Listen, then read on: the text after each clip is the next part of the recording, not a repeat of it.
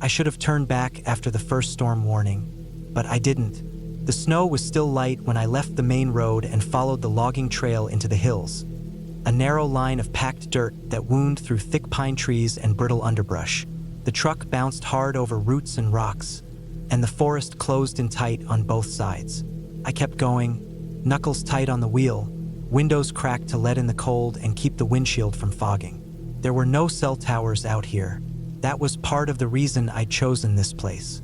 I'd booked the cabin 6 weeks earlier through a local listing. No one used apps out here, just a number on a poster and a voicemail system. A guy named Milt called me back the next day and gave me the directions. It was an old hunting cabin on his family's land. Hadn't been used much since his brother died 2 years back. He didn't say how his brother died, and I didn't ask. I just wanted quiet. The cabin sat back off the trail behind a dense stand of trees. I only spotted it because the old metal chimney poked above the treetops like a rusted finger. I parked the truck off to the side and hiked in with my pack and rifle. The wind had picked up and the temperature had dropped. The air stung my cheeks and made my eyes water. The cabin was rough but solid. Single room setup with a loft, wood-burning stove, and a water pump outside that only worked when it wasn't frozen. There was no power. The outhouse sat about 50 yards downslope, half collapsed and leaning to one side like it was drunk. A few cans of food lined the shelf over the sink, and a battered cot sat along the far wall under the window. I dropped my pack, kicked the door shut, and got the fire going. Took a while. The wood was dry, but the stove was old, and the flue was clogged with soot and rat droppings. Smoke filled the room until I got the draft right. I left the door cracked to let it out, shivering in the cold as I unpacked my gear. I planned to be here 4 nights, long enough to track game and clear my head. I brought enough food for 6 just in case. I had my Remington, extra ammo, maps, compass, first aid, and a sat phone that only worked if you held it high and didn't move. I tested it before sunset and got a weak signal. Not enough for a call, but maybe enough for a message if it came to that. That night, I sat by the fire and listened to the wind tear through the trees. It had picked up fast, and I could hear it groaning across the roof and rattling the stovepipe. Snow hissed against the windows like sand. I didn't sleep much. The cold crept in through every seam in the cabin, and something kept scratching at the back wall. Probably branches or a raccoon looking for food. I didn't check.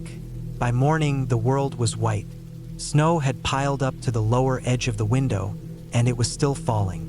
Thick, fast flakes that made it hard to see the treeline. I shoveled out the doorway and checked the truck. It was buried up to the windows. The trail was gone. Just a smooth, unbroken sheet of snow as far as I could see. No tracks, no signs of life, just white. I wasn't worried yet.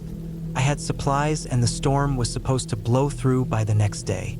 I spent the morning collecting wood, chopping what I could, and stacking it near the door. I found a half-frozen rabbit carcass under the porch, probably killed by a fox or owl. I tossed it into the woods. Something would eat it. Everything ate everything out here. I went hunting that afternoon. It was a mistake. I followed a ridge about a mile west of the cabin, hoping to find deer tracks in the fresh snow. The woods were silent, muffled by the storm. Even the birds were gone. I walked slow, scanning the ground, listening. Every sound felt close and wrong, like it came from inside my head instead of the trees.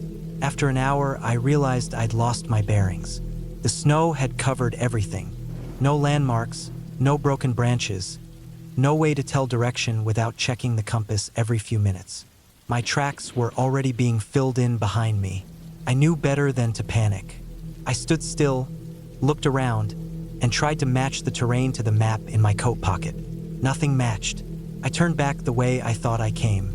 After 20 minutes, I still didn't see the ridge. I should have recognized it. I followed it out. Now it was gone. I checked the compass again, adjusted, and headed east. My legs were already heavy from the snow and the cold. My gloves were soaked. My breath felt thin. I found the cabin by accident. I nearly walked past it, thinking it was just another line of trees. The chimney saved me. I saw it out of the corner of my eye and cut hard to the right. When I reached the porch, my boots slipped and I dropped to one knee. I couldn't feel my fingers. I forced the door open and slammed it behind me. My hands shook so bad I couldn't light a match. I had to press them under my arms and rock back and forth for 10 minutes before I could get the fire going. I peeled off my clothes, dried them near the stove, and drank nearly half my water bottle. I couldn't stop thinking about how close I came to walking the wrong way. The snow didn't stop. Not that night. Not the next day. It just kept falling. I rationed my food. I set traps outside the cabin. Small game snares mostly, tied to trees with wire and baited with old crackers. I didn't catch anything. No rabbits. No squirrels. Nothing. 3 days in, the stove stopped working right. I couldn't get a good draw. Smoke backed up into the cabin every time I opened the door. I took apart the flue and scraped out what I could. Found more droppings, a few black feathers, and a rusted nail wedged halfway down. Fixed it with a stick and some wire. Got it burning again, but not hot. That night, I heard footsteps on the roof. It had to be branches or ice, maybe a raccoon, but it was heavy, slow, like someone walking across the shingles in deep snow. The sound moved from the edge to the center, then back again. I sat still by the stove, holding my rifle. The fire hissed and popped. The roof creaked under the weight. Then silence. I didn't sleep again. I kept one eye on the ceiling, the other on the door. Nothing happened. In the morning, I checked the roofline from outside. No prints. No signs of movement. Just snow, smooth and untouched. I started hearing things after that. Not voices, just small sounds. Thumps, scratches, creaks. I told myself it was the cabin settling, the wind, maybe animals. But they were timed, repeated, like footsteps in the attic, like someone opening and closing a drawer slowly. Nothing ever when I was looking, only when I turned away. On the 5th day, I ran out of clean water. The pump was frozen, and the snow tasted like ash. I boiled it, filtered it through my shirt, and drank it warm. Tasted better that way, like broth. I tried to sleep during the day and stay up at night. That helped for a while, but the food ran low. By the 6th day, I had 1 can of beans, a bag of jerky, and 3 protein bars. I ate half a bar in the morning and saved the rest. My stomach growled nonstop. I kept checking the traps, but still nothing. I saw no tracks, no movement, not even birds. I thought about leaving, hiking out on foot. It was stupid. 20 miles of trail under 5 feet of snow.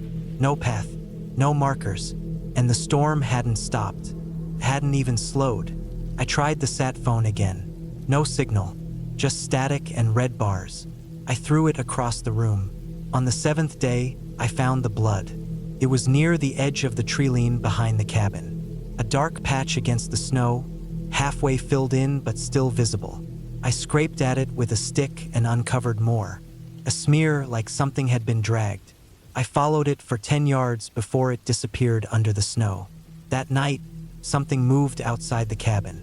Not wind, not branches. I heard snow crunching, slow steps, then a pause, then steps again. Closer.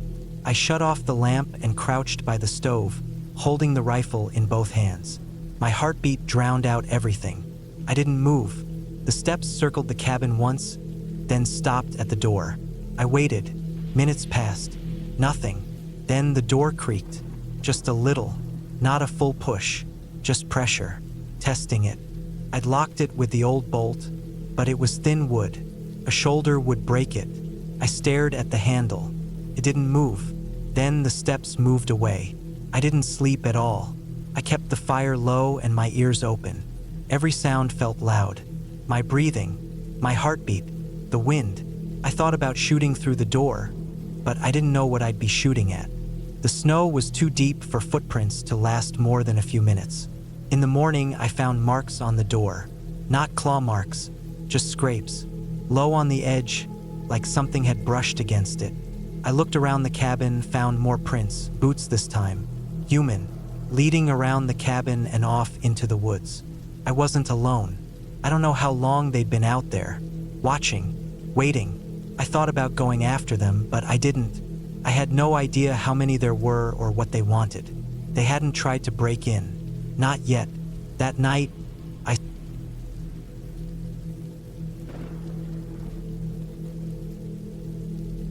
I wasn't really trying to disappear or get away from anything. I just wanted a break.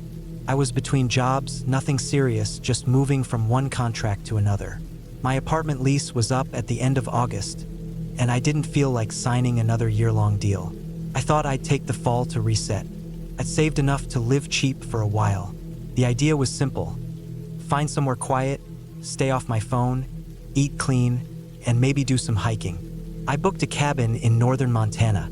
A friend had stayed in the area and told me it was peaceful, remote, and cheap if you didn't mind doing without some things. The place I found was small. 1 bedroom, 1 bathroom, a half-functional kitchen, and a little wood-burning stove. No cell reception, no internet. It was a little under 5 miles from a tiny town that didn't even have a proper grocery store. Just a general store with canned food, dry goods, and bait. The cabin was surrounded by pine, thick enough that you couldn't see the road even if you tried. The first few days were great. I chopped some firewood, went on short hikes, cooked on the old stove, read some old paperbacks I'd brought. It got cold at night, but the cabin stayed warm enough if I kept the fire going. Creaked a lot in the wind. At first, that bothered me. It sounded like the walls were settling or breathing sometimes, but I got used to it. There was a trail that ran along the back of the cabin, through a break in the trees. It wasn't marked on any map, not even the detailed topo maps I'd brought. It looked old, like it hadn't been used in years. It was narrow, maybe 3 feet across, and the earth was packed hard from years of weather more than foot traffic. I noticed it on the 3rd day, while I was splitting some wood. It went straight into the woods behind the cabin and disappeared. I followed it for maybe 50 yards before I turned back the first time. It was tight and overgrown in places, branches at eye level, thorny brush grabbing at my clothes. I made a mental note to come back with proper gear and maybe clear a bit of it. The next day, I brought my day pack and machete and followed it farther. The trail dropped into a shallow gully and rose up again. Felt colder back there, away from the sun. I started noticing little things. Empty shotgun shells half buried in the dirt, an old plastic water bottle so sun-faded it was nearly white, a pair of rusted beer cans in the brush. Not a lot, just enough to know someone had been here before, but not for a while. At about 2 miles in, the trail opened into a wide clearing, maybe half the size of a football field. Grass grew long there, and wildflowers pushed through in clusters. I could see the remains of an old hunting blind at the far edge. Just some beams and plywood nailed together, half collapsed. It must have been 20 years old. I walked the clearing for a few minutes, then sat on a fallen tree and drank some water. The whole place was dead quiet except for the wind in the trees. That's when I noticed the second trail. It wasn't much of one, just a dip in the grass that led from the clearing into thicker woods on the opposite side. I hesitated. It was already getting late in the afternoon, and I hadn't brought a flashlight. I marked the clearing on my map and turned back. The next morning, I packed a better kit, headlamp, snacks, more water, a compass, a printed satellite map I downloaded before the trip. I headed out again and reached the clearing a little after noon. I took the second trail, pushing deeper into the woods. This path was even less used than the first. The canopy closed overhead, and the light dimmed. My boots sank into soft moss in places. I walked for what felt like another half mile, maybe more, and then the trail just ended. There was no sign of anything, no structure, no pond, no campsite, just dense trees in every direction. I stood there for a while, listening. There was no sound, not even birds. I started to turn back when I noticed something off to my right. A tree, maybe 40 feet away, with bark stripped from its trunk in long, clean lines, like it had been cut or scraped. I walked to it and ran my hand over the marks. They weren't claw marks, not like a bear would make. These were straight, deliberate, man-made. Then I saw the rope. It was looped around a branch about 12 feet up, tied in a tight knot, old and frayed. It hung down about a foot before ending in a clean cut. There was no sign of what it had been used for, but it hadn't been for anything good. I backed away. The forest felt different now, not just quiet, watchful. I went back to the cabin without stopping. That night, I had trouble sleeping. Every creak of the wood sounded louder. At one point, I thought I heard something outside, branches snapping, leaves rustling, but it could have just been wind. I told myself it was nothing. The next day, I stayed close to the cabin, chopped more wood, cleaned up inside, boiled water to store in jugs. I couldn't stop thinking about that tree, the marks on the bark, the rope. Something bad had happened out there. I could feel it, but it wasn't my business. I wasn't about to play detective. I was out here to relax. But the next morning, I found footprints behind the cabin. They were in the patch of dirt near the trail entrance. 2 sets. One was mine, I was sure. The tread matched my boots. But the second set was different. The prints were shallower, narrower, hiking boots but smaller, and fresh, from that morning or the night before. They weren't there the previous day. I crouched and followed them for a few feet. They came out of the woods and stopped behind the cabin, near the back wall, where my woodpile was. Then they turned and went back into the forest. I went inside and locked the door. I kept the axe next to the bed that night. I started hearing things after that. Not just at night. In the mornings, I'd hear what sounded like someone walking through the brush behind the cabin. Slow steps. I'd go out and look, but see nothing. Once I thought I caught movement, just a shape between the trees. When I shouted, there was no response, just silence. I started keeping a log. I marked down every time I heard a sound or saw something out of place. The entries got longer. 9:42 a.m., branch broke behind woodpile. Stepped outside, nothing there. Wind calm. 2:17 p.m., saw someone near clearing, just past ridge. Ducking behind trees, I stopped hiking the trail. I stuck close to the cabin. I built a second lock for the door and nailed the windows shut. At night, I turned off all the lights and sat in the dark with the axe across my lap. I barely slept. After 5 days of this, I decided I needed to leave. I couldn't take it anymore. I packed up everything, loaded the car, and started driving toward town. But about 2 miles down the road, I hit a fallen tree. Big one, fresh fall, maybe from the storm the night before. It blocked the entire road. No way around. I got out and checked it. Too big to move by myself. I didn't have a chainsaw. I turned back, thinking I'd try again tomorrow. When I got back to the cabin, the door was open. I stopped in the driveway. The door wasn't broken or kicked in, just standing wide. My stomach dropped. I pulled the axe from the car and approached slowly. The cabin was empty. Nothing stolen, nothing moved. But someone had been inside. There were boot prints on the floor, smaller than mine. Same ones as before. They'd gone straight to the kitchen, then the bedroom, then left. I found a single Polaroid on the kitchen table. It showed the clearing, the one 2 miles into the woods. In the center of the frame, something dark. I squinted at it, trying to see what it was. A shape hunched or kneeling, blurry. Someone had taken the photo from the trees, hidden, watching. I dropped it and backed out of the cabin. That night, I didn't sleep. I sat in the car with the doors locked and the axe in my lap. Every few minutes, I'd hear a noise. I didn't know if it was real anymore. My hands were shaking, even when I wasn't cold. I was starting to unravel. The next morning, I went out with the machete and started clearing a side trail toward the river. I knew there was a service road along it. If I could make it there, I could hike to town. It was slow work, hacking through brush, but I made progress. I marked my path with bright tape from my pack. That afternoon, while clearing a fallen log, I found another rope, tied the same way as the one near the marked tree. Same height, same cut. It hadn't been there before. Not the day before. Someone was following me, leaving signs. I stopped working on the trail. That night, I kept all the lights on. I didn't care anymore. If someone was watching, I wanted them to know I wasn't afraid. But I was. The next morning, there was another Polaroid under the door. This one showed my car. From the woods, taken at night. I packed again. Took only what I needed: food, water, the axe. I left the rest. I followed the side trail I'd been making, cutting fast. I moved for hours, pausing only to check my bearings. I found the river just before dark and followed it downstream. Around midnight, I saw headlights in the distance, an old pickup on the service road. I ran toward it, waving the axe.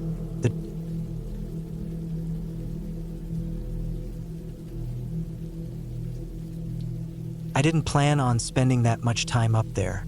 A few days, maybe 5 at the most, just to get the last bit of work done before the mountain shut down for the season. The cabin wasn't mine. It belonged to a guy I used to work with in logging before he got a payout from an accident on the job and decided to get into real estate.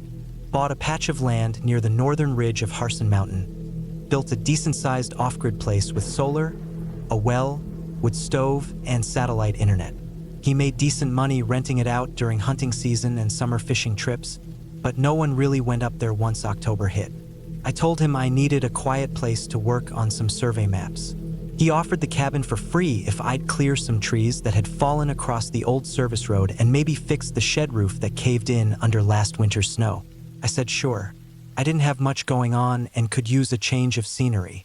I packed enough food for a week, brought my chainsaw, axe, a new tarp for the shed, and a rifle just in case something with claws decided to make things difficult. Took about 3 hours to drive up there. The first 2 on paved roads that cut through empty towns and rusted out gas stations. Then another hour on dirt switchbacks that climbed into the hills. The higher I got, the more the road narrowed and faded into overgrowth. By the time I reached the property line, my truck was scraping branches on both sides. The place looked just like I remembered it from that summer we hauled the wood up to build it. Rough, squared logs stacked tight, stone chimney, metal roof. No signs of damage besides the shed out back, which had clearly collapsed.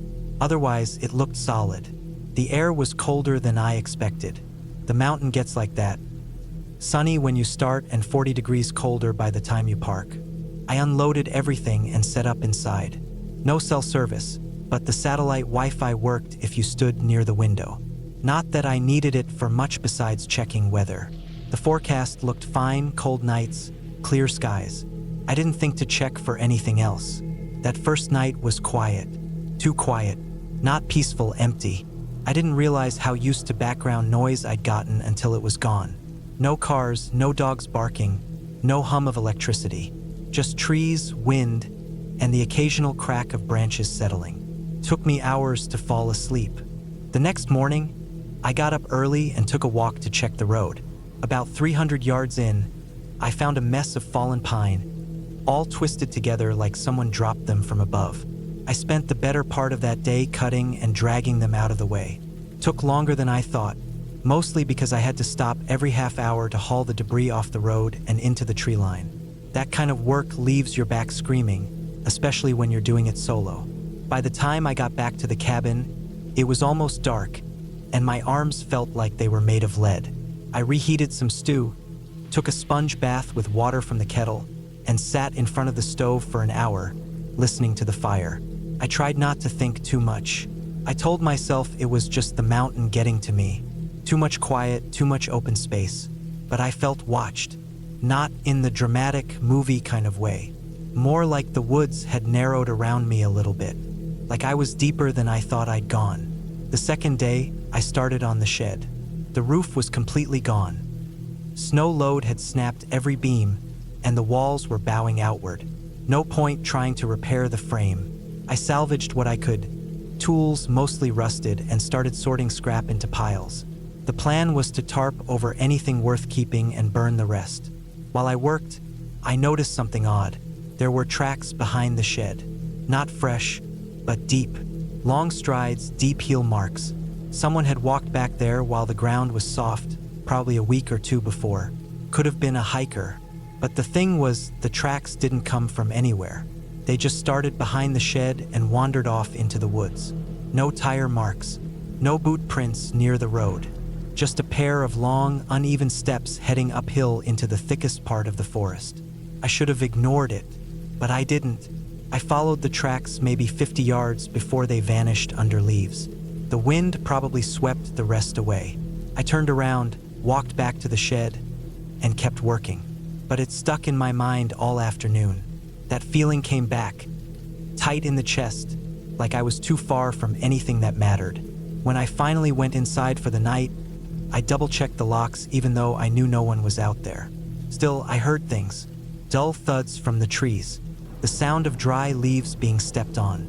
Once, I even heard what I swore was a metallic scrape. Probably a branch rubbing against the shed wreckage. But it didn't sound like that. It sounded like steel on steel. The third day, I barely got anything done. I couldn't focus. Every time I picked up a tool or tried to haul something, I kept looking over my shoulder.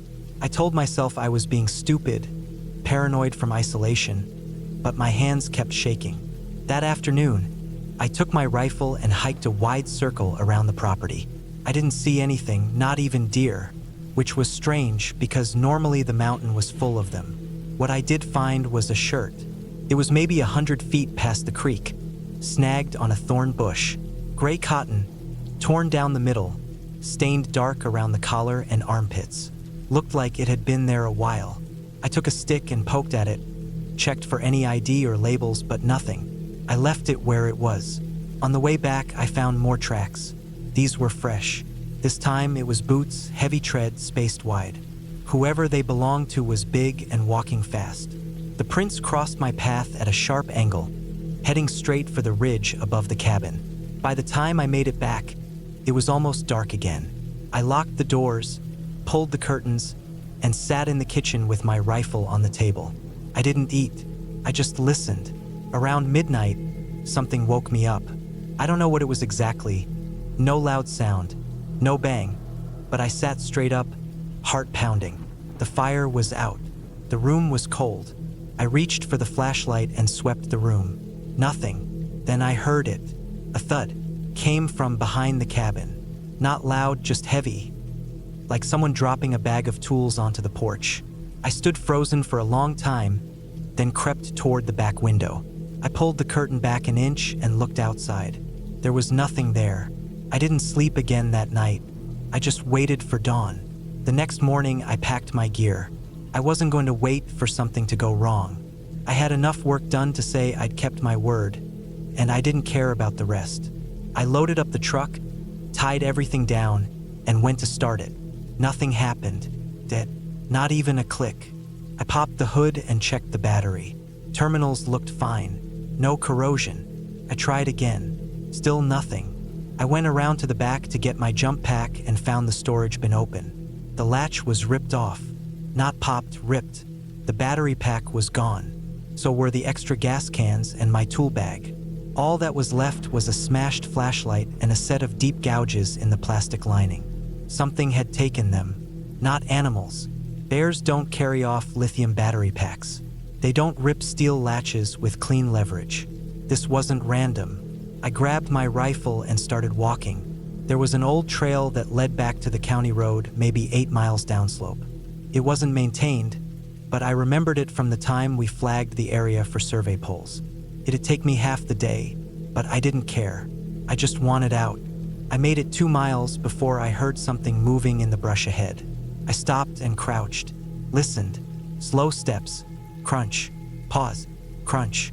Coming closer, not in a straight line, curving, tracking. I didn't call out. I didn't want to see what it was. I backed up, angled off the trail, and made my way downhill through the thickest cover I could find. Every 100 feet, I stopped and listened. The sound followed me, always far enough away to feel invisible, always close enough to feel real. I made it down to the old fire road by dusk. I thought about staying there, but I didn't want to risk a night in the open. I knew of an old ranger station a mile west, just a concrete pad and a wall, but it might give me some shelter. I pushed on. When I found it, it was worse than I remembered. Caved in, covered in vines, full of spider webs. But it was dry and I could build a fire in the old pit. I gathered what I could for kindling and settled in for the night, stomach empty, body shaking. The sound didn't follow me that far, or maybe it did and just waited. The next morning, I woke up to find the rifle gone. No tracks, no broken branches, just gone. I lost it. I ran. Didn't care about the trail. Didn't care about pacing myself. I ran downhill until my legs gave out, then I crawled. I found the paved road around noon and flagged down a logging truck an hour later. The driver gave me a look like he thought I was high or half crazy. I probably was. He dropped me at a gas station 10 miles south, and I never went back. A week later, I sent someone up to get the truck. They found it wrecked against a tree a mile down the road. The windshield was shattered. Blood on the seat. No sign of my gear. I don't know who or what was up.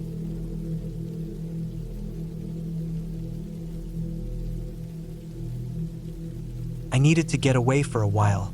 Everything had started feeling too loud. City traffic, emails, people talking at me all the time. I worked construction, mostly residential, and I was in the middle of this 6-month job that had turned into a nightmare. Every week there was some delay. Permits, deliveries, subcontractors dropping out, and I was the guy who had to deal with all of it. The pressure was starting to mess with my sleep, my appetite, everything. I hadn't taken a real break in years, so when my cousin told me about this cabin his buddy had out by a lake up north, I jumped at it. He said it wasn't anything fancy, just an old family cabin they didn't use anymore, but it had a wood stove, a cot, running water from a well, and it was free. I told him I didn't care if it was just a shack with a roof. I wasn't going up there for comfort. I just needed some quiet.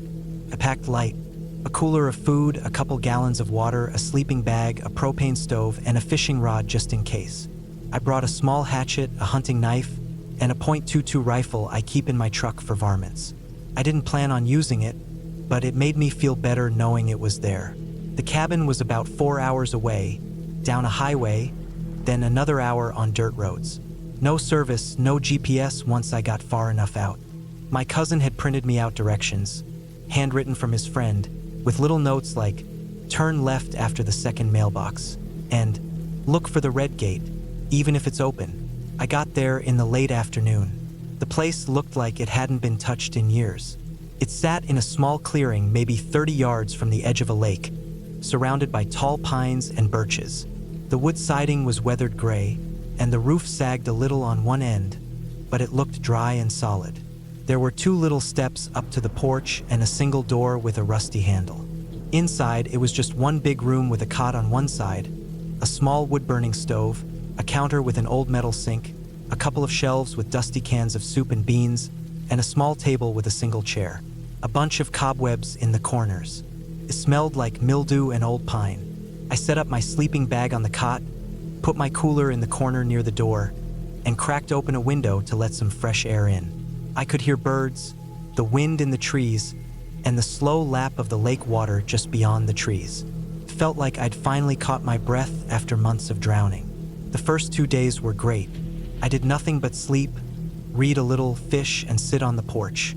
I cooked on the propane stove outside, boiled lake water just to be safe, and chopped some kindling for the wood stove at night. I had brought enough supplies to last a week, but I quickly fell into a rhythm where time didn't matter much. No alarm clocks, no phone buzzing. Just sunrise and sunset, birds in the morning, frogs at night. But by the 3rd night, something changed. I was inside reading by the dim light of a lantern when I heard something out by the lake. A splash. Not just a fish jumping. A heavy splash, like something big falling into the water. I stood up, turned off the lantern, and stepped outside onto the porch. The night was dead quiet. No wind, no crickets, no frogs. I waited a while, staring into the dark outline of the trees by the water, but I didn't see anything. I figured maybe a branch fell, or a beaver slapped its tail. I went back inside and locked the door, which was just a sliding latch. The next morning, I went down to the lake with my fishing rod, but I noticed something weird. There were boot prints in the mud. Not mine. Too wide and deeper. Whoever it was had walked down to the edge of the water, stood there a while, then walked back into the trees. I looked around but didn't see anyone. It was early, maybe 6 a.m., and the sun was barely above the trees. I tried to shake it off. Maybe it was my cousin's friend coming to check on the place. But I couldn't shake the feeling that I wasn't alone out there. I didn't fish that morning. I just sat on the porch with the rifle on my lap, listening, watching. That night, I didn't sleep much. I kept hearing things, branches snapping, rustling in the brush. I couldn't tell how close it was. The trees play tricks on you like that. Every little sound echoes, shifts. Around midnight, I heard a thump on the porch. A solid, deliberate sound, like a boot step. I sat up in the cot, grabbed the rifle, and stayed completely still. I didn't turn on the light. I just listened. Another thump, then silence.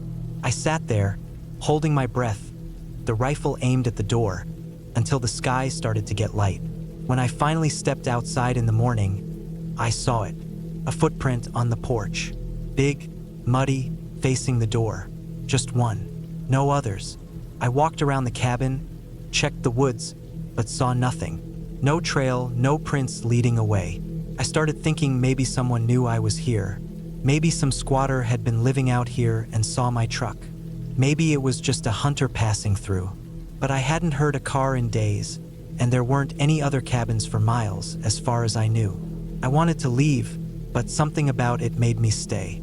I don't know why. Pride, maybe. Stubbornness. I told myself it was nothing, that I wasn't going to let my imagination run wild just because I was out in the woods alone. But the feeling never went away. I kept the rifle with me everywhere, even when I went to take a piss. That night, I set up a tripwire. Just some string from my fishing kit tied across the steps, with a couple empty cans tied to it. I figured if anything came onto the porch, I'd hear it. I pushed the table against the door and kept the rifle on my lap. I didn't even try to sleep. I just sat there in the dark. Around 3 a.m., the cans rattled. Just once. A single metallic clink. I jumped up and aimed the rifle at the door. Nothing else happened. I stood there for maybe 10 minutes, heart pounding, not blinking. Then I heard it. Footsteps in the brush, moving away from the cabin, slow and steady. I stayed inside until the sun came up. When I finally stepped out, I saw the tripwire was broken. The cans were on the ground. In the dirt beyond the porch, I found more prints. Big, heavy, and barefoot. Not boots. No tread. Just wide, flat feet. Toes splayed out like someone had been walking without shoes for a long time. It didn't make sense. Who the hell was walking around out here barefoot in the middle of the night? I followed the prints into the woods for maybe 50 feet. Then they just disappeared. The ground turned to leaves and pine needles, nothing to hold the shape. I looked around and felt like I was being watched. The back of my neck itched. That was the first time I really felt scared. Not just uneasy, scared. I packed up some of my stuff that day, left the cooler and stove, but got my essentials into a backpack and kept it near the door. I planned to leave the next morning. It would take most of the day to hike back to the main road if I had to ditch the truck. I didn't know if someone was messing with me or if I was starting to lose it, but I knew I didn't want to be there another night. But that night, they came back. It was past midnight when I heard it. Not just footsteps this time, but breathing. Heavy breathing, close. I turned off the lantern and pressed myself against the wall by the door. Then came a sound I still can't explain, scratching. Not like an animal. Fingernails, maybe, against the wood siding. Slow, dragging scratches that moved from one end of the wall to the other. I held the rifle so tight my hands were cramping. I wanted to yell, to fire a shot through the wall, but something told me not to. I didn't want to let whoever it was know exactly where I was standing. The scratching stopped. Then the doorknob rattled. Soft at first, then harder, like someone was trying to force it open without breaking it. I had shoved the table in front of it again, and the latch was still slid, but I didn't trust it. The rattling stopped. I waited. Nothing. Then I heard footsteps circling the cabin, crunching leaves. I didn't move. I didn't breathe. At some point, I must have passed out because I woke up slumped against the wall with the rifle still in my lap and light coming through the window. I was done. I didn't even pack the rest of my stuff. I grabbed my backpack, slung the rifle over my shoulder, and started walking down the trail. I had a paper map, a compass, and enough water to make it back to the highway if I kept moving fast. I didn't stop to rest. I didn't look back. I made it back to my truck by late afternoon. It was untouched. No signs of anything wrong. I drove until I hit the highway, then kept going until I saw a gas station. I sat in the parking lot for a long time before I went in, just breathing, shaking. I didn't tell anyone what happened. Not my cousin, not my friends, not the guy who owned the cabin. I just said I cut the trip short because of bad weather. For weeks after, I couldn't sleep right. Every time I heard a branch snap outside my apartment, I jolt awake. I started checking the locks 3-4 times a night. I even taped a piece of string across my front door so I'd know if someone had opened it. I don't know who was out there or what they wanted. I don't think it was an animal. The prints were human. The movements were too deliberate. It wasn't some hermit either. Hermits don't sneak up on cabins and scratch at the walls in the middle of the night. Whoever it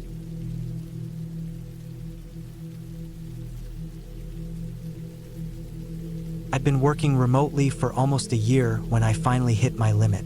The days were all the same, back-to-back meetings, checking emails until midnight, barely moving except for trips to the fridge and back. It got to a point where I couldn't tell whether it was Tuesday or Friday anymore. I was just existing. So when I saw a listing for a private cabin in the woods of northern Oregon, something inside me told me to just book it. It was small, tucked into a quiet patch of forest near a creek. The photos showed a wood stove, a little porch, a fire pit out back, and not much else. It was perfect. I packed everything I needed for a full week and drove up from Portland on a Monday morning. The highway gradually gave way to narrow county roads, then gravel, then a rough dirt path that wound deep into the trees. I lost cell signal about 20 minutes before I reached the place, but that was fine. That was kind of the point. The cabin was smaller than I expected, one room, maybe 20 by 20 feet, with a bathroom built off the back. There was a twin bed in the corner, a small wood stove with a stack of split logs beside it, a table with 2 chairs, and a kitchenette that had a propane stove and an old, humming fridge. There was no TV, no radio, and definitely no Wi-Fi. A couple of old books were stacked on a shelf by the door, mostly nature guides and a few battered novels with yellow pages. The whole thing smelled faintly of dry pine and dust, but not in a bad way. Behind the cabin, maybe 50 yards through the trees, was a narrow creek. It wasn't deep, maybe 2 feet at the most, but it ran clear and cold over smooth stones. The sound of it was constant, a soft, gurgling background noise that I didn't realize I'd missed until I heard it. The first 2 days were exactly what I needed. I woke up with the sun, made coffee on the stove, sat outside, and listened to the wind moving through the trees. I went for long walks, followed game trails, tried to identify birds using the guidebooks. I started to feel human again. But on the 3rd night, something changed. I'd gone to bed early, maybe 9:30, and was drifting off when I heard something move outside. It wasn't much, just a soft rustling, but it was enough to wake me up. I figured it was an animal. There were deer in the area, probably raccoons too. I waited, listening. Then I heard it again, heavier this time, something stepping on dry leaves, slowly. It wasn't a deer. Deer move with more speed, more lightness. This was deliberate, human. I sat up in bed and held my breath. The cabin didn't have curtains, and the moon was out, bright enough to cast shadows through the trees. I couldn't see anyone, but I was sure someone was out there. After a while, the noise stopped. I stayed awake for another hour, staring at the ceiling, ears straining for any new sound. But there was nothing, just the creek, always the creek. By morning, I almost convinced myself I imagined it. Sleep-deprived brain playing tricks. I spent the day like usual, hiking, reading, taking photos of plants and tracks in the mud. But the thought stuck with me. That night, I went to bed with the hatchet from the firewood pile lying next to me on the floor. The next few nights were quiet. I stopped hearing things, started to let my guard down again. By the 6th day, I was even starting to think I might stay a few extra nights. I wasn't ready to go back to emails and traffic and meetings. I just wanted a little more of this stillness. On the 7th morning, I walked down to the creek to rinse off my face. I crouched by the edge, scooping water with both hands. And then I saw it. A boot print, not mine, bigger than mine. It was fresh. The edge hadn't even crumbled yet. It was on the opposite bank, right where the trail picked up on the far side. I stared at it for a long time. Whoever made it must have been there that night I heard something. But why? Why be out here walking around someone else's cabin in the dark? I looked around trying to spot more. Found another about 6 feet away. Then another. They led off into the trees, toward the ridge. I told myself not to follow them, but I did. I don't know what I was thinking. Maybe I wanted to see where they came from. Maybe I wanted proof that I wasn't imagining this. I tracked them for about half a mile, up the ridge and then down the other side. The prints weren't hard to follow. The ground was soft from last week's rain, and the boots had thick tread. After about 30 minutes, I found something strange. An old tent. Not set up, just collapsed and half covered in moss and dead leaves. It looked like it had been abandoned for months, maybe years. Beside it was a pile of rusted cans, some ripped open, others intact.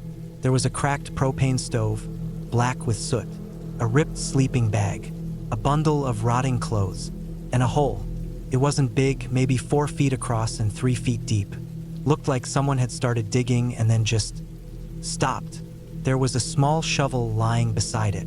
I stared at it for a long time. Something about it gave me a sick feeling in my stomach, like looking at something I wasn't supposed to see. I turned around and walked straight back to the cabin. That night, I didn't sleep. Every sound felt louder. Every creak of the trees made my heart jump. Around 2 a.m., I thought I saw something move near the creek. I didn't go check. The next morning, I started packing. I didn't care that I'd booked the place through Sunday. I needed to go. I didn't like how it felt anymore. The quiet wasn't peaceful now, it was heavy, suffocating. When I opened the front door, there was something on the porch. Piece of paper, folded. No envelope, no markings, just folded and placed carefully at the edge of the step. Picked it up and opened it. It said, in sharp, blocky handwriting, "Don't go digging in other people's business." That was it. I dropped the paper and looked around. Nothing, just the trees and the sound of the creek. I loaded my things into the car in under 5 minutes. Left the firewood, the food, even my clothes. I just wanted to be gone. The drive back felt endless. Every turn in the road felt like it was hiding someone. I kept checking the mirror. My hands were shaking the whole time. When I got back into cell range, I stopped at a gas station and called the sheriff's department. Told them what I found. The prints, the tent, the hole, the note. I gave them GPS coordinates from my phone. They said they'd check it out. Took my info, said they'd follow up. I never heard back. I tried calling again a few days later. The woman who answered said the report was under review. That was it. No other details. I tried to let it go. I really did. But I couldn't stop thinking about that hole. About the way the tent looked. Like someone left it in a hurry. The cans, the shovel, the torn clothes. Someone had been out there, hiding, watching. And they knew I saw what I wasn't supposed to. A few weeks later, I started seeing a black truck parked near my apartment. It wasn't always there, just now and then. But it never moved, just sat there. No one got in or out. I walked past it once, and the windows were so tinted I couldn't see inside. Could be nothing. Could be I'm just paranoid. But I moved 2 months later anyway. I don't go into the woods anymore.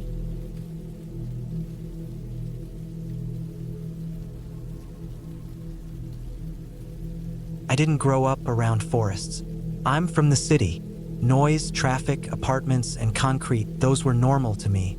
So when my friend Jeremy offered to let me use his family's old cabin deep in the Adirondacks for a week alone, I thought it'd be a nice change. He said the place was quiet, peaceful, and isolated. I'd been working nonstop, feeling burned out, and figured some time away would help. No emails, no calls, just me, a few books, and maybe a journal.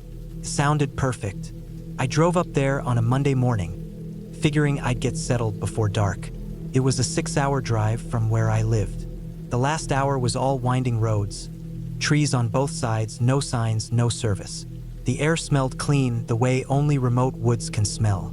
There was a dirt road off the main one, and I followed it for maybe half a mile until I reached the cabin. It wasn't much, just a small wooden house with a porch, a fire pit out front, and a shed off to the side. The paint was peeling, and the roof looked like it needed work, but it was still standing. Inside, the place was simple. One main room with a wood stove, an old couch, and a kitchen area with a tiny fridge and gas stove. The bedroom was in the back, with a narrow bed and a small window. There was no TV, no internet, and barely any cell service. I checked my phone, no bars. I walked around for a bit trying to find signal and finally got a flicker of one bar near the front porch if I stood in the right spot. It was enough to send a text, not much else. That first evening was quiet. I cooked some food I'd brought, sat on the porch, and watched the sun drop behind the trees. The woods around the cabin were thick. The trees grew close together, their tops swaying slowly in the wind. There were no other cabins nearby, no signs of people at all. Felt good, honestly, just the sounds of insects and birds. After a while, the darkness came down fast. I hadn't realized how dark it got out there, with no streetlights or neighbors.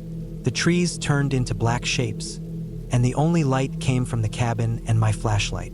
I went to bed early. The bed was hard, but I didn't care. I was tired from the drive. I fell asleep to the sound of wind moving through the trees. That first night, I woke up once, maybe around 3 a.m., because I thought I heard something outside. It wasn't anything loud, just a sound, like leaves moving or maybe footsteps in the gravel. I sat up and listened. Everything was quiet again. I told myself it was probably a deer or a raccoon. I forced myself to lie back down and closed my eyes. Still, I left the bedroom door open just in case. The next day, I woke up early. I made coffee, sat on the porch again, and just took everything in. The air was cold, but not freezing. I decided to go for a walk. There was a path behind the cabin, not really a trail, but a kind of clearing that stretched into the woods. I followed it for a while, just exploring. There was no one out there, just trees and rocks and undergrowth. After maybe an hour of walking, I turned back. I hadn't gone far, but I didn't want to get lost. Back at the cabin, I spent the afternoon reading and writing in a notebook. I had this strange sense of being watched, but I think that was just my city nerves. I wasn't used to being so alone. Every snap of a twig sounded louder out here. Every rustle of leaves felt close. Still, I tried to shake it off. I kept the front door open while I was inside, just to let air in, but after a while I shut it. That uneasy feeling stuck with me. That night, I made pasta and sat by the fire pit. I'd gathered some wood earlier and made a small fire. The flames helped calm me down. I stared into them for what felt like an hour. The woods were dark, just like the night before, but this time it didn't feel peaceful. I kept thinking I heard something moving out there. Not animals, something slower, more careful. I went inside and locked the door. I checked all the windows. I knew it was just me out here, but something didn't sit right. I kept telling myself it was my imagination, maybe a bit of paranoia from being so isolated, but I couldn't shake it. That night, I woke up again. This time, I knew I'd heard something. A crunch outside. Gravel for sure, like someone stepping just once, then stopping. I sat up in bed and stared at the window. Couldn't see much, just blackness. I turned on the flashlight and shined it out, but the glass was too foggy. I got up, crept to the front of the cabin, and listened. Nothing.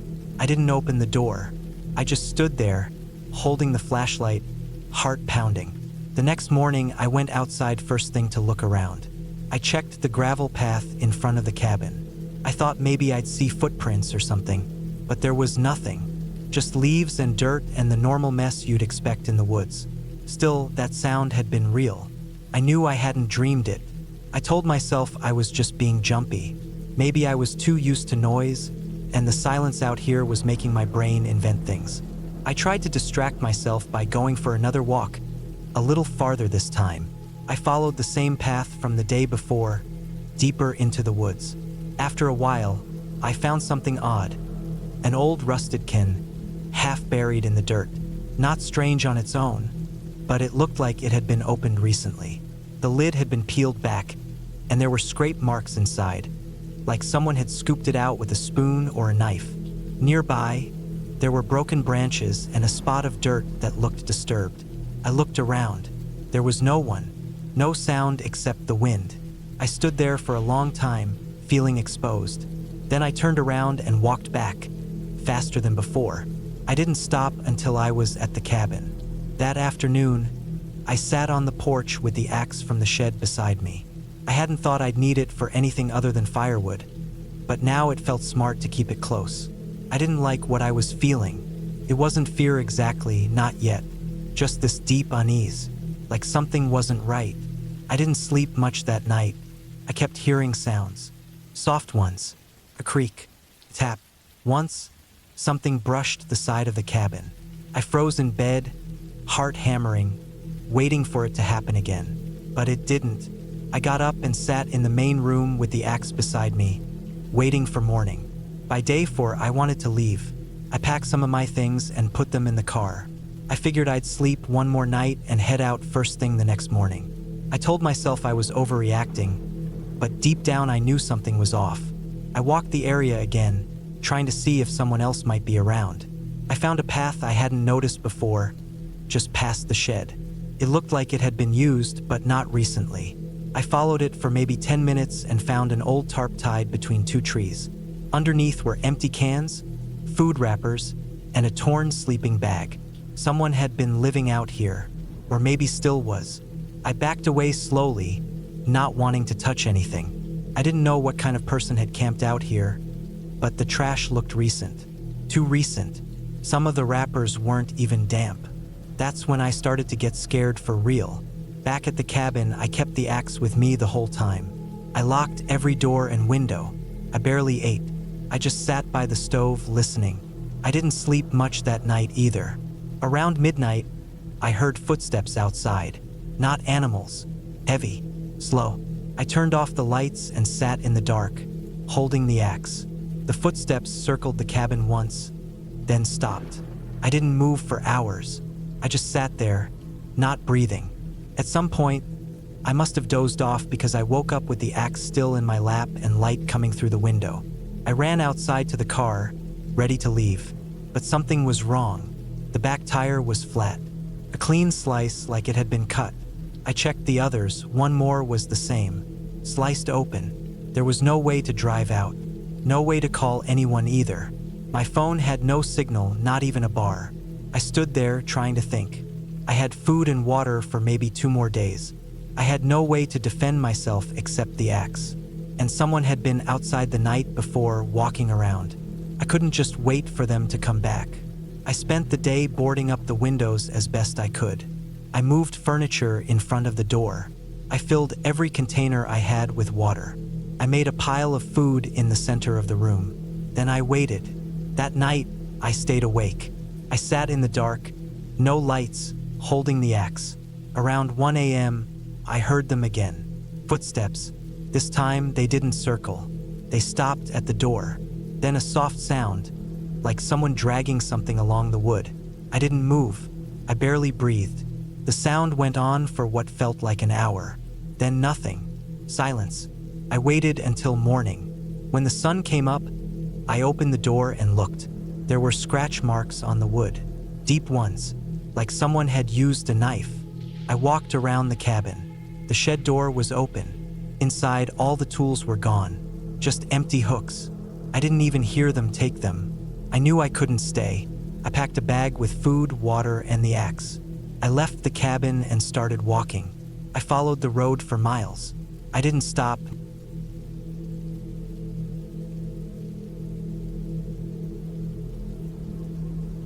I never liked winter. I liked the quiet, the emptiness of off-season places, the kind of isolation where you could go hours without hearing a single engine or voice. But I never liked snow. And yet, I ended up in the middle of the Sierra Nevadas, at the tail end of February, dragging chains across the back wheels of my rental truck and cursing under my breath as the cold bit at my fingers. The cabin was owned by a friend of a friend. She had posted it online in a forum I followed, saying she'd rent it cheap to anyone looking to unplug. I wanted out for a bit. I just quit my job. Too many hours, too much pressure, and I didn't want to deal with people for a while. So I paid her. She gave me the coordinates, and I followed her instructions up a barely used forestry road until I found it. A single-room cabin nestled among the pines, miles from the nearest paved road, with a wood stove, a bunk, and a stocked pantry. No electricity, no running water, no cell signal, just quiet. When I got there, it was just afternoon, but already the air had that stillness that comes before snow. I unloaded quickly, shoved the wood inside, parked the truck under a lean-to built from logs, and locked up. I didn't bother with cell service. I told my brother I'd be out of touch for a few days. It felt good to be cut off. The first night was uneventful. I read by lantern light and kept the fire going. The wind picked up after sunset, and it howled across the trees like a freight train, but that didn't bother me. I slept fine. The snow started the next morning. By noon, it was coming down in thick curtains. I stepped out to grab more wood and saw that the tire tracks I'd left the day before were already gone.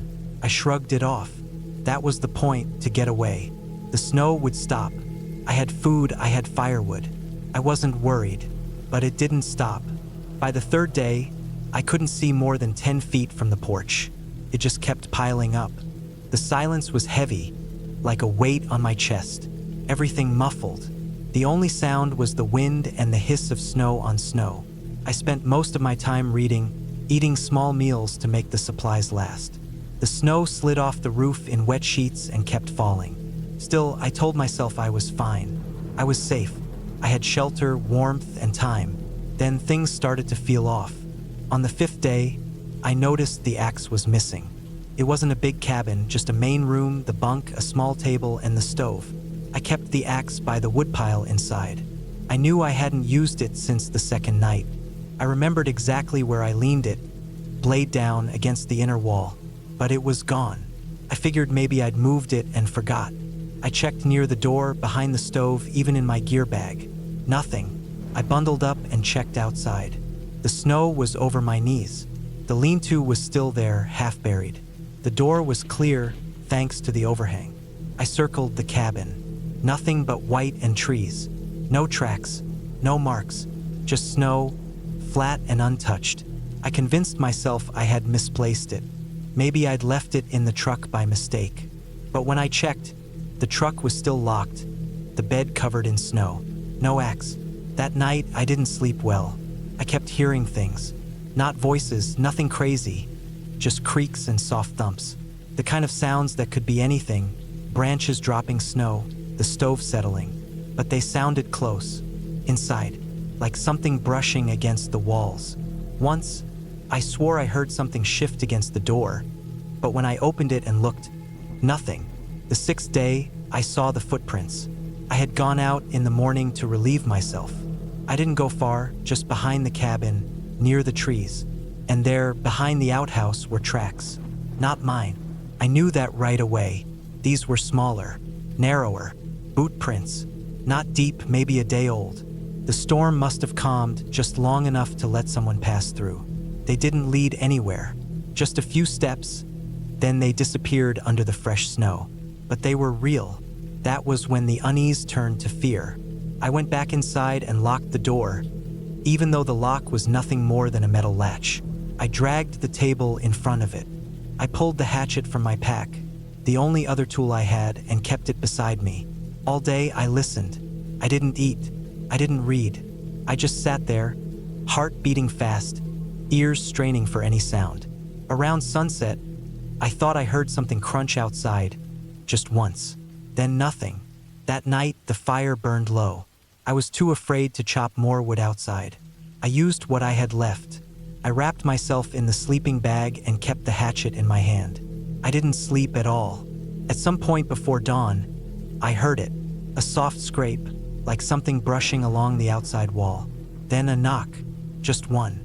A dull thud, not on the door, but the far wall. I sat there, frozen. The knock didn't come again. I didn't move until daylight. Day 7, I decided to check around the cabin again. The snow had crusted over with a thin sheet of ice, cracked under my boots.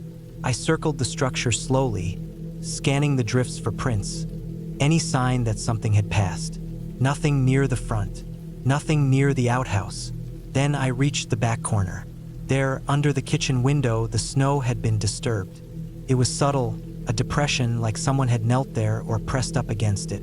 And beside it, half covered, was the blade of my axe, stuck in the snow. I didn't touch it. I backed away and went inside. That was the moment I realized I wasn't alone. Someone was out there, and they had been watching me through the window. I pulled the thin curtain across it, stuffed towels into the frame, anything to block it out. I started rationing my food harder.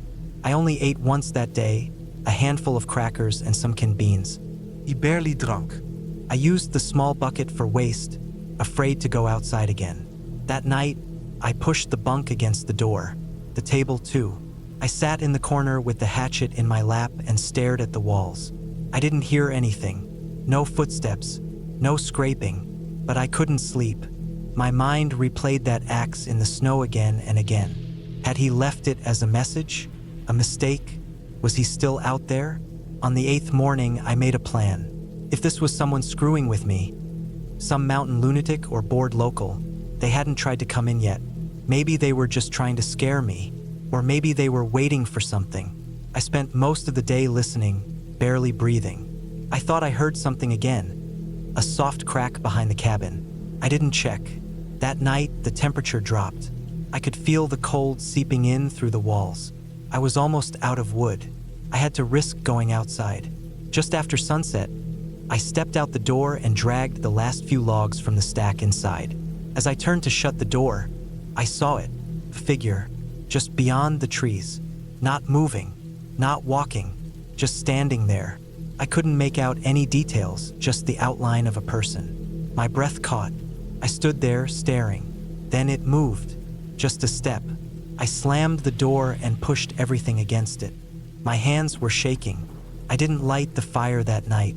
I stayed under the sleeping bag, freezing in the dark, listening. No knocks, no footsteps, but I knew he was still out there. Day 9, I decided I had to leave. The storm had eased. The sky was pale and the trees no longer groaned under fresh snow. I packed my things fast, sleeping bag, food, hatchet. I left the cabin just after first light. The truck was buried, up to the windows. I started digging with my hands, using a plastic bin as a shovel. Took hours just to clear the cab door. My arms burned. My fingers went numb. I kept glancing at the trees. I didn't see him again, but I felt him, like a weight on my back. By mid-afternoon, I had the truck mostly cleared. I climbed in and turned the key. Nothing. Dead. The battery was gone. I screamed inside the cab, pounded the wheel. I tried again. Still nothing. I almost cried, but I didn't.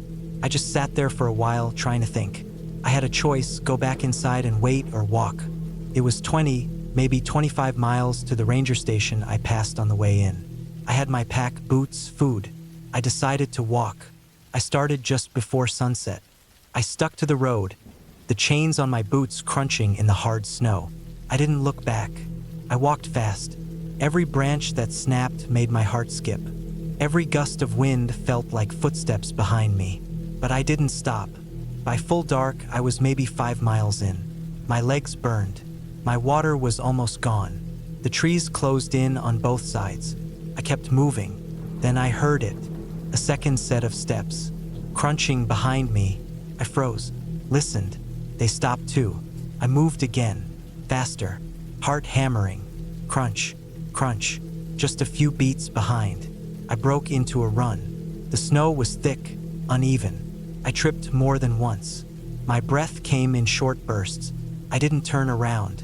After what felt like hours, I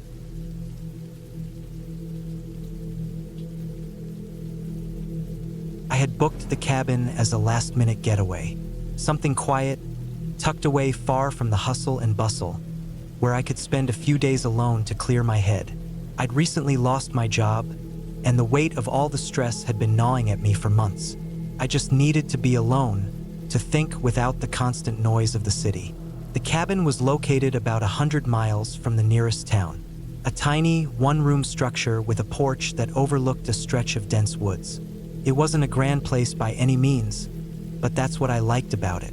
No distractions, no frills, just me and the wilderness. The drive up was uneventful. I had taken the highway for the first stretch, then a series of narrow, winding back roads until the asphalt gave way to gravel. By the time I arrived, the sun was setting, casting an orange glow across the sky. The trees were thick with the fading warmth of the day, their shadows stretching across the forest floor. There was a certain peacefulness in the air, the kind you can only find when you're far away from everything else. I parked the car, took a deep breath, and grabbed my bags. The cabin was about 100 feet from the road, hidden behind a wall of trees, but a dirt path led up to it. I unlocked the door and stepped inside.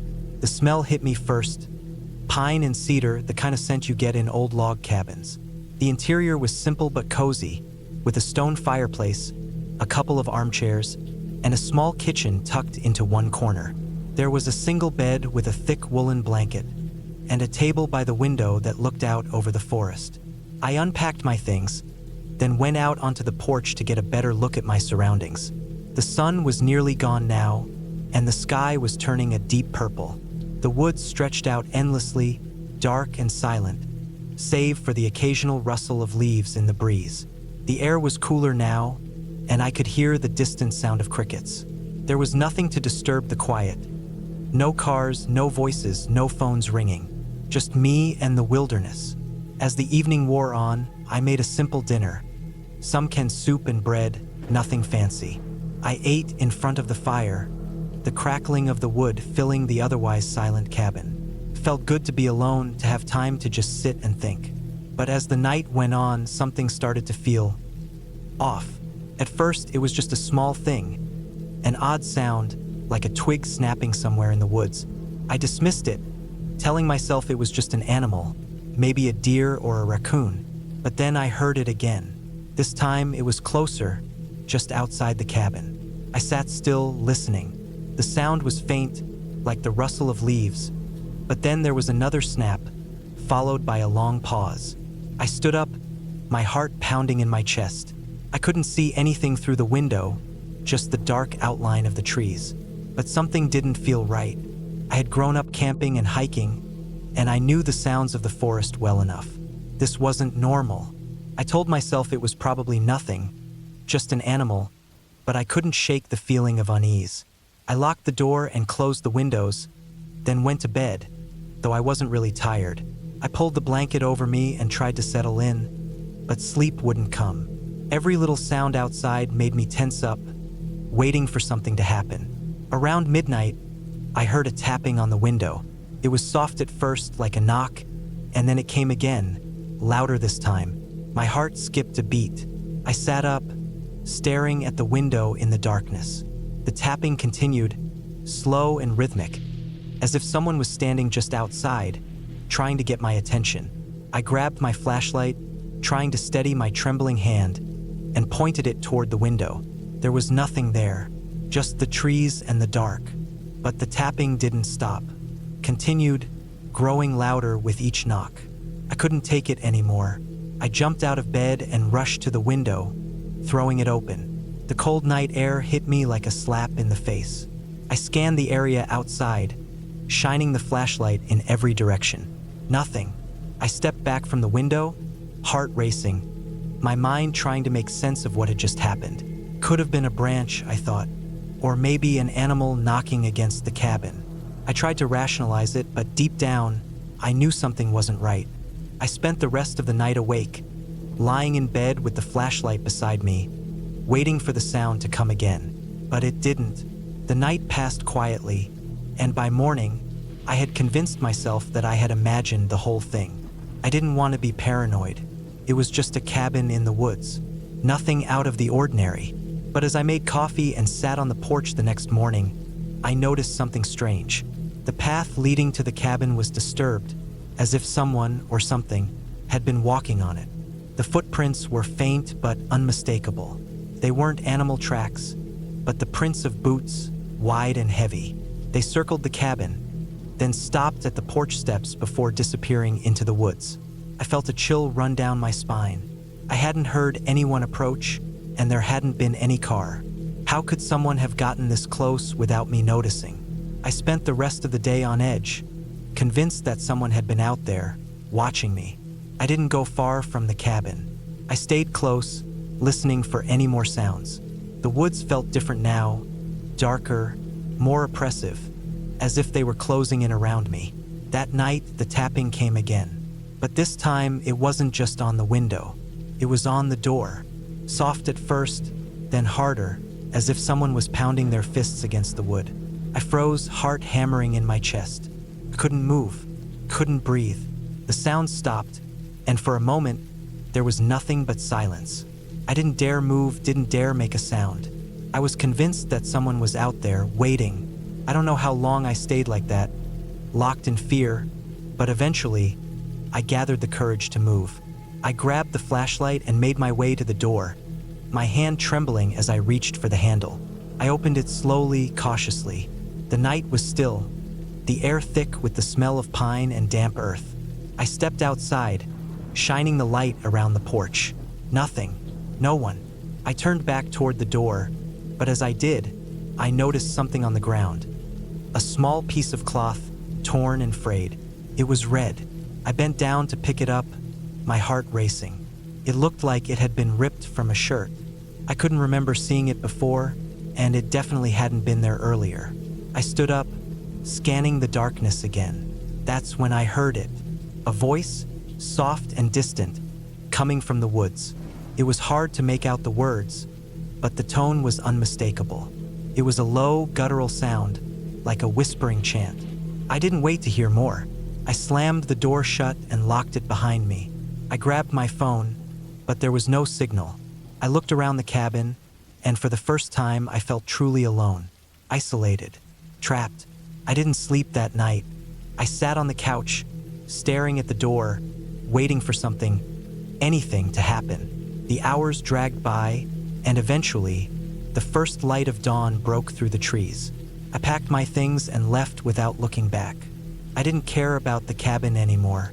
I just needed to get away. When I returned to the nearest town, I stopped at a gas station to fill up my tank. The attendant, an older man with a weathered face, gave me a strange look as I paid. "You okay?"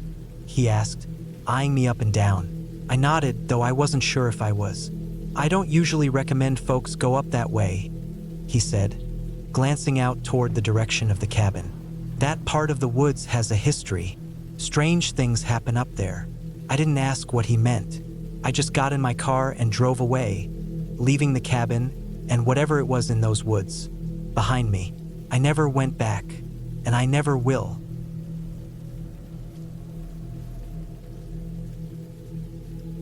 I had rented the cabin alone.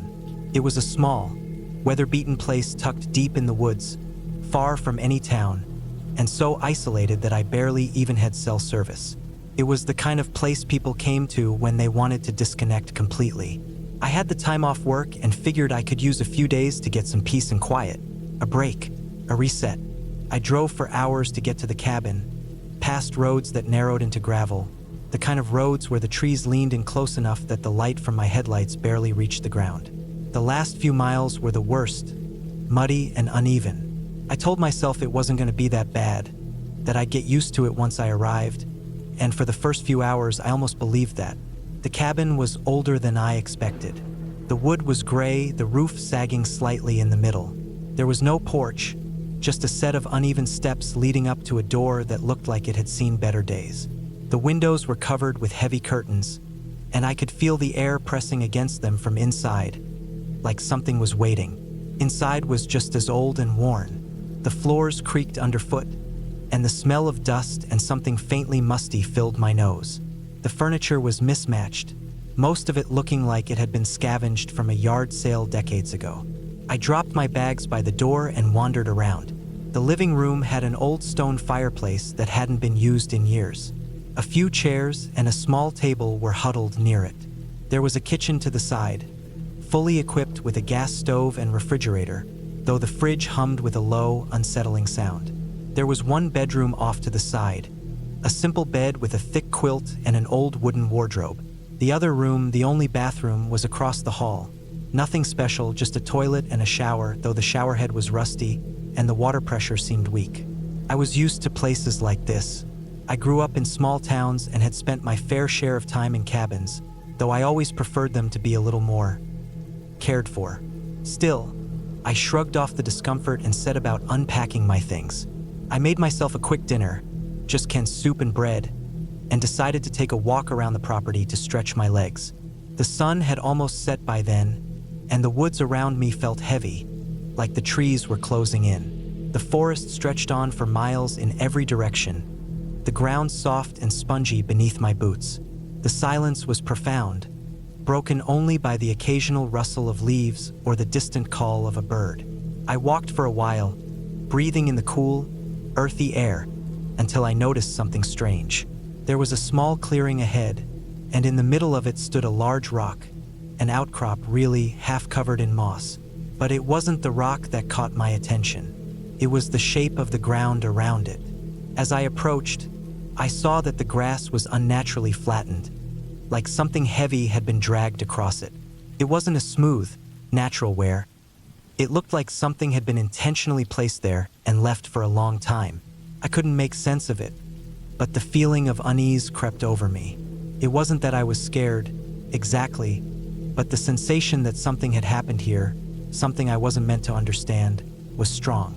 I stood there for a while, trying to shake it off, but I didn't stay long. I turned back toward the cabin, and by the time I reached it, the sun had nearly disappeared. That night, I tried to settle in. I didn't feel like doing much. The isolation, the old cabin, the strange clearing, I couldn't shake it off. The house creaked in the wind, and every time the wind blew just a little harder, the windows rattled, making me feel like someone was out there watching me. The night dragged on, and eventually, I went to bed, pulling the thick quilt up over me. I woke up in the middle of the night, lying there wide awake, staring at the dark ceiling. The house had gone completely still, and that was what disturbed me the most. The silence wasn't peaceful. It was too absolute. Even the usual noises of a cabin in the woods, the wind, the occasional critter scuttling by, seemed absent. The stillness pressed in on me, suffocating and heavy. Couldn't sleep. I sat up, swung my legs over the side of the bed, and rubbed my face. Something about the room felt wrong, though I couldn't put my finger on why. I thought about the clearing again, about the weird flattened grass around the rock. I told myself it was nothing, just my mind running wild. I tried to calm myself and get back to sleep, but then there was a noise. It was faint at first, just a small sound, like something scraping against the cabin's outer wall. I tried to ignore it, but it repeated itself, louder this time, and then another noise followed. A scraping sound, then a dull thud. I froze, listening. My heart beat faster. I wasn't sure what it was, but it was coming from outside. My instinct was to grab a flashlight, but I resisted the urge. Maybe it was just an animal. Maybe it was the wind. I lay back down, staring at the ceiling, trying to dismiss the thought that was creeping into my head. What if something was out there? I didn't sleep much after that, lying in bed wide-eyed until dawn broke. When the first rays of light finally filtered through the windows, I felt a little more at ease. I had made it through the night. I convinced myself it was just nerves, just the strange surroundings getting to me. But the next day things got worse.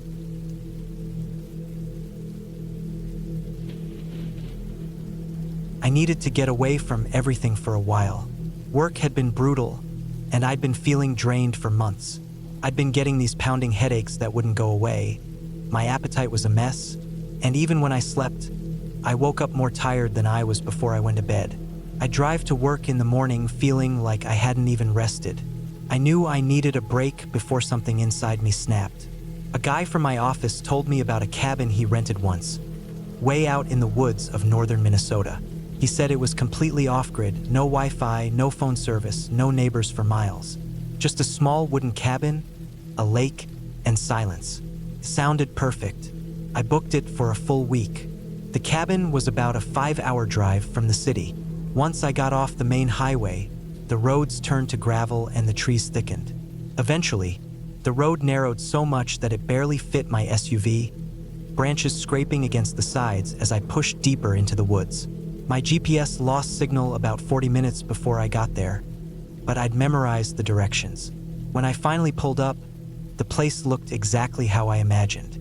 A small, single-story cabin with dark wood paneling and a faded tin roof. There was a short dock stretching out into the lake behind it, and a fire pit out front surrounded by 4 old stumps.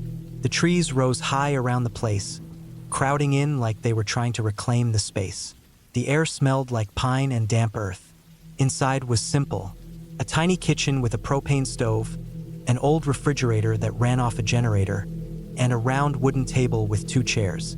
The living room had a dusty couch, a stone fireplace, and a shelf full of old books and hunting magazines.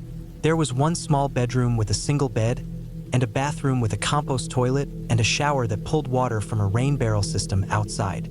The generator was in a shed about 50 yards from the cabin. It ran loud, so I only planned to use it when I absolutely had to. Most of the time, I just opened the windows during the day and used a battery-powered lantern at night. I had a cooler full of food, some dry goods, and plenty of bottled water. The first 2 days were peaceful. I hiked a few trails, sat on the dock and read, and even tried fishing, though I didn't catch anything. I'd wake up with the sun, make breakfast, and just sit. It was the first time in a long time that I didn't feel like I had to be anywhere or do anything. The silence was heavy, but not in a bad way. More like a thick blanket I could wrap around myself. On the 3rd day, things started to feel a little off. I noticed small things at first. I'd set my book down on the table, only to find it across the room later. My boots were moved from the spot I left them. I kept thinking I must have done it without realizing. I blamed it on being in a different environment, maybe just being too relaxed. My brain wasn't used to slowing down. That night, I went to bed early. The stars were bright through the trees, and I left the bedroom window open to let the breeze in. I woke up sometime around 2 in the morning, freezing cold. The window was wide open, much wider than I had left it. I was sure of that. I always opened it just a crack because of bugs, but now it was slid all the way up. My skin prickled. I got up and walked to the kitchen for some water. As I passed the front door, I saw it wasn't fully closed. It was open maybe 2 inches. I was positive I had locked it. I remember clearly turning the bolt before going to bed. I closed it gently, locked it again, and checked the windows. Nothing was broken, nothing looked forced, but something didn't feel right. The next morning, I found boot prints in the dirt outside the cabin. They weren't mine. They were bigger, wider, and spaced farther apart. My stomach dropped when I followed them and saw they went around the cabin, around the back, then to the front door, then back into the woods. I didn't know what to think.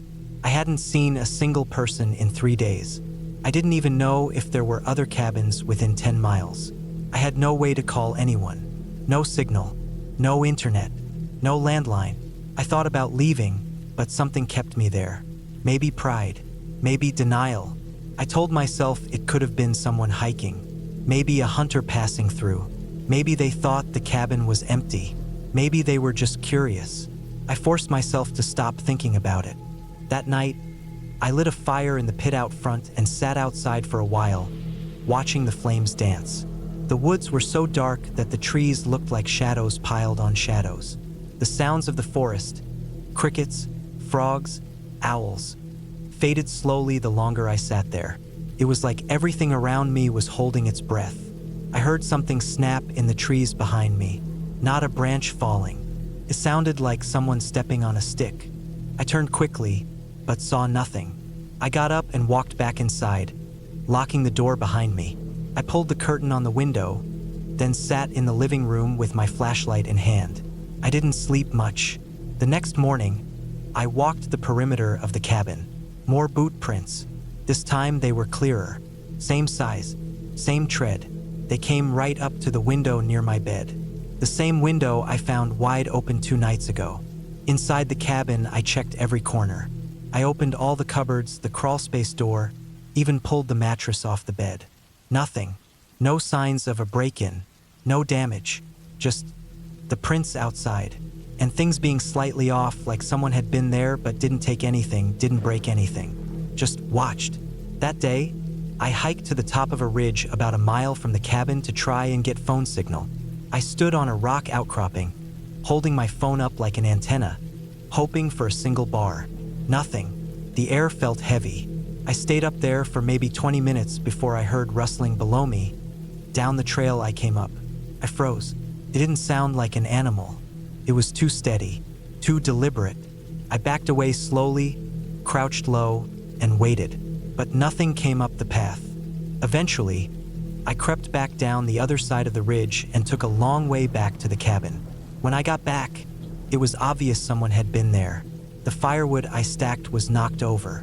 The screen door was hanging open. My cooler had been unlatched, and 2 bottles of water were missing. I looked around, scanning the trees. Nothing moved, but I felt watched. Every hair on my arms was standing up. I didn't sleep that night. I sat in the living room with the lights off, listening. Around midnight, I heard something brush against the wall outside. Then a thump. Then nothing. I stayed like that until dawn. By now, I'd had enough. I decided to leave. I packed up my things, loaded the SUV, and turned the key. Nothing. The engine didn't turn over. I tried again. Nothing. I popped the hood, checked the battery. The cables were loose. Not just loose, unscrewed. Someone had taken a tool to them. I didn't keep tools in the SUV, but I had a small set in the cabin. I ran back, got the wrench, and reconnected them. My hands were shaking. This time, the engine started. I drove fast down the narrow road, scraping against branches, not caring. I didn't stop until I hit the highway. Once I had signal, I pulled over and checked my phone. No messages, no alerts. I didn't call the cops. What would I say? No crime had really happened. Nothing stolen. No one hurt. But I knew what I felt. I knew what I saw. A week later, back at home, I was still unsettled. I kept checking the locks on my doors. I kept waking up at night, sure I'd heard something. Then, one morning, I found a note in my mailbox. No stamp, no address, just a folded piece of paper. Inside, in all capital letters, it said, "You should have stayed." That was it. No name, no other writing, just that. I called the police that time. They took the note, said they'd look into it. But nothing came of it. Weeks passed, then months. No more notes. No signs of being followed. Life slowly returned to normal, but I never felt the same. I started keeping a gun in the house. I installed cameras. I never went out to the woods alone again. I don't know who was out there. I don't know what they wanted. Maybe they just liked watching people. Maybe they wanted to scare me. Maybe they were planning something worse and just didn't get the chance. But I think about them sometimes, about how close they were, how quietly they moved, how they knew exactly how to unhook a car battery, and how long they must have watched me before I noticed. I went out to that cabin to escape the noise of the world. I found something worse in the silence, and I've never gone back.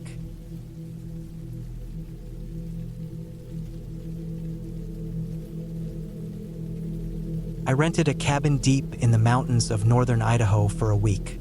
I found it on some off-brand listing site, one of those weird local sites that looks like it hasn't been updated since the early 2000s. I wanted somewhere isolated, quiet, far away from people and noise.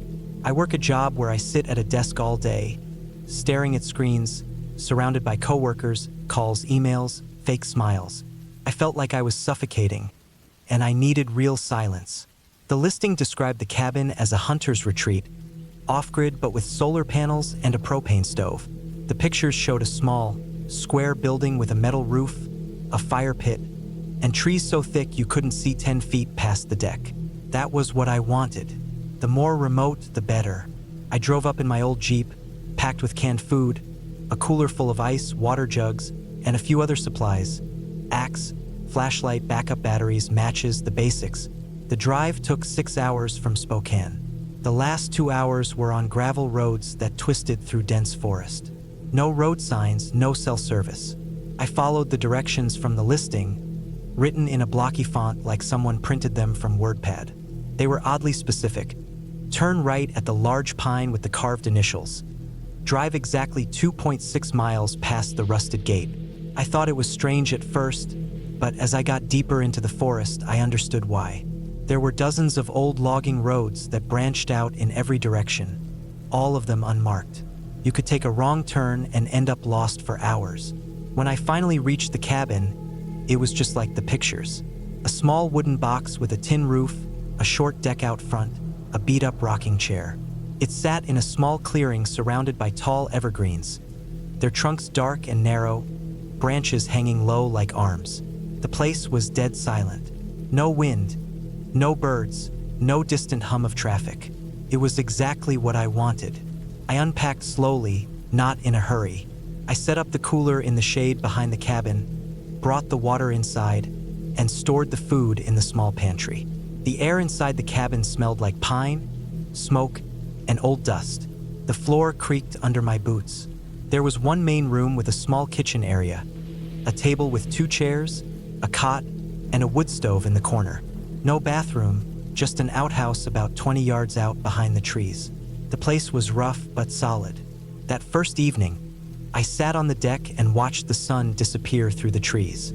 The sky turned from pale blue to deep gold, then black. The forest got colder quickly. I made a fire in the pit and heated a can of stew.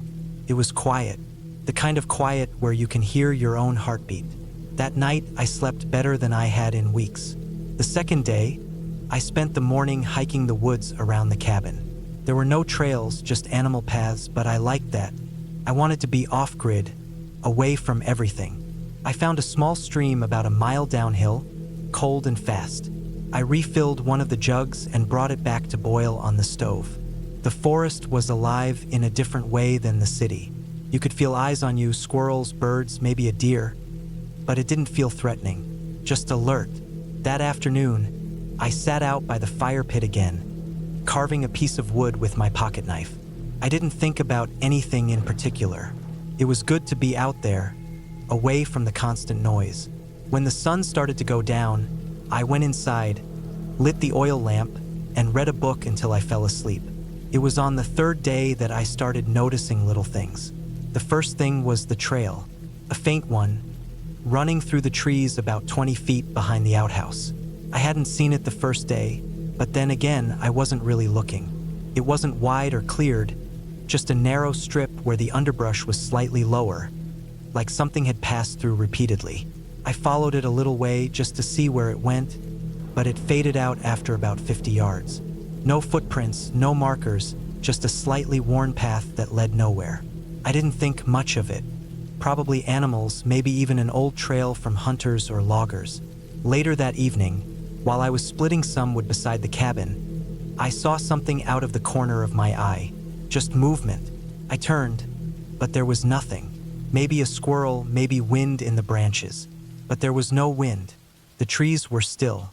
I went back to chopping, but I kept checking behind me, scanning the trees. That night, I heard a sound outside. A slow crunch, like a footstep on dry leaves. Then another. Then silence. I froze. My hand was halfway to the lamp. I sat there, listening. Came again, 2 more steps. Slow. Then nothing. I waited. I didn't move. I didn't breathe. I thought about calling out, but I didn't. Something in me said not to. There was no reason for anyone else to be out there. The property was supposed to be surrounded by 5 miles of forest in every direction. No nearby cabins, no campgrounds, nothing. I sat in the dark for over an hour, listening, waiting. I didn't hear anything else. Eventually, I lay back on the cot, but I didn't sleep much. The next morning, I went around the cabin looking for tracks. The ground was dry, packed with pine needles, but near the outhouse I found a footprint. Bare. Human. Right foot only. The toes were long, the arch deep. It was pressed into the soft edge of a patch of moss, clear as day. My stomach turned. There shouldn't be anyone else out here. No campers, no hikers. I stood there for a long time, staring at that footprint, trying to think of a reason it might be there. A local maybe? Someone living off the grid? A trespasser? I walked the area in widening circles, trying to find more prints, but there was nothing. Just that one bare foot.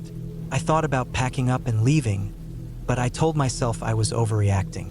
Maybe I made the print myself and didn't realize it. Maybe it had been there before I arrived, left by someone months ago. I kept telling myself things like that, but I didn't really believe them. That night, I didn't light the fire. I didn't use the lamp. I sat in the dark with the curtains drawn, holding the hatchet across my lap. Around midnight, I heard something on the deck, a soft creak, then another, like weight shifting on old wood, then nothing. I stayed frozen for hours. When I finally opened the door at sunrise, there was nothing there. No marks, no prints, just the creaky old deck. The 5th day, I noticed the trail again. This time it looked different. It was wider, like something had been moving through it repeatedly. Some of the brush had been pushed aside, broken even. I walked it again, this time with the hatchet in my hand. 50 yards in, I found a dead bird. A small one, crushed flat. Not torn apart, not eaten. Just flattened. Bones broken. A few steps later, another. This one with its head twisted completely backward. I turned around and went straight back to the cabin. That afternoon, I tried to get a signal on my phone. I climbed up the hill behind the cabin, held it up, walked in circles. Nothing. No bars, no GPS, nothing. The whole forest felt thick, like it was closing in around me. The silence was too heavy, like the woods were holding their breath. That night, I nailed the door shut from the inside. I pushed the table and the chair in front of it, just to be safe. I didn't sleep. I sat with the hatchet all night, listening. Around 2 in the morning, I heard it again. The crunch of steps. Slower this time. Closer. Then the creak of the deck. One step. Then another. Then silence. I held my breath until the sun came up. When I opened the door, I saw it. On the deck, right in the center, was a pile of small rocks. 5 of them, stacked, like a little tower. It hadn't been there the night before. I walked around the clearing, checking everything. No more footprints. No sign of entry. Just that pile of rocks, stacked like someone wanted me to know they'd been there. That was it. I was done. I packed everything in 10 minutes. Threw the food in the cooler, tied it down, slammed everything into the Jeep. I didn't clean up. I didn't check under the bed. I just left. I followed the old directions in reverse, my hands gripping the wheel tight the whole way down the mountain. When I got back to the nearest town, I found a gas station and pulled in. My hands were shaking. I went inside to call the sheriff's department. I didn't even know what to say. I told them I'd been staying at a rental cabin and that I thought someone had been watching me, that I found footprints, that someone had been on the deck. The guy at the desk took my name and said he'd send someone out to check. That was it. 2 days later, I got a call from a deputy. He said they'd checked the property. No signs of forced entry, no tracks, no damage. He said the trail I described was probably from deer or elk. He sounded bored. Told me it was probably just my imagination getting the better of me. Maybe he was right. Maybe I imagined it. Maybe the woods got to me, but I don't think so. I still think about that place, about the footprint, the crushed.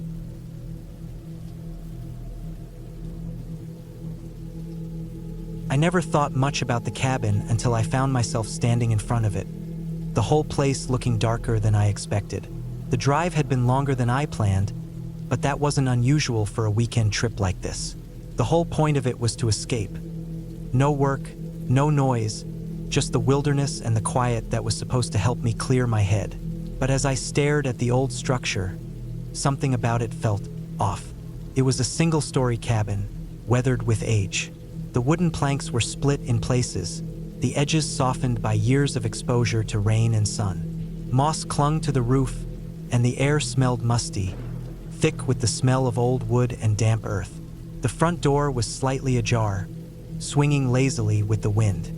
The cabin didn't look abandoned, but it certainly looked like it had seen better days.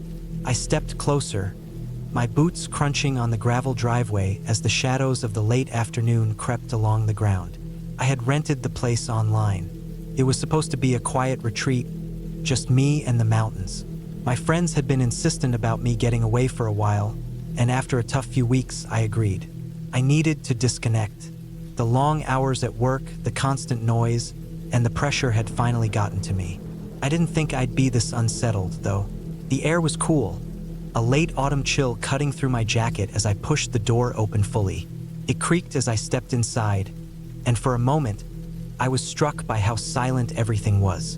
There was no hum of electronics, no distant sounds of traffic or people, just the deep quiet of the woods. It was a kind of silence that you could feel pressing in on you from every direction.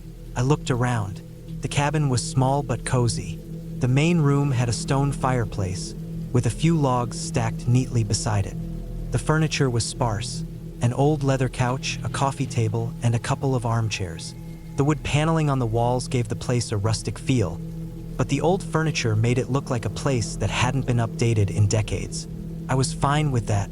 I didn't need luxury, just solitude. I set my bag down on the couch and immediately walked over to the window.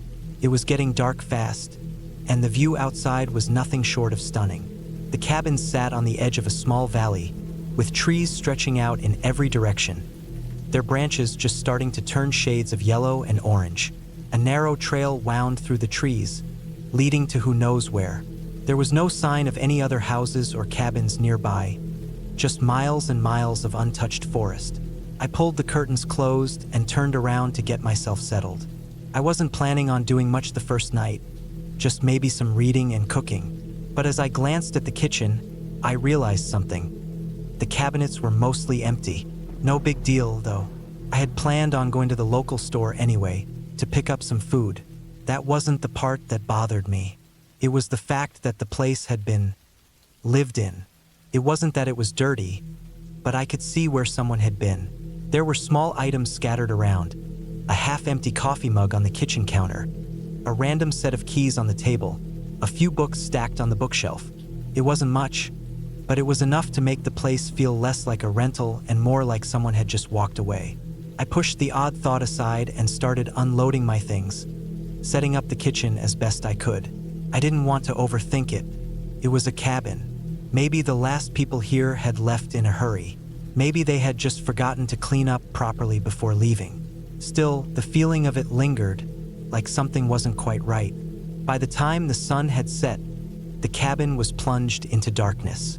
I turned on the lights, though they were dim, casting long shadows across the room. I started a fire in the hearth, the flames crackling as they consumed the logs, and I settled in front of it with a book.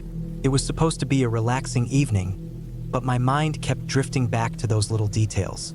The keys, the mug, the faint feeling that I wasn't alone here. I brushed it off as nothing, attributing it to my overactive imagination. The fire warmed the room, and I allowed myself to relax, focusing on the flickering flames. That was when I heard it. A soft sound, almost too quiet to catch at first, like a creak from the floorboards. My heart skipped a beat. I froze listening, but the sound didn't come again. It had been faint, as though something had shifted, but I told myself it was just the house settling. The wind outside sometimes made things creak. It wasn't anything to worry about. Still, I couldn't shake the feeling that something was off. I stood up, walking around the cabin to check the windows and doors. Everything was locked. Nothing unusual. But when I passed the front door, I noticed it was ever so slightly ajar again. It hadn't been like that before. I walked over and pushed it open. The outside air was cool, the dark trees now looming around me. There was no sound, no movement, just the silence of the night. I checked the porch, half expecting to find someone standing there. But it was empty. No one was around. Still, I couldn't help but feel uneasy. I closed the door and locked it again. The rest of the night passed slowly. I stayed near the fire, reading, occasionally hearing those faint creaks again. But each time I checked, there was nothing. By the time I went to bed, I was exhausted. I tried to shake off the strange feelings, convincing myself that it was all in my head.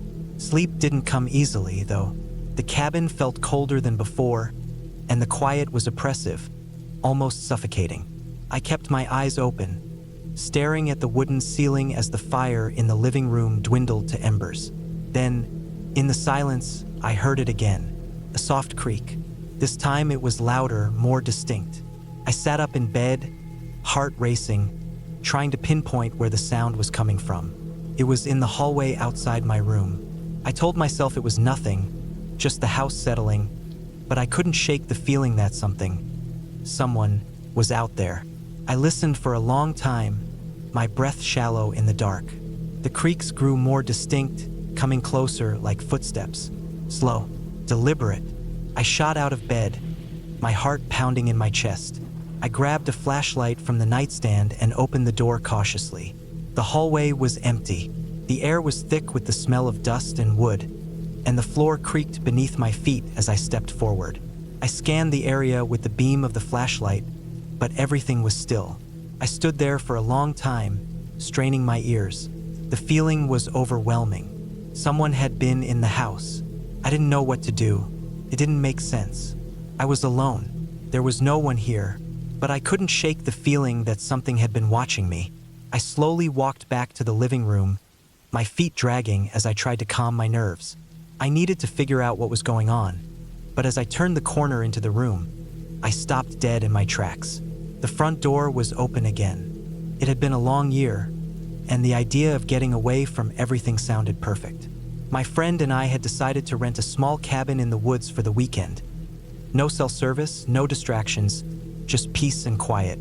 The kind of quiet that makes you realize just how much noise the world makes every day.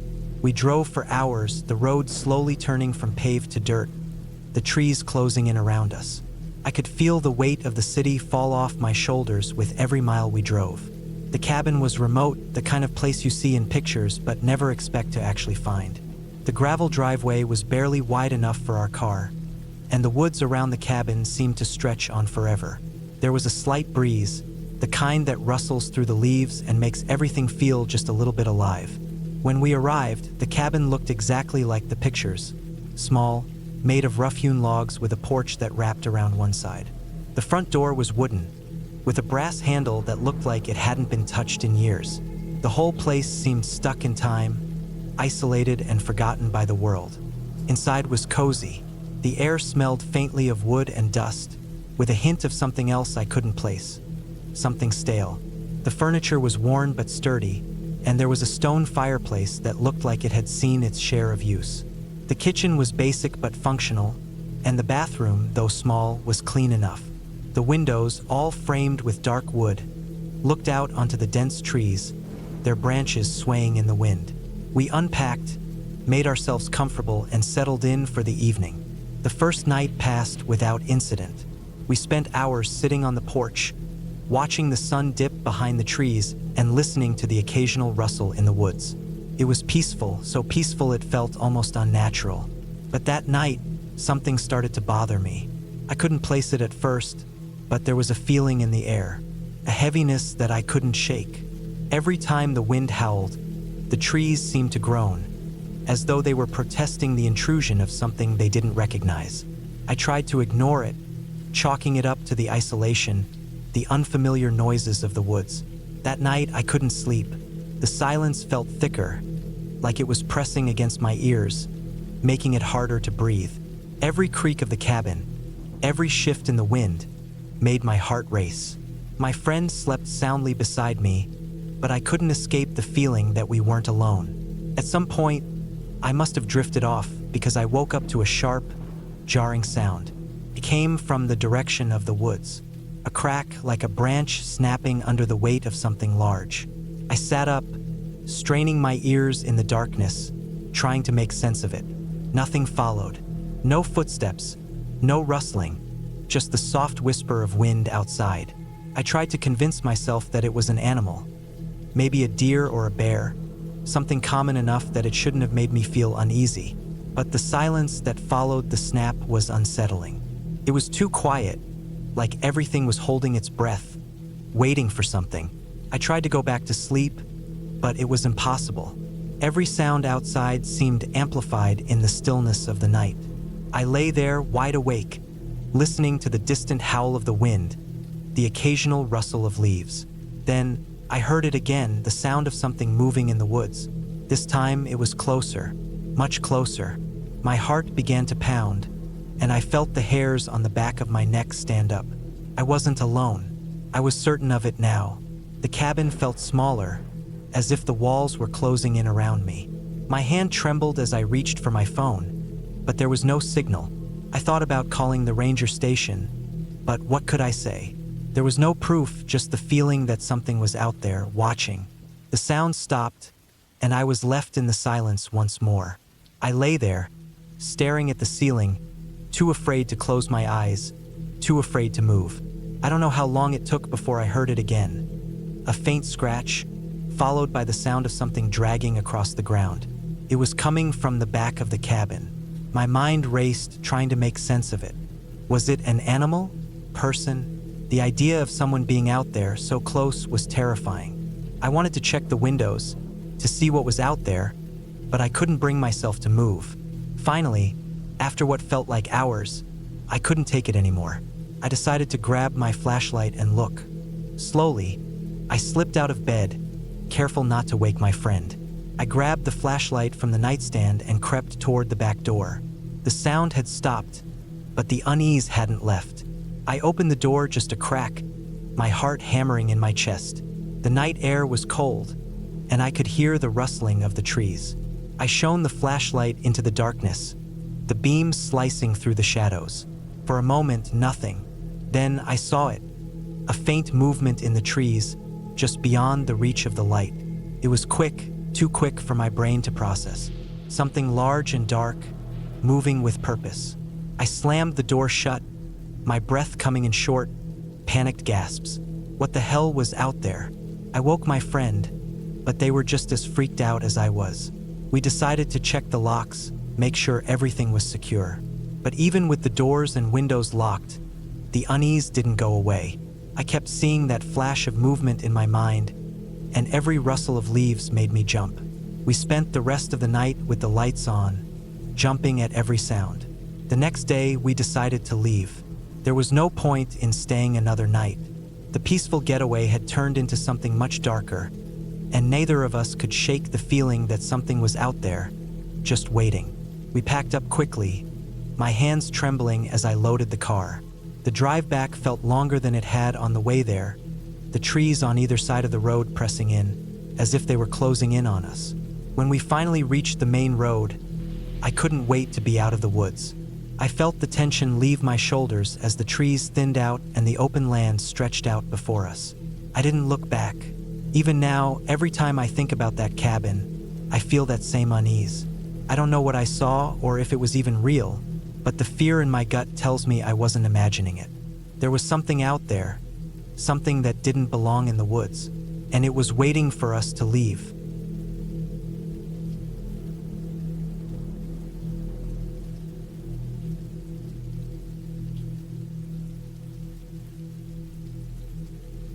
The drive had been long, and the sky was starting to dim as I pulled off the main road and onto the narrow gravel path leading to the cabin. My car's headlights illuminated the dark forest around me, casting eerie shadows on the trees as they swayed in the wind. The kind of wind that made the branches creak and groan, like they were trying to say something. I had been planning this weekend for months, a chance to get away from the hustle and bustle of everyday life. No phone calls, no emails, no distractions. Just the quiet of nature, the soft chirp of crickets, and the occasional rustle of leaves in the wind. I was looking forward to the peace and solitude of the cabin, tucked away deep in the woods, far from anyone else. It had been a long time since I'd been to a place like this. Too long, really. I thought it would be the perfect spot to reset. My boss had been driving me crazy lately with late-night emails and endless meetings, and I needed a break. So when I found this secluded cabin online, I booked it right away. No questions asked. The cabin itself wasn't much to look at from the outside.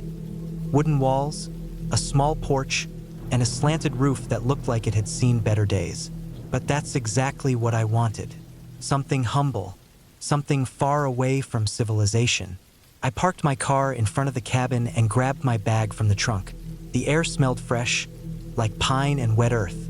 It was cooler here than back home, which I was thankful for. I stretched my arms above my head and walked toward the cabin's door. The keys had been left under the welcome mat, just as the owner had promised in the emails. I unlocked the door, pushed it open, and stepped inside. The interior was just as simple as the outside. A single room with a fireplace, a small kitchen area, a few chairs, and a bed. It smelled faintly of wood and something slightly musty, but that didn't bother me. It felt like a cozy little hideaway, and that's all I needed. I dropped my bag near the door and wandered around the room, exploring. There were some old books on a shelf by the fireplace and a few paintings on the walls. Nothing spectacular, but it all added to the cabin's charm. I went to the window and pulled back the curtains. The view was breathtaking. The forest stretched out in every direction, endless and dark, with only the distant sounds of wildlife breaking the silence. As the night began to settle in, I started a fire in the fireplace and made myself a simple dinner. Nothing fancy, just a can of soup. I ate while sitting in one of the armchairs, watching the flames flicker and dance. It felt nice to finally be alone, to breathe without feeling like I had a million things to do. For the first time in what felt like forever, I let myself relax. After dinner, I cleaned up and decided to take a walk around the property. The evening air had a crispness to it, and the shadows of the trees stretched long across the ground. I pulled my jacket tighter around me as I stepped off the porch and onto the dirt path that led into the woods. There was something peaceful about walking through the forest at night. The sounds of the leaves crunching beneath my boots, the occasional hoot of an owl, the rustle of an animal moving through the underbrush. It was all so natural, so calming. But as I walked deeper into the trees, I started to feel uneasy. It wasn't anything obvious, just a feeling, like someone was watching me.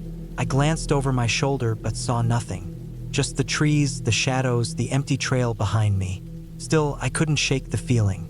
I turned back toward the cabin and walked quickly, the hairs on the back of my neck standing up. When I reached the cabin, I went inside and locked the door behind me. I stood there for a moment, listening to the sounds of the night. The wind had picked up again, and the trees outside were swaying back and forth. I sat down in the armchair by the fire, trying to push away the feeling of being watched. It was silly, I told myself. I was just being paranoid. Nothing was out there. But as the night wore on, the feeling didn't go away. It lingered in the back of my mind, growing stronger with each passing hour. Eventually, I turned off the lights and climbed into bed. I pulled the thick covers up to my chin and tried to fall asleep. But the wind outside wasn't letting up, and the shadows seemed to move in strange ways.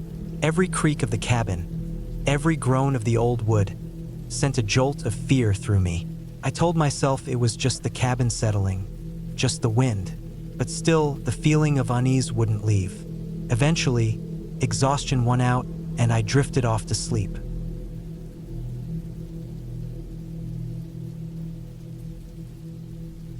I'd been planning this trip for months, and it was supposed to be the escape I needed. A few days alone, away from everything, the constant noise, the endless demands of the world. Just me, the woods, and a cabin. The kind of cabin that didn't have any fancy amenities, no Wi-Fi, and definitely no distractions. Just a small, isolated place with a creaky wooden floor and a fireplace. It was the kind of place that looked perfect on the website, a little rustic, but clean and cozy. The photos made it look inviting, like it was waiting for someone to come and enjoy the peace of the forest. When I arrived, the cabin seemed just as I had imagined, charming in a weathered, old-fashioned way. The walls were made of rough-hewn logs, the kind that seemed like they were meant to keep out the cold, no matter how hard the wind blew. The porch creaked underfoot, and there was a small patch of dead grass leading to a fire pit. I didn't mind it, though. I wasn't here for beauty. I was here for solitude. I unpacked my bags and stepped inside, taking a deep breath. The smell of pine and wood smoke hung in the air, mixing with the scent of dust. The floorboards groaned under my weight as I moved around, setting my things in the small bedroom. It wasn't much, just a bed, a nightstand, and a window that looked out into the dense woods. No curtains, which I found odd, but not too strange. It added to the rustic charm, or so I told myself. That evening, after I'd settled in, I made a small fire in the hearth and sat down with a book, trying to enjoy the calm. The night fell quickly, and with it came the silence, the kind of silence that felt heavy, almost oppressive. It wasn't the peaceful kind of silence that you get from being in nature. This was different.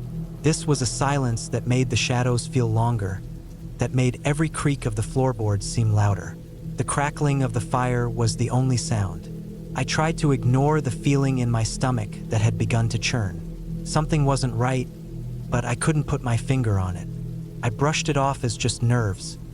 After all, it had been a while since I'd spent time alone in a place like this. Around midnight, I decided to go to bed. The fire was low, and the cabin was now bathed in darkness, with only the faintest glow from the embers. As I lay there, staring up at the wooden beams of the ceiling, I started to hear things. At first, I thought it was the wind outside, or maybe some small animal scurrying about the woods, but the sounds seemed closer, too close. I tried to convince myself that I was just imagining things, but then the sound came again, a scraping noise like something dragging across the floor. My heart skipped. I held my breath and listened. The scraping continued, slow and deliberate, coming from the far end of the cabin. It wasn't the wind. It wasn't an animal. It was something else, something in the house with me. I sat up in bed, straining to hear. The sound stopped, then started again, closer this time. A shiver ran down my spine as I slowly reached for the flashlight beside my bed. I clicked it on, the beam slicing through the darkness, but there was nothing there. The room was still and quiet, just the way it had been when I first laid down. My mind raced. Maybe it was the house settling, the way old cabins sometimes creak and groan at night. That made sense, right? I tried to convince myself. I lay back down, but the sound wouldn't leave my mind. I turned over, hoping sleep would come, but the noise was still there, faint but persistent. Now, it was accompanied by something else, something like a soft thudding, like footsteps. I couldn't take it anymore. My heart was racing in my chest as I swung my legs over the side of the bed and grabbed the flashlight. I stood up and moved toward the door, the wooden floor creaking underfoot. With each step, the thudding seemed to grow louder and closer. I reached for the door handle, my hand trembling as I turned it. The door creaked open, revealing the pitch-black hallway beyond. I hesitated for a moment, but something pushed me forward, and I stepped into the dark, the beam of the flashlight cutting through the blackness in front of me. The sound stopped. I scanned the hallway with the light, my breath coming in short bursts. The air felt thick, like the weight of the silence was pressing down on me. I moved slowly, step by step, toward the source of the noise. The hallway stretched out before me, and just as I was about to reach the corner, I heard it again. The scraping. It was coming from behind the wall. I froze, the blood draining from my face. There was no way. The cabin was solid, built with thick logs and sturdy wood. There was no space between the walls for something to move. I felt a cold sweat break out across my back as I pressed the flashlight harder against the wall, as if I could somehow peer through the wood itself. That's when I noticed something strange. The wall wasn't just solid, it was uneven. The logs didn't line up quite right. There was a gap, just big enough to make my skin crawl. I stepped closer, my flashlight trembling in my hand as I reached for the edge of the wall. The scraping sound came again, louder this time, followed by a low, guttural noise. I pulled my hand away as if burned. My heart was pounding in my chest, and my mind was screaming at me to leave. But I couldn't. I had to know.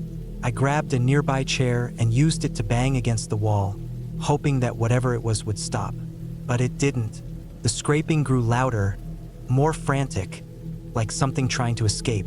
I backed away slowly, my mind racing. There was no way in hell I was going near that wall again. I turned, but before I could take a single step, the door to the cabin slammed shut. The sound echoed through the room, making my blood run cold. I rushed to the door, but it wouldn't budge. I threw my shoulder against it, slamming it with all my weight, but it felt like the door was sealed from the outside. Panic set in. The air in the cabin grew colder, and the silence was now replaced by a muffled noise from the walls. Whatever was in there was moving, dragging, scraping, growing louder by the second.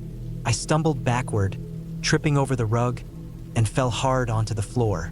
The flashlight rolled from my hand, and the beam cut across the room, illuminating a dark figure in the corner. It was just a shadow. I scrambled to my feet and ran toward the window, throwing it open and leaning out into the night. The moonlight filtered through the trees, casting long shadows across the yard. The air was crisp, and I could smell the damp earth and pine. But I didn't feel safe. Not here.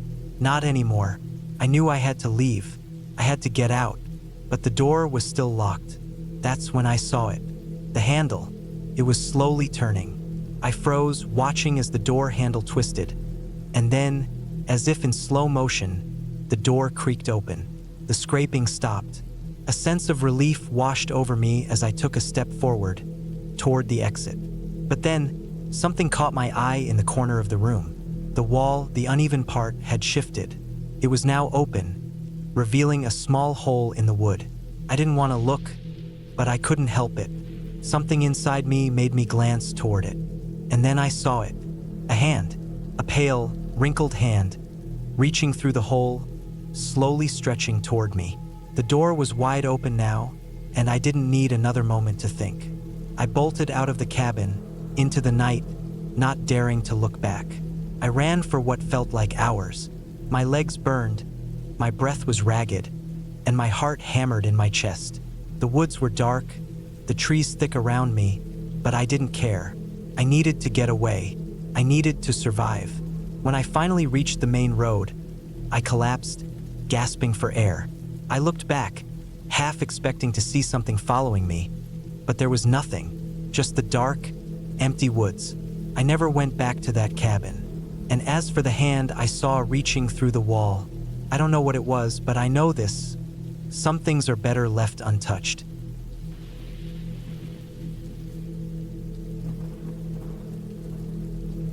It was supposed to be a peaceful weekend, an escape from the chaos of city life, the kind of thing people dream about when they're stuck in traffic or buried in work emails. A little cabin, deep in the woods, miles away from the nearest neighbor, with only the sound of wind rustling through trees and the occasional crackling of a campfire to break the silence. The drive there had been long, too long. We turned off the main highway and onto a dirt road that wound through dense forest. The trees seemed to crowd in around us as we moved deeper into the wilderness, their towering trunks blotting out the weak sunlight. Even with the windows rolled down, there was no breeze to bring relief from the stifling heat. The air felt thick, still, like it was holding its breath. The cabin was supposed to be rustic, but it didn't seem like a place anyone had visited in a long time. The road, too, hadn't been maintained in ages. At some point, the tires started to bump and rattle on rocks and deep ruts in the ground, but we were committed now. There was no turning back. We finally arrived, and there it was. A small, dilapidated cabin tucked away behind a cluster of trees. The wood was worn, with patches of peeling paint and a roof that looked like it might cave in under a heavy storm. The front porch creaked in the wind, and the windows were dusty, some of them cracked. A faint smell of rot hung in the air, like something had been left to decay, though nothing in particular seemed to be out of place. We stepped out of the car, stretching our stiff legs. My boots sank into the soft earth as I walked to the front door, the creak of the porch planks echoing under my weight. It felt odd, off somehow, but we'd paid for the weekend. We had no other plans, and there was no reason to think anything would be wrong. This place was just old, that's all. Inside, it was exactly what you'd expect from a cabin in the woods. The furniture was outdated and the floors creaked beneath every step. The smell of old wood and dust filled the air, and the only light came from a few dim lamps. There was a fireplace on the far wall, an old cast-iron stove next to it, and a small kitchen tucked into the corner. A couple of bedrooms at the back, one with an old bed frame draped in a moth-eaten quilt, the other with a set of bunk beds. Nothing fancy, nothing luxurious, but it was enough. It was secluded, and that was the point. I set down my bag in the corner of the living room and glanced around. The walls were lined with heavy wooden beams, their rough-hewn surfaces giving the cabin a sense of age and permanence. But something about the place felt wrong. Not in a sinister, supernatural way, but more like it had been abandoned for far too long, left to rot in silence. A place like this should have been full of life, people coming and going, using it, taking care of it. But this one, it felt like it was holding its breath, waiting for something. I shrugged it off and decided to unpack. My partner, Jamie, went straight for the kitchen to start making dinner, which was fine with me. I wasn't really in the mood for anything other than to just settle in. Night came quickly. The sun sank below the tree-line, casting long, stretching shadows across the forest floor. The temperature dropped fast, and we built a fire to keep warm. Outside, the air turned colder still, and the wind picked up, howling through the trees, bending them at odd angles. The crackling of the fire was the only sound, aside from the occasional snap of a branch outside. We sat in front of the fire, each of us lost in our own thoughts. I couldn't shake the uneasy feeling that had settled in my chest. It was like I was being watched, but there was no one around, just the trees, just the wilderness. After a while, we finished dinner and decided to head to bed. The quiet was almost too much, the kind of quiet that presses against your ears, makes you feel like you're the only one left on earth. The darkness outside felt endless, suffocating. I lay in bed, staring up at the ceiling, listening to the wind howl and the trees groan. At some point, I must have drifted off, but it wasn't long before something woke me. A sound. I held my breath and strained my ears. It was coming from outside the cabin. A faint scratching noise, like something dragging along the wood of the porch. My heart began to beat faster, but I told myself it was nothing. Maybe just a branch caught in the wind. Maybe an animal. But then it came again, and again. A steady scraping, slow and deliberate. It wasn't an animal, not the wind.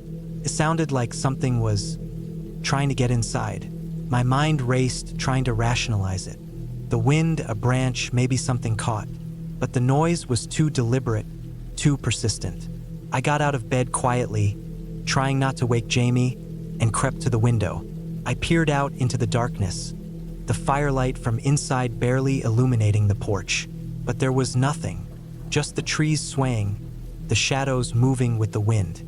I exhaled, letting out a breath I hadn't realized I was holding. It was just my imagination. It had to be, but the scratching noise continued, closer now. Sounded like it was at the door. I grabbed the flashlight from the nightstand, trying to keep my hand steady as I shone the beam through the window.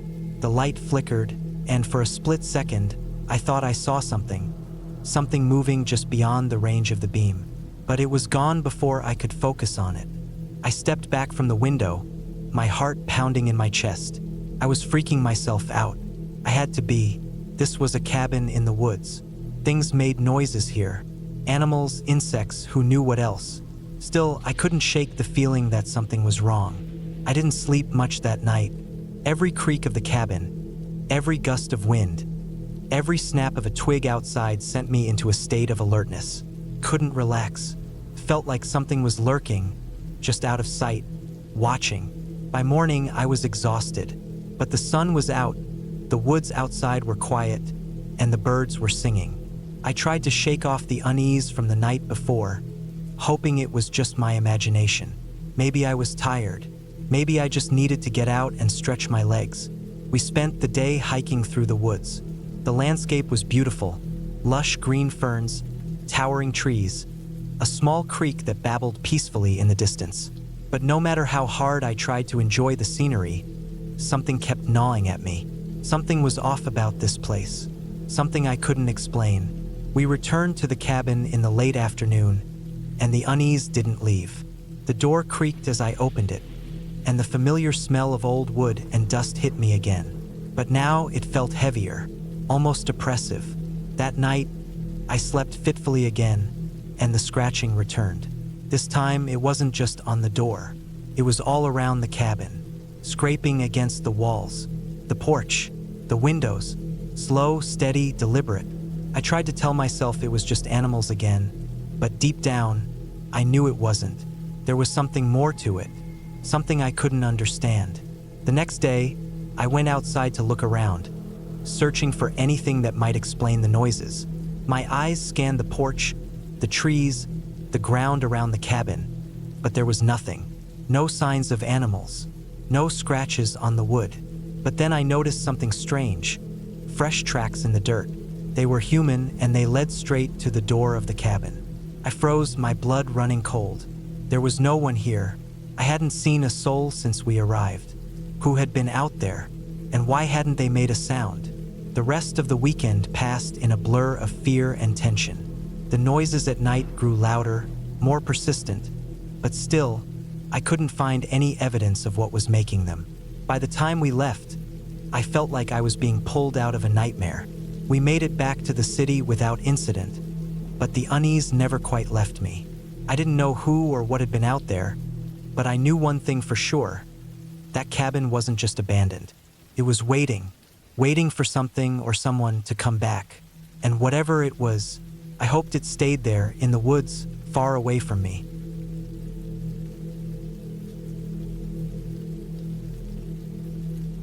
I had always been drawn to solitude. The idea of escaping the relentless noise of the city, the constant buzz of technology, and the ever-present demands of daily life had become more appealing with each passing day. So, when I stumbled upon an online listing for a secluded cabin nestled deep within the dense forests of the Pacific Northwest, it felt like fate. The photographs showcased a modest wooden structure surrounded by towering pines, with a serene lake glistening nearby. It was perfect, a haven where I could disconnect, recharge, and perhaps find the inspiration I had been lacking in my writing. The drive took longer than anticipated. As the miles stretched on, the roads became narrower and less maintained. Paved highways gave way to gravel paths, and eventually, I found myself navigating a single-lane dirt road that wound its way through the thickening forest. The canopy overhead grew denser, filtering the sunlight into fragmented beams that danced across my windshield. My GPS had lost signal miles ago, but according to the printed directions I had brought along, I was close. After what felt like an eternity, the cabin emerged from the foliage. It was just as the pictures had depicted. A quaint, single-story structure with a pitched roof, a small porch, and a chimney that hinted at cozy nights by the fire. The exterior was weathered, the wood darkened by years of exposure to the elements, but it exuded a rustic charm that immediately put me at ease. I parked the car and stepped out, stretching my legs and taking in my surroundings. The air was crisp and carried the earthy scent of moss and pine. Birds chirped intermittently, their songs echoing through the trees. The lake, partially visible through the gaps in the foliage, shimmered under the afternoon sun. It was idyllic. Unlocking the cabin door, I was greeted by a musty scent, a mixture of aged wood and disuse. The interior was simple, a combined living and dining area with a stone fireplace dominating one wall, a compact kitchen with outdated appliances, and a single bedroom furnished with a wooden bed frame and a small dresser. Dust motes floated in the shafts of light that filtered through the curtained windows. It was evident that the cabin hadn't been occupied in some time, but it was nothing a little cleaning couldn't fix. I spent the remainder of the afternoon unpacking and tidying up. As evening approached, I lit a fire in the hearth, the crackling flames casting a warm glow that banished the shadows lurking in the corners. I prepared a simple meal, savoring the tranquility that enveloped me. Without the distractions of television or internet, I found solace in the rhythmic sounds of the forest outside, the rustling leaves, the distant hoot of an owl, the gentle lapping of the lake against the shore.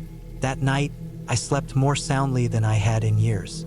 The following days settled into a peaceful routine. Mornings were spent exploring the surrounding woods, afternoons dedicated to writing, and evenings by the fire, lost in the pages of a book. The isolation was invigorating, allowing me to reconnect with myself and my creativity. However, as the days passed, subtle anomalies began to intrude upon my sanctuary. It started with the feeling of being watched. At first, I dismissed it as paranoia, a natural response to being alone in an unfamiliar environment. But the sensation persisted. While wandering through the forest, I would catch glimpses of movement out of the corner of my eye, only to find nothing upon turning. The underbrush would occasionally rustle without any discernible cause, and shadows seemed to flit between the trees just beyond my line of sight. One afternoon, while hiking along the lake's edge, I stumbled upon a clearing I hadn't encountered before. In its center stood a dilapidated structure, possibly another cabin, though it was in a state of severe disrepair. The roof had partially caved in, and the walls were marred by deep gashes, as if something had clawed at them. Curiosity compelled me to approach. The air around the cabin was noticeably cooler, and an unsettling silence pervaded the area. No birds sang, no insects buzzed. Pushing open the creaking door, I was met with darkness. The interior was in shambles, furniture overturned and broken, deep scratches marring the wooden floor, and the remnants of what might have once been personal belongings scattered about. Among the debris, I noticed a series of photographs, their edges curled and yellowed with age. Picking one up, I saw a smiling family. A man, a woman, and a young child, standing in front of what appeared to be this very cabin. A sense of unease settled over me. What had happened here? Why was this place abandoned in such haste? I decided it was best to leave. As I turned to exit, something caught my eye. A set of deep gouges on the inside of the door, as if someone had desperately tried to prevent something from entering. The realization sent a shiver down my spine. That night, sleep eluded me. Every creak of the cabin settling, every whisper of the wind against the walls, set my nerves on edge. The feeling of being watched intensified, and I found myself constantly glancing toward the windows, half expecting to see a face peering in from the darkness. Determined to shake off the paranoia, I resolved to continue my routine. The next morning, I ventured out for another hike, deliberately choosing a different path to avoid the abandoned cabin. The forest was dense, the undergrowth thick and unyielding. As I pushed through, I stumbled upon something that made my blood run cold. A series of deep, parallel scratches marred the trunks of several trees, the bark stripped away to reveal the pale wood beneath. The marks were fresh. Panic began to set in. Was there a large predator in the area? A bear, perhaps? But the precision and consistency of the scratches seemed unnatural. I decided it was time to cut my retreat short. Upon returning to the cabin, I began packing my belongings with haste. The sense of urgency was overwhelming. As I loaded the last of my bags into the car, I noticed something that made my heart pound in my chest. Footprints, human footprints, leading from the forest's edge to my cabin door. They were fresh, the impressions deep in the soft earth. I hadn't had any visitors. I was certain of that. Without a second thought, I jumped into my car and started the engine. As I sped down the dirt road, leaving the cabin and whatever lurked in the woods behind, I couldn't shake the feeling that I was being watched, that unseen eyes were tracking my departure. I never looked back. In the weeks that followed, I tried to rationalize the events. Perhaps isolation had played tricks on my mind. Maybe there was a logical explanation for the scratches and the footprints. But deep down, I knew that something was amiss in those woods. I never returned to the cabin. Some places are meant to be left alone.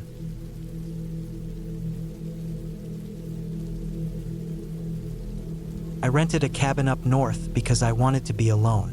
Not in a depressed way. I wasn't running from anything. I just wanted real quiet. The kind where you can't hear traffic or sirens or some neighbor's TV through the wall. Just trees, birds, and your own breathing. It was a last-minute thing. I booked it Thursday, left Friday morning. Drove 6 hours north, past the last gas station, past the cell signal, past even a damn paved road. The guy who owned it left the key under a rock by the porch. I only saw him through email. Said his name was Curtis. Cabin sat up on a ridge with a narrow dirt trail for a driveway. Pine trees crowded in close on both sides, and the gravel crunched under the tires like bone. The place wasn't big. One room downstairs with a wood stove in the corner, a little kitchenette, and a table. A ladder led up to a loft with a twin bed and just enough headroom to sit up. There was an outhouse about 15 yards out back, and a shed further down, locked up with a chain. No power, no running water, no phone, just a big blue jug of drinking water, a few old pots, and a stack of dry wood. It was perfect. The first 2 days were peaceful. I woke with the sun, brewed coffee over the little camp stove, sat out front while it cooled. I read, hiked a bit, wrote in my notebook. No pressure to be anywhere, nothing pulling at me. At night, the dark came fast and heavy, thick kind of dark. I'd fall asleep early just because there wasn't much else to do after sunset. The third night was when I heard the first sound. It was late, maybe midnight. I woke up to a crunching sound out back. At first, I thought it was a deer. That's normal out there. But it was a slow, dragging sound, not like hoofs picking through brush. Paused. Then the sound again, slower, like someone pulling something through the dirt. I sat up in bed and listened. Stopped for a while. My pulse slowed back down.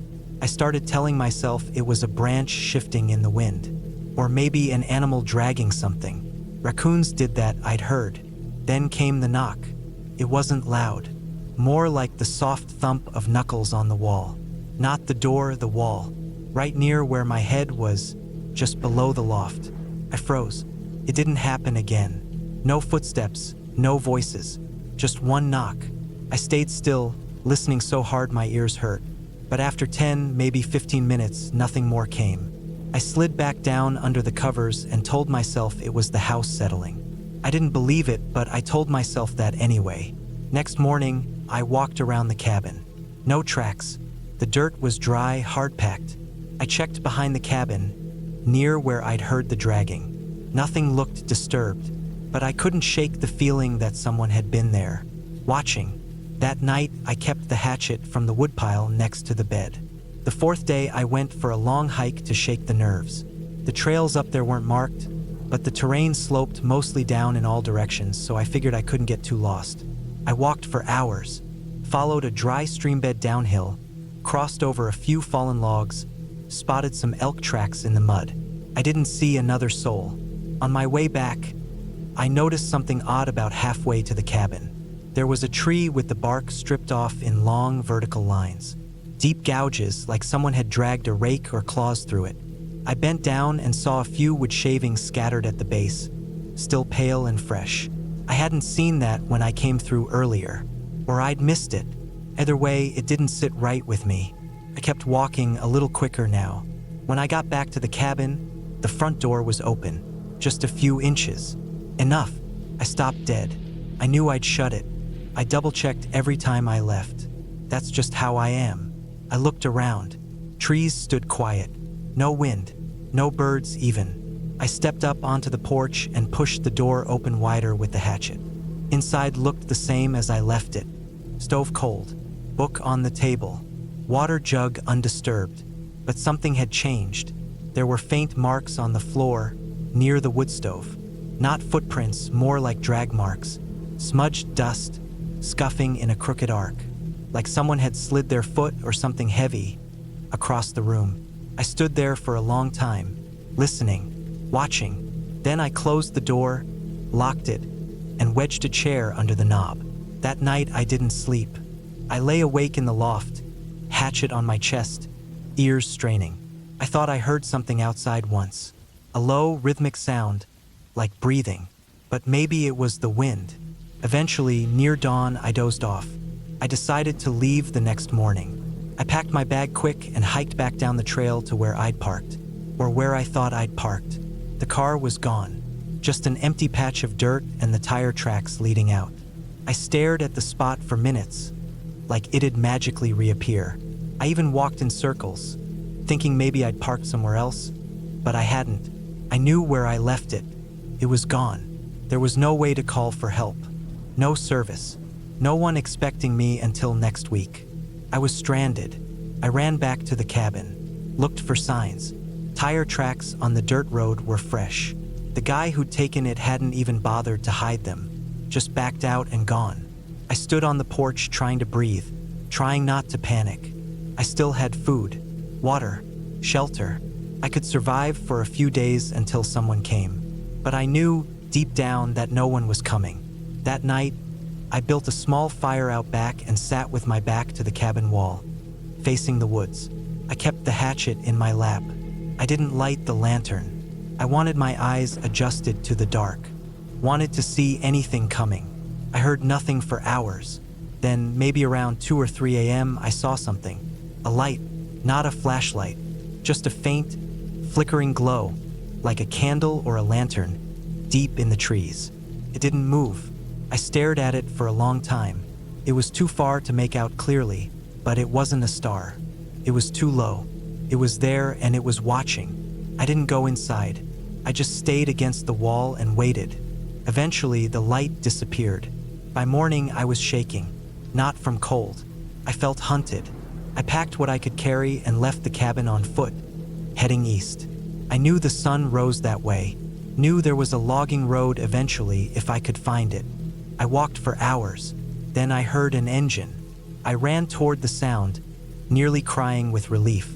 It was a truck, big, old, red, mud-caked tires, front grille bent. Parked sideways across a narrow trail. No one inside. Driver's door open. Engine running. I approached slowly. Called out. No response. I circled the truck and saw the back was loaded with something under a tarp. I peeled it back a little. Coolers. Big ones. Rope. A dirty shovel. My stomach turned. I looked in the cab. Blood. Smears of it on the steering wheel dash door handle. I backed away fast, turned, and ran back the way I came. I didn't care where I ended up. I just needed distance. I ran until I collapsed. I slept in a hollow under some fallen branches that night. Ate the last granola bar I had. No fire. Next morning I walked. Barely felt my feet. I kept going east, kept hoping. It took 2 more days before I found a ranger station. Empty, but unlocked. Radio didn't work, but there were maps on the wall. I used a pencil to circle where I thought I'd been and followed a marked trail down into a valley. On the 3rd day, I hit a paved road. I flagged down a car. Woman and her kid. She didn't even ask questions. Just handed me water and drove me straight to the nearest police station. I told them everything. Every word. They found the cabin, just like I said. But the car wasn't there. Neither was the truck. No blood, no tire tracks, no drag marks, no stripped tree. They chalked it up to stress. Said I got turned around. Got scared. Imagined things. But they didn't explain how my car vanished. Didn't explain how I walked for 3 days without a phone, without food, with torn up feet, and ended up miles away from where I was supposed to be. I know what happened. Someone was out there, watching, hunting, playing. That cabin was bait. I'm back home now. I haven't gone camping since. I don't go anywhere I can't see another house from. And when the night gets too quiet, I sleep with a light on, because sometimes I still hear that knock. One soft tap, just below the window, and I stay awake, just in case.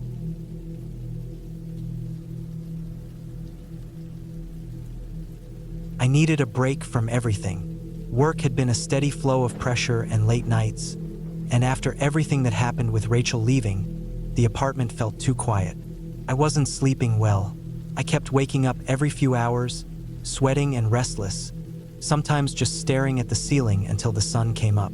So when I found a cabin listed online, deep in the woods of northern Michigan, cheap for a full week, I booked it without thinking twice. It wasn't the kind of place people stayed to party. It was remote, no Wi-Fi, no cell signal unless you hiked a mile down the gravel road. The pictures showed a small wooden cabin with moss climbing halfway up the sides, a narrow chimney poking out the top, and a lake just a short walk out back. It looked peaceful, quiet, exactly what I needed. I drove up on a Sunday morning, packed light, just clothes, some canned food, a couple of books, a small hatchet, flashlight, and enough firewood to keep me warm for a few nights. The sky stayed gray the whole drive. Wind howled through the trees once I got off the highway. The last 20 miles were just dirt and gravel, the kind of road that jolted your bones and made your teeth clack together. The tires kept kicking up dust that swirled in the rearview mirror like fog. The cabin looked older than the pictures, but still solid. There were a few steps up to a porch with sagging boards. The front door stuck when I opened it, and the hinges screeched like it hadn't been opened in a long time.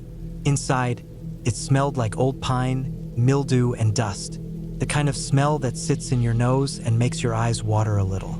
The furniture was basic. A wooden table, a stiff couch with faded plaid cushions, a bed with a thin mattress in the back room, and a rusted stove that worked after I fiddled with the gas line. There were no neighbors, no houses in sight. The only sound came from the trees swaying and the lake lapping in the distance. I spent the first day settling in, chopping some wood, walking down to the lake, making sure I could light the fireplace and the gas stove. By nightfall, I was wrapped in a blanket by the fire, listening to it crackle and pop, the flames throwing shadows across the walls. I felt good, better than I had in weeks. That night, I slept better than I had in a long time. The silence out there was complete. No cars, no sirens, not even the buzz of streetlights or distant voices, just the wind and the trees. But on the second night, something changed. I was sitting on the porch after dinner, sipping a cheap beer, watching the sun drop behind the trees.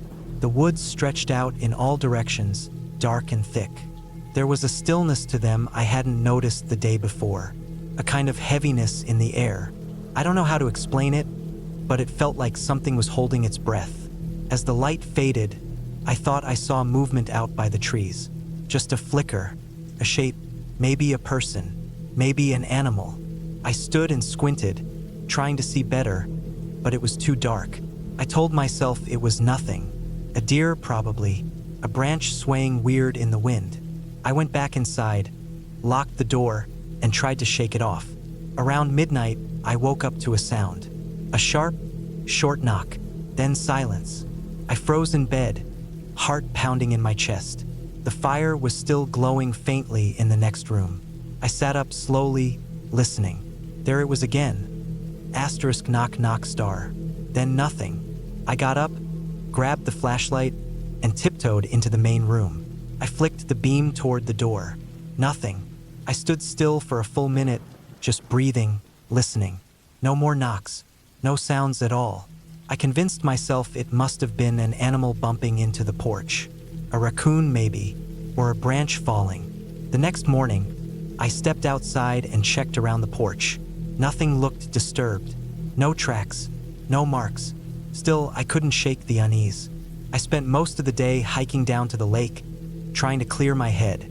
I skipped lunch, just drank water and sat near the shore until the sun dipped low.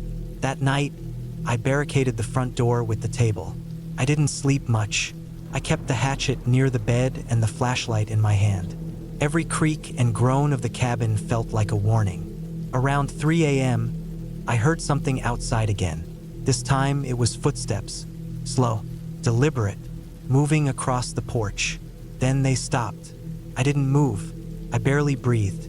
I just stared at the door, heart hammering, waiting. After maybe 5 minutes, I heard the steps again, this time moving away.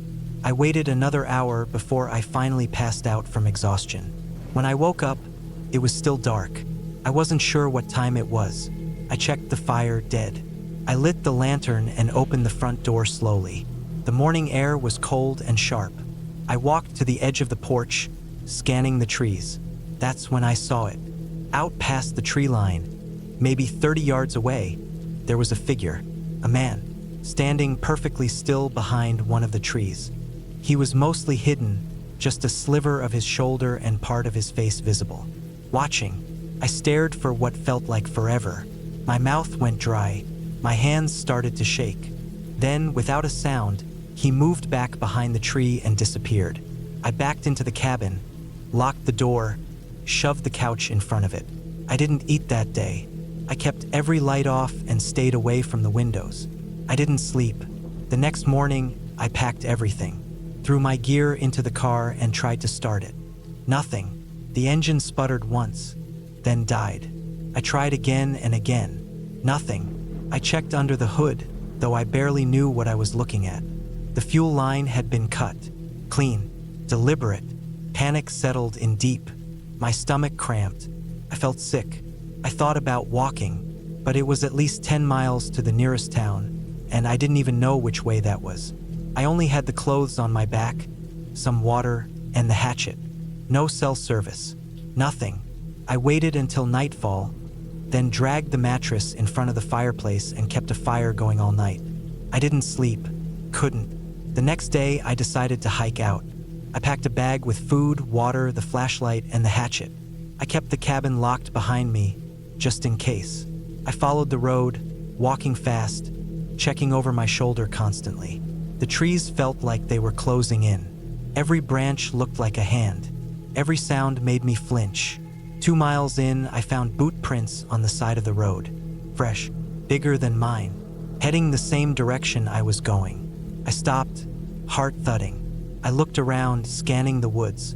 Nothing, just quiet. I kept walking. A mile later, I found a backpack, just sitting in the middle of the road. Old, weathered, but not dirty, like it had just been placed there. I opened it. Empty. Not a scrap inside. No name, no ID, nothing. That's when I knew he was watching me. I turned around and started walking back to the cabin. The rest of that day is a blur. I stayed inside, kept the fire going, didn't eat, just waited. I didn't know what else to do.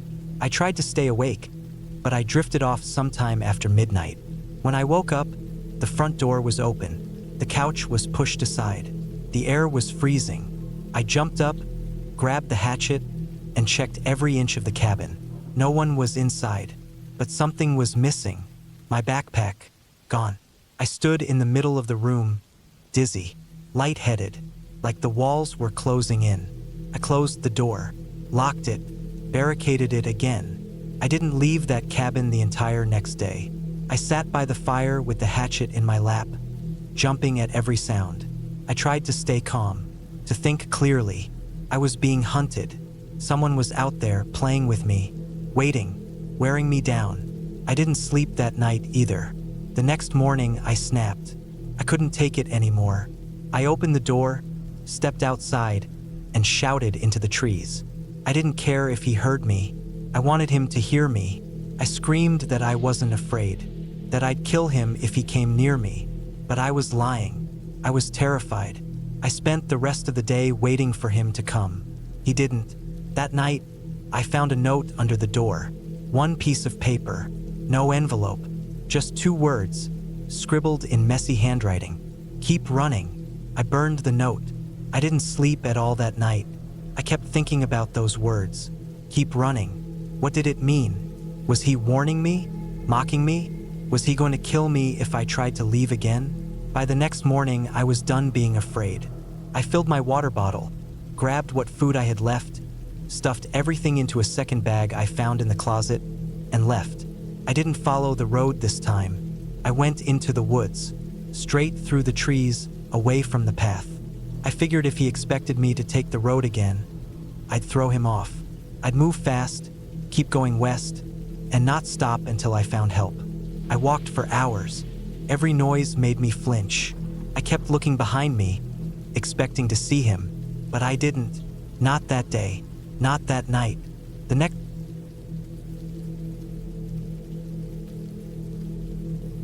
It was supposed to be just a weekend getaway, nothing more, nothing less. A short break from the city, away from the noise and stress of daily life.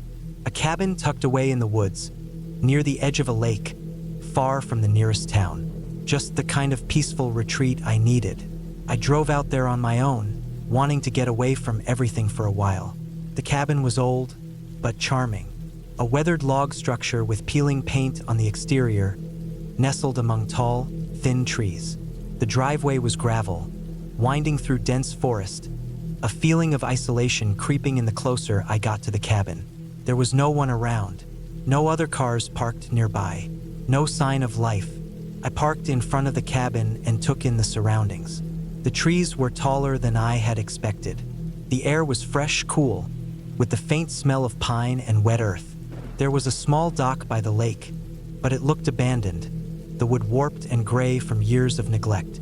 The sun was starting to dip behind the trees, casting long shadows across the clearing where the cabin sat. I'd gotten there later than I had planned, but it didn't bother me. I wasn't in any rush. I had everything I needed in my car, and I was looking forward to settling in and just being alone for a while. I grabbed my bag and a couple of things I needed from the car, stepping lightly over the gravel as I made my way to the porch. The door creaked as I opened it, and the smell of dust and musty would hit me immediately. The interior of the cabin was dim, lit only by the fading sunlight streaming through the small windows. The floor was wooden like the outside, but it was warped in some places. I could see that the cabin hadn't been maintained well in recent years, but it was sturdy enough. A few cobwebs hung in the corners of the room, and there were old chairs and a wooden table by the window. The place had an eerie, quiet feeling to it, but I wasn't scared. It was just a little rundown, nothing more. I set my bag down on the couch, unpacked a few essentials, and started a fire in the old stone fireplace. The crackling of the fire was the only sound in the room, and it gave the space a warm, comforting feeling. Outside, the wind began to pick up, rustling the leaves and making the trees sway.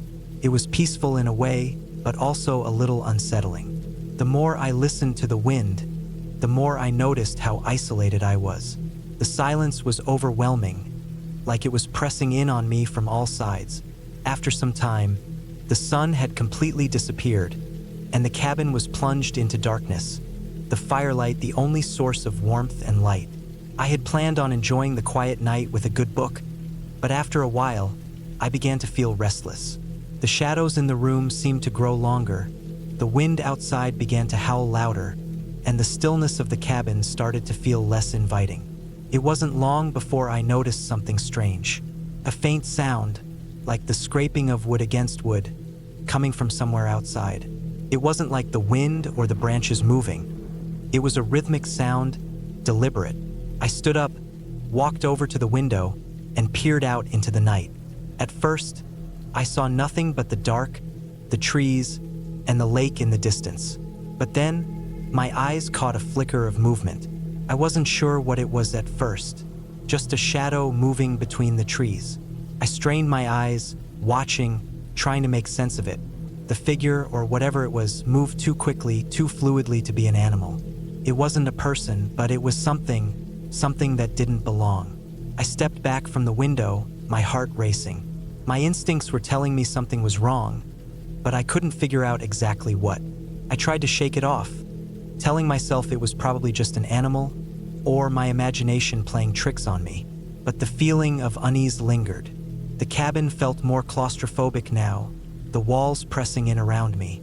I wanted to ignore it and go back to my book, but the restlessness in my chest wouldn't let me. I grabbed a flashlight from my bag, checking the battery just to be sure, and made my way to the door. I wasn't sure what I was going to find, but something compelled me to step outside and look. I took a deep breath, trying to steady myself, and opened the door. The cool night air hit me like a wall, and I stepped out onto the porch, shining the flashlight around. The wind had died down, but the trees still rustled in the distance, their long limbs creaking. There was no sound of footsteps, no sign of movement, just the quiet, still woods. I took a few steps down the porch, shining the light in every direction. Nothing, just trees and darkness stretching far into the distance. I couldn't shake the feeling that I was being watched, but I couldn't see anyone, couldn't hear anything out of the ordinary. It was as though the moment I stepped outside, the world had become unnaturally still. The woods were holding their breath. I stood there for a moment longer, staring into the blackness, trying to convince myself that it was nothing, that I was being silly. But then I heard it again, that scraping sound. It was closer this time, almost as if it were right behind me. I whipped around, shining the flashlight into the shadows, but there was nothing. My heart was pounding in my chest now, and every inch of my skin prickled with the sensation that I wasn't alone. I didn't stay outside any longer. I rushed back inside the cabin, slamming the door behind me.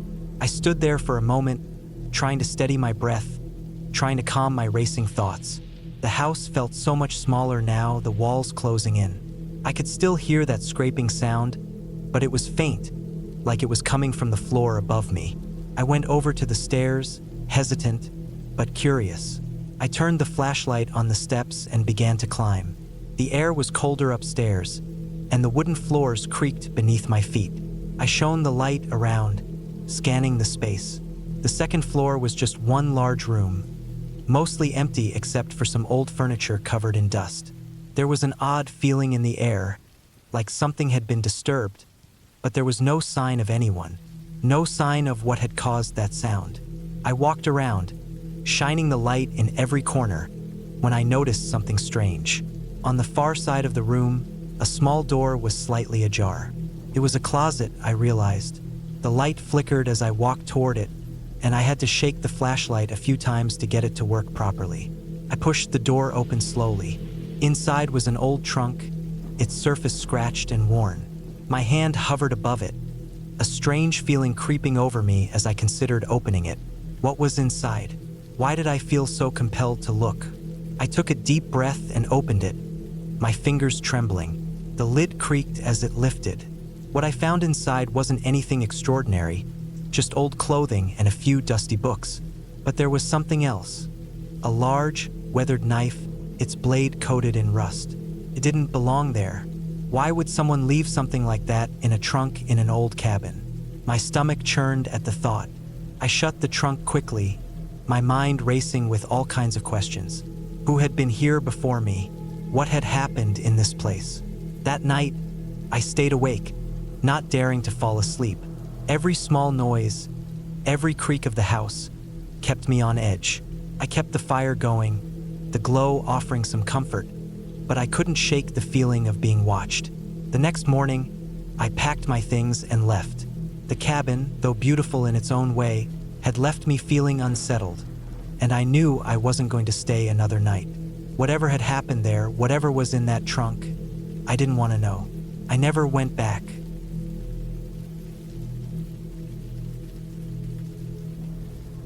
I don't really know why I agreed to it. I wasn't the kind of guy who just up and disappears into the woods for a week, especially not alone. But it had been a rough few months. I was between jobs, my girlfriend had left me, and I'd been sleeping less and less each night.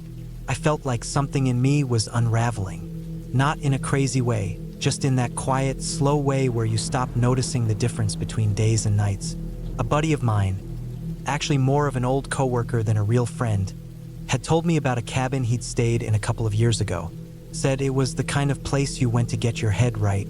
No cell service, no neighbors, no bullshit, he'd said. Just you and the trees. Bring your own food and water, and you're good. So I rented it. Week-long rental, paid cash. Got the code to the lockbox in my email. It was a small A-frame tucked back about a half-mile off a fire access road in a part of the state I'd never been to. I liked that. The less I recognized, the better. I left early on a Monday. The drive out was 6 hours. A lot of back roads. I stopped once for gas and a breakfast sandwich. Other than that, I didn't talk to anyone the whole way. Didn't really want to. By the time I hit the gravel turnoff, the sky had turned that washed-out gray color like it couldn't decide if it wanted to rain or not. I followed the GPS until the road stopped being a road and turned into a pair of muddy tracks in the trees. The trail narrowed fast, and even with four-wheel drive, I felt my tires slipping more than I liked. When I got to the cabin, it looked just like the pictures. A-frame, dark wood siding, metal roof gone slightly dull with rust near the chimney. There was a tiny shed next to it and a fire pit ringed with rocks. The woods came right up behind it, tight and heavy with pine. It was quiet. That was the first thing I noticed. No birds, no wind, no bugs. Just my truck engine and the sound of gravel under the tires. I killed the engine and just sat there for a second. The silence had weight. You don't realize how much background noise your life has until it's all gone. No cars, no voices, no electronics humming in the background. Just stillness. I got out and stretched. The air was cool and smelled like wet leaves and old bark. I unlocked the cabin with the code from the email. The lock clicked open easy. Inside was even smaller than it looked in the photos. A twin mattress on a wood platform, a cast iron stove, a small counter with a propane burner and a chipped enamel sink. No plumbing, no fridge, one window facing out toward the trees. No curtains. I brought in my stuff, 2 coolers of food, a 5-gallon water jug, a sleeping bag, and a bunch of books. I downloaded some podcasts too, but I couldn't get a signal, just like he said. I lit a candle and got my sleeping bag unrolled. I made some soup on the burner and ate it with a plastic spoon straight from the pot. Felt okay, different, clean in a weird way. That first night, I sat out on a folding chair and listened to nothing. I thought I'd hear coyotes or at least some birds, but it was dead quiet. My ears rang after a while. I went to bed early, not because I was tired, but because there was nothing else to do. No clock in the cabin. I checked my watch, 9:17 p.m. felt later. I didn't sleep great that first night. The mattress was hard and dipped in the middle. It got cold around 3 a.m. I remember checking my phone for the time, even though I couldn't use it for anything else. I thought I heard something around a faint rustling like leaves, but it could have been wind. I didn't get up to check. I just pulled my sleeping bag tighter and waited for morning. Day 2, I tried to settle into a routine. Made coffee with the camp stove. Walked a little down the trail behind the cabin. Didn't go far. Didn't want to get turned around without a GPS read a bit. Dozed in and out. Tried to write in a notebook I'd brought. Couldn't think of much. My brain still felt foggy, like I was catching up on rest but hadn't quite arrived yet. That afternoon, I thought I saw someone. I was walking the edge of the woods, maybe 100 yards from the cabin. There was a low ridge about chest high, covered in moss and old branches. I looked up for a second and thought I saw a shape behind the trees. Tall, dark, motionless, human-shaped. I froze, waited. Nothing moved. I stared hard. After maybe 30 seconds, I stepped forward. It was just a burned-out tree, split in half and leaning slightly. The top half had been charred black and almost looked like a man standing with his arms at his sides. I laughed, but it was forced. My heart was going fast. I told myself it was just nerves. When you're alone, everything feels bigger than it is. You fill in the silence with your own fear. I walked back to the cabin. I locked the door even though I didn't need to. Habit, I guess. That night I couldn't sleep. Not just because of the cold. I kept listening. My ears were tuned like I was waiting for something to come back. Around midnight, I heard that rustling again. Closer this time. Right outside the cabin, maybe 10 feet from the wall. It didn't sound like an animal. It wasn't quick or skittering. It was slow, dragging almost, like boots through leaves. I sat up in bed and held my breath. The sound stopped. I didn't get up. I didn't want to see anything. I told myself it was wind, a branch falling, something natural, nothing to panic over. I slept a little after that. Fitful, light sleep, full of half-dreams where I was walking through woods and everything looked the same and I couldn't find my way back.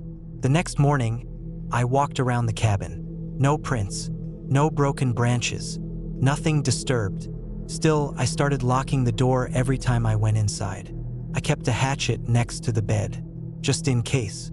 Day 3 was warmer. I sat outside most of the day, wrote in my notebook about nothing, watched the trees, drank more coffee than I needed. That afternoon, I walked the same ridge where I'd seen the burned tree, just to prove it to myself. But I couldn't find it. I walked the whole ridge, even climbed up on it to get a better view. It was the same place, I knew it was. Same trees, same moss, same dip in the land. But the charred tree was gone. Or maybe I'd been looking at a shadow. I don't know. That night I stayed up. Not by choice. I just couldn't sleep. The forest was louder than usual. Like the trees were creaking. But there was no wind. Around 1 a.m., I heard the dragging again. Closer than before. This time it circled the cabin. I sat frozen in bed, the hatchet in my lap. I didn't move. I didn't breathe. Whatever it was, it walked right up to the door. I heard the step on the wooden porch. One slow, heavy step. Then nothing. I didn't sleep at all that night. By the 4th day, I was losing it a little. Not like hallucinating, not yet. But my thoughts were looping. I kept walking outside, checking the area around the cabin like I expected to find someone crouched behind a tree. I didn't eat much. My stomach was in knots. I was on edge from sunrise to sunset. When I walked down to the fire road to check on my truck, I stopped cold. There were prints in the mud. Boot prints. Not mine. Bigger, wider. Deep like whoever left them was heavy. They came up the trail from the woods and ended near the driver's side door. But there were no prints leading away. I walked a wide circle around the truck. Nothing. Just those prints. Like someone had walked up, stood there for a while, then disappeared. That night, I didn't turn off the lantern. I kept the hatchet in one hand under the covers. I didn't sleep. I just lay there waiting. At 3:27 a.m., the doorknob turned. I heard it clear as anything. A faint metallic click, then a rattle. Someone trying the handle. It was locked. After a few seconds, it stopped. Then silence. I didn't move until the sun came up. On day 5, I packed. I didn't care that I had 2 days left.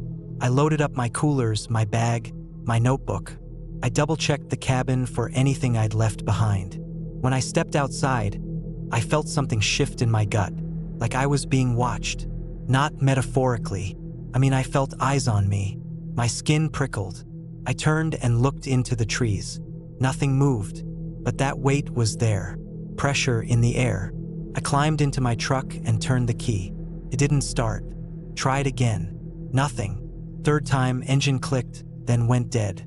I popped the hood. Everything looked fine. I checked the battery terminals. Tight. No corrosion. Fuel tank was over half. I tried again. Nothing. I stood there, staring at the dashboard like it might give me an answer. That's when I heard it. A long, slow breath. Right behind me. I turned so fast I nearly slipped in the mud. No one there. I didn't care anymore. I grabbed my water jug, the hatchet, and started walking down the access road. I knew it was 5 or 6 miles to the highway. I figured I'd flag someone down, call a tow truck, whatever it took to get out of there. I walked for an hour, then 2. The trees never ended. The road twisted.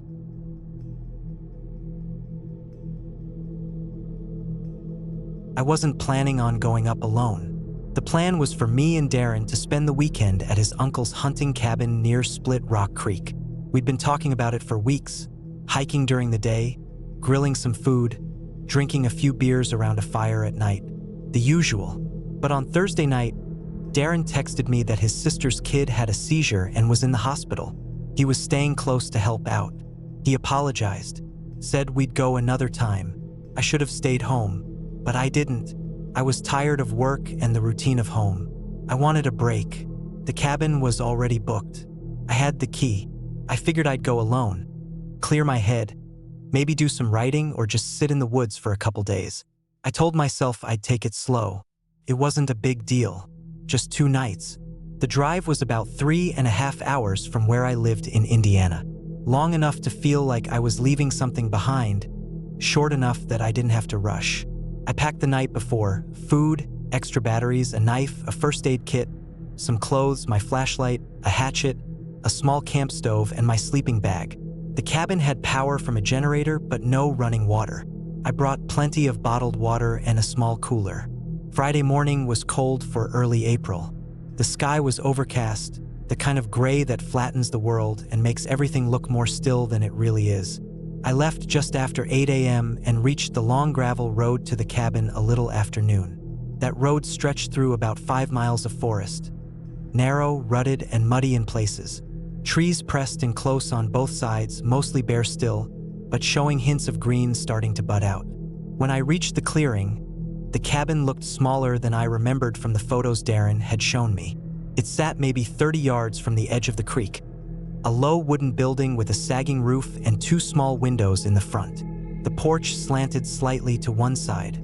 A pile of split logs sat beside the porch steps, and behind the cabin, the woods thickened again, going uphill in steep folds of land. There was a dead quiet out there. I didn't see a single person after I turned off the main road. No cars, no hikers, just trees and silence.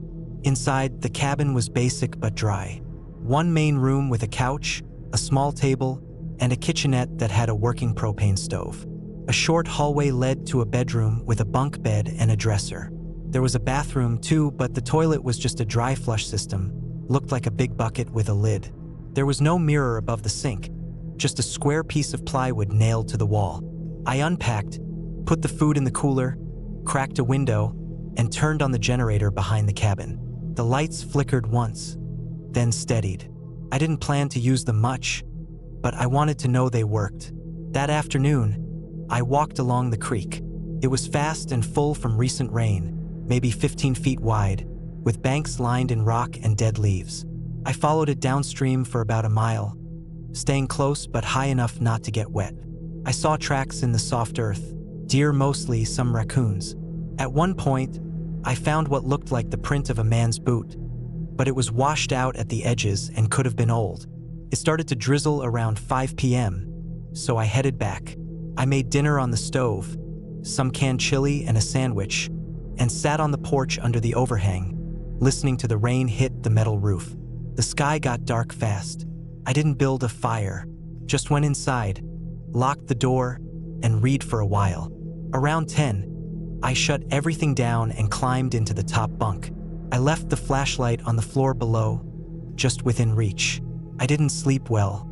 I kept waking up. Once I thought I heard something tapping on the porch, maybe a stick or a bird. I turned on the light, checked outside, saw nothing.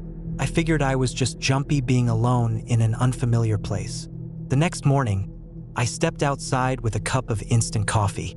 The air was heavy and wet. Fog clung low over the ground, and visibility was maybe 30 yards in any direction. I walked around the cabin slowly. Everything seemed normal until I noticed a single boot print in the mud by the side of the porch. Just one, deep, facing the woods. I stared at it for a while. It wasn't mine, too big, and I hadn't gone that way the day before. It looked fresh. I walked a slow circle around the cabin, scanning the ground.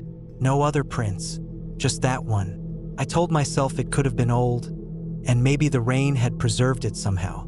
Maybe it was Darren's uncle, maybe a hunter. I didn't know, but it stayed with me all morning. I hiked up the hill behind the cabin that day. The trail was overgrown, barely visible in places. At the top was an old fire watch post, just a rusted frame now with a ladder halfway missing. The wind was stronger up there. I looked down over the trees and thought I saw a flash of something moving through them, but it was far off and I couldn't be sure. By the time I got back, I was tired. I spent the afternoon chopping wood and cleaning up around the cabin. I cooked again that night, just some rice and beans, and this time I built a small fire in the ring out back. I didn't enjoy it like I thought I would. I kept looking at the tree line, listening for movement. Every crack of a branch made my pulse jump. Around 9 p.m., I doused the fire and went inside. I checked all the windows, made sure the generator was full, and locked the door again. I left the flashlight right beside my head this time. Still couldn't sleep. Sometime after midnight, I heard the porch creak. Not loud, but enough. I sat up and listened. There was another sound, a soft shuffle, like weight shifting on old wood. I didn't move for a full minute. My heart was thudding hard. Then I slid out of bed and crept to the front window. I pulled the curtain back just an inch. There was someone standing out there. He was facing the door, wearing a dark coat and what looked like a hood. Couldn't see his face. He was just standing there, still. I don't know how long I watched. Felt like forever. My brain was spinning in circles. How did he get here? Did he follow me? Was he just some drifter? I backed away and went to the back window. No one there. The woods were black. I looked again at the front, but the man was gone. I didn't sleep after that. Just sat in the corner with the flashlight and the hatchet in my lap. I kept thinking I heard footsteps outside, but they never came close again. When the sky finally turned gray, I packed everything. I was leaving. I didn't care how early it was. As I opened the front door, I found something tucked into the handle. A strip of cloth, red and damp, tied in a knot. It wasn't there the night before. I threw it into the fire pit and kicked dirt over it. I loaded the car fast, didn't bother to eat. As I backed out of the clearing, I caught one last look at the woods behind the cabin. There was movement, just a flicker between the trees, a flash of that same dark coat. I drove fast down the gravel road, tires slipping in the mud. I didn't stop until I hit the highway. I didn't call the police. What would I even say? A man stood on my porch, left a cloth in my door? They wouldn't do anything. And maybe he was just some messed up loner living in the woods. Maybe he thought it was funny. But here's the part that stuck with me most. When I got home and started unpacking, I opened my cooler to toss the remaining ice and found something under the bag of apples I hadn't touched. A photo. It was a printed 4x6 photo. Glossy, the kind you get at Walgreens. It was a picture of the cabin, taken from the edge of the woods, at night, and in the bottom corner of the photo, barely visible in the shadow, was a sliver of my face looking out the window. I don't know when he took it. I sat on the floor for a long time holding that photo. My hands were shaking. It hadn't rained the night before, so he must have slipped it in when I was asleep, into the cooler, inside the locked cabin. That means he'd been inside. I changed the locks on my house the next day, bought a security system, cameras, motion lights, everything. I still have that photo sealed in a drawer. I haven't gone back to the woods since, and I never will.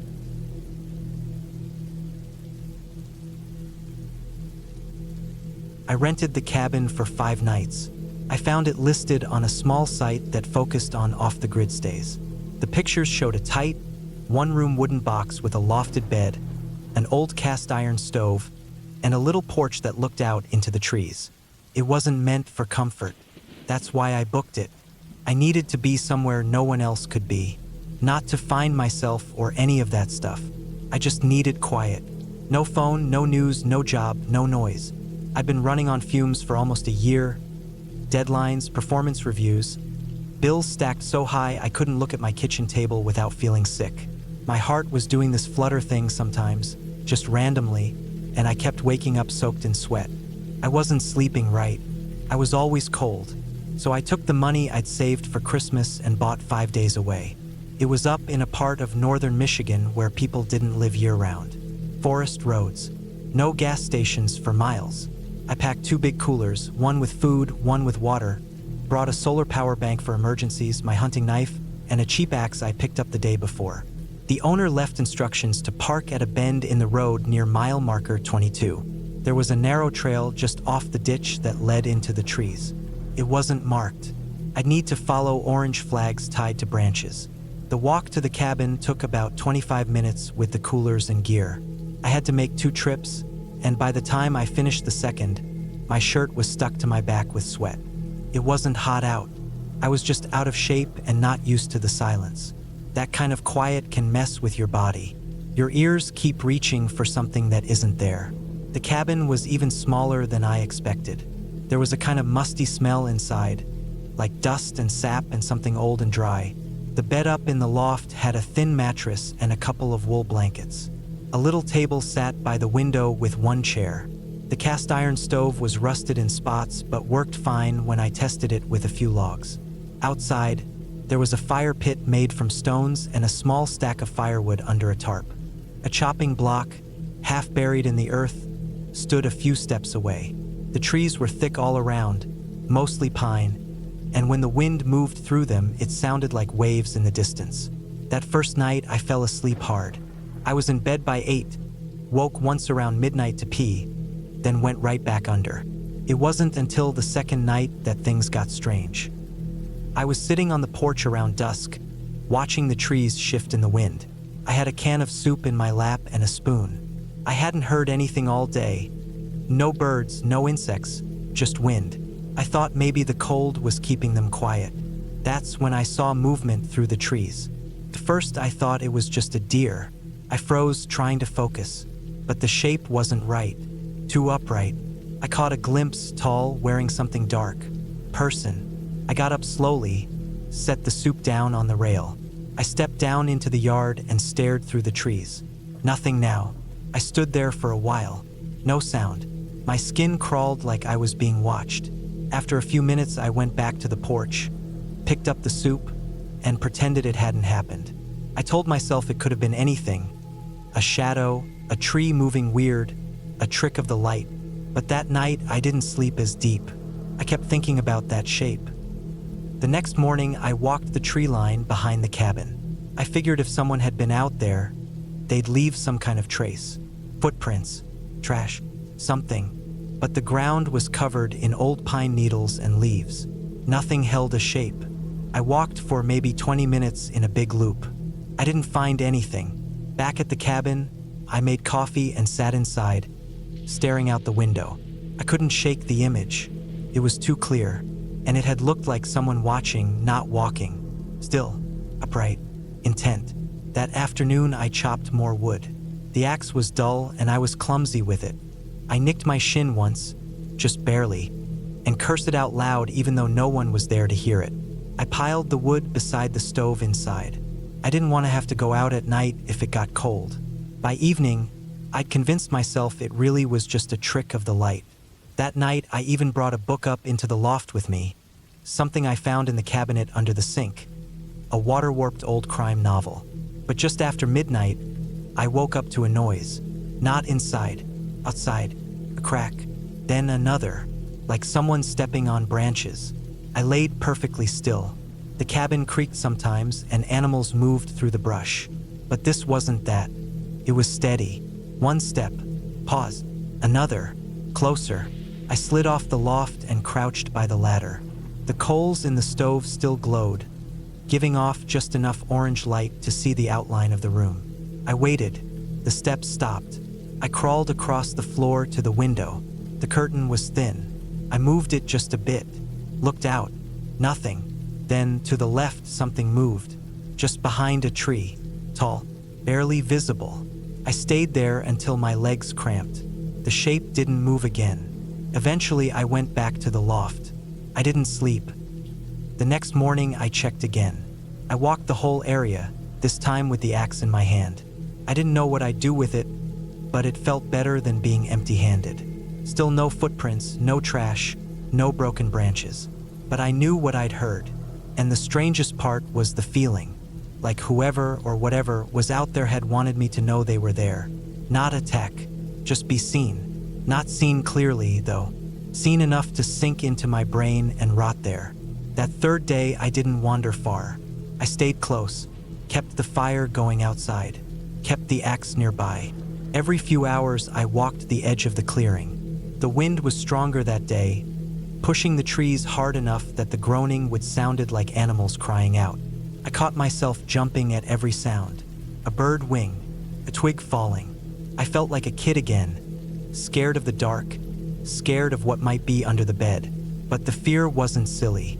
Felt accurate, like my body was telling me something my brain wouldn't say out loud yet. That night, I didn't go up to the loft.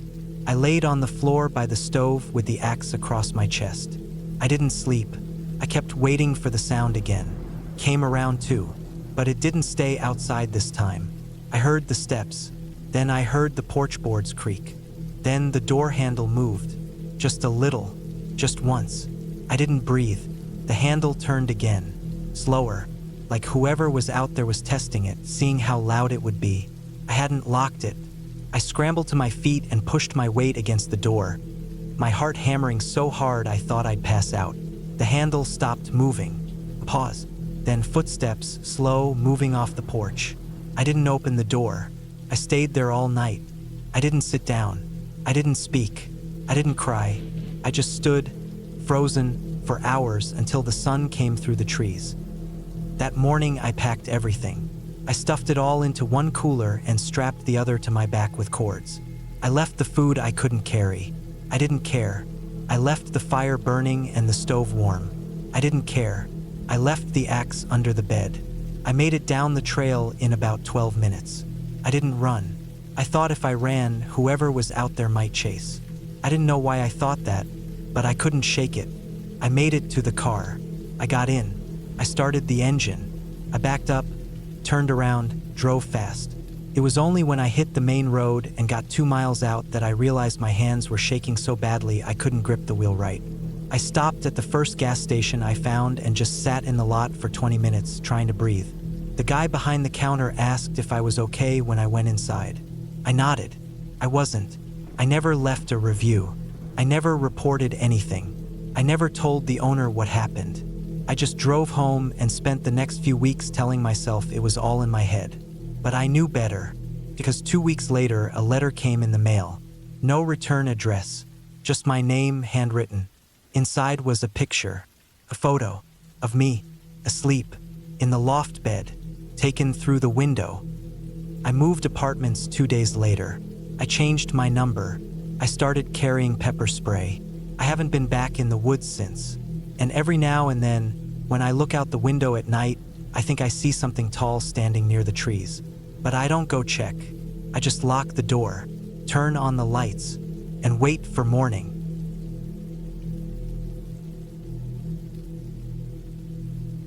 I didn't grow up thinking I'd ever spend more than a night alone in the woods. I liked nature, sure. I went on hikes sometimes. I'd done a couple of weekend camping trips with friends when I was younger. But I wasn't one of those people who dreamed about living off-grid or building a cabin with my own 2 hands. That just wasn't me. I was a city person, born and raised in the middle of buildings and sirens, comfortable with sidewalks and streetlights. The woods were a break from that, not a way of life. But things change. Life throws stuff at you. You reach a point where noise and people and obligations become too much, and you find yourself looking for quiet. Not the kind of quiet you get by wearing noise-canceling headphones or sitting in your car for 5 minutes after work. I mean real quiet, I wanted to stop hearing everything. So when I saw the listing for a month-long cabin rental deep in the woods of northern Montana, I booked it. No phone service, no internet, closest neighbor, 5 miles. I remember the ad saying, "For those who truly want to be alone." That was the whole appeal. I wanted to be alone. I needed it. Getting there was harder than I expected.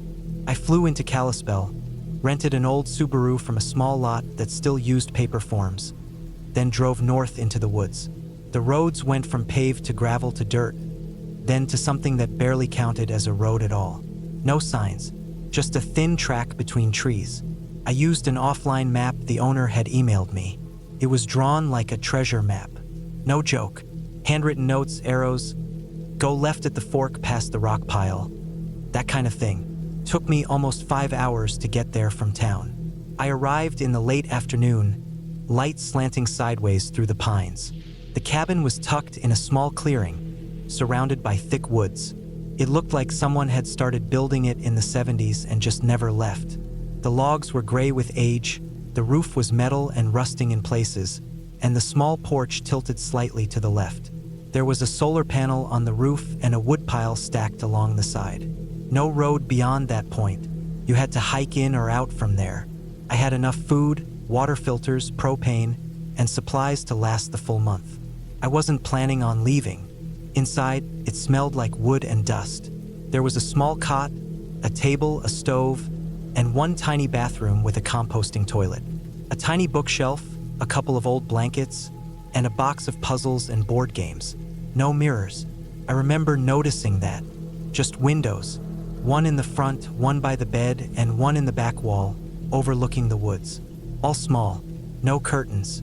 I unpacked, lit a few candles, and sat on the porch as the sun went down. It was quiet, the kind of quiet that hums in your ears because you're not used to it. No cars, no people, just trees creaking and wind moving through branches. I remember thinking, this is what I wanted, but it didn't take long for that silence to start feeling heavy. The first night, I barely slept. Every sound snapped me awake. A branch falling in the woods made my heart jump. I wasn't afraid exactly, just tense, alert. I kept imagining things outside the cabin. Not people or monsters or anything like that. Just animals, bears, cougars, wolves. I knew they were out here. I'd brought bear spray, a hunting knife, even a small revolver just in case. But still, when you're lying in a wooden box miles from anyone, every scrape or crackle outside sounds too close. The days were better. I'd get up, make instant coffee, walk the trails near the cabin. There were no official paths, just animal trails and narrow clearings. I followed some of them, marked a few trees with tape to avoid getting lost. The forest stretched in every direction, thick and uneven. Hills and gullies and streams that disappeared underground. It was beautiful but easy to get turned around. I never went far, maybe a mile or 2 at most, always back before dark. On the 5th day, I found something strange. I was walking a trail northeast of the cabin, following a creek bed. It was dry, just rocks and mud and fallen branches. About 30 minutes in, I came across a clearing that didn't feel right. It wasn't just a natural gap in the trees. Something had cleared it. The trees around the edge had been cut, not fallen. Clean stumps. The grass in the center was flattened, as if something heavy had been there. I saw burn marks, black ash in a small circle. Not fresh, but not old either. Maybe a few weeks. Someone had camped here, but there were no footprints, no gear, no trash. Just marks. I stood there for a while, listening. Nothing moved. No birds, no wind. Just dead still. I walked the perimeter. I counted 8 trees cut down, all in a rough ring. One of them had deep gouges in the bark, long and straight, like someone had dragged something sharp across it over and over. Not random, though. Parallel lines. I didn't know what it meant, but it made me uneasy. I backed out and went straight back to the cabin. That night, I locked the door and pulled the table in front of it. Slept with the revolver on the cot next to me. Still no phone service. Still no internet. I wrote in my journal and told myself it was nothing. Maybe hunters. Maybe someone had made a campfire and left, but it didn't feel like that. It felt like something had happened there and I wasn't supposed to see it. A few days passed.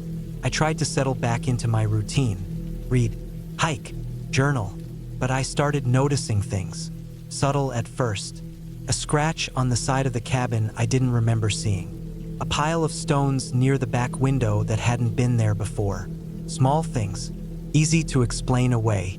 Then I started hearing noises at night. Not animals, not wind. Footsteps. Slow, heavy footsteps circling the cabin. Not running, not sneaking, just walking. I'd hear them around 2 or 3 a.m. They'd start at the front, move to the side, then stop under the back window. I'd sit up in bed, heart pounding, clutching the revolver. I never saw anything. I never opened the door, but I knew someone was out there. One morning, I found a small mark on the window glass. A smear, like a fingerprint, too high to be mine, too wide. I cleaned it, but the next night it came back. I started staying up all night, sleeping during the day. I stopped hiking. I kept the lights off and sat in the dark with the gun on my lap, waiting, listening. Sometimes I'd fall asleep sitting up, then jerk awake to silence. Or not silence, something just beyond it. A feeling. On day 16, I found something under the cabin. I'd gone out to chop wood, trying to act normal, keep busy. While stacking logs near the porch, I noticed something shoved under the foundation, just past the edge, where the logs sat on stone blocks. I got on my stomach and reached in. It was a trail cam, one of those motion-activated wildlife cameras. Dirty, scratched, with a cracked lens.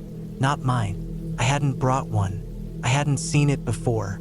It was pushed way back, almost hidden. I pulled it out and turned it over. The battery compartment was empty, and the SD card was gone. Whoever left it didn't want it found, or didn't want it working. But why put it under the cabin? What were they trying to watch? That night, I didn't sleep at all. I sat with the gun, staring at the front door. Every time a branch snapped or something shifted outside, I flinched. Around 3 a.m., I heard footsteps again. Slower this time, heavier. They stopped right on the porch. Then nothing, just stillness. I didn't move. I didn't breathe. I waited. Minutes passed. Then I heard something I can't forget. Breathing. Not mine. Not an animal. Right outside the door. Slow, steady breathing. Just standing there, listening. It lasted maybe 2 minutes. Then it stopped. I didn't hear footsteps walking away. Just silence. The first light, I opened the door. Nothing. No tracks. No sign of anyone. Just trees. I walked the clearing, checked the woods. Nothing. But that didn't mean no one had been there. I went inside and started packing. I planned to stay a full month. I was halfway through, but I couldn't do it anymore. Something was wrong. Not in a ghost story way. In a real way. A someone is watching me way. I wasn't alone out there. I loaded my pack with just the essentials. Food, water, the revolver. I left the rest. I locked the cabin out of habit, then headed out down the trail. I hiked for hours, retracing my route from 2 weeks earlier. But something was off. Landmarks were wrong. The rock pile by the fork was gone. The tree I'd marked with tape was broken at the base, like someone had cut it. I felt turned around, lost. I checked the map, followed the sun, tried to stay calm. By late afternoon, I realized I was walking in circles. Panic set in. I trained for this in theory. I knew how to stop and regroup.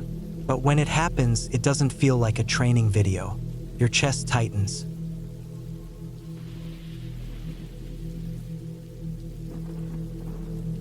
I don't go into the woods anymore. I don't care how quiet they are or how fresh the air smells.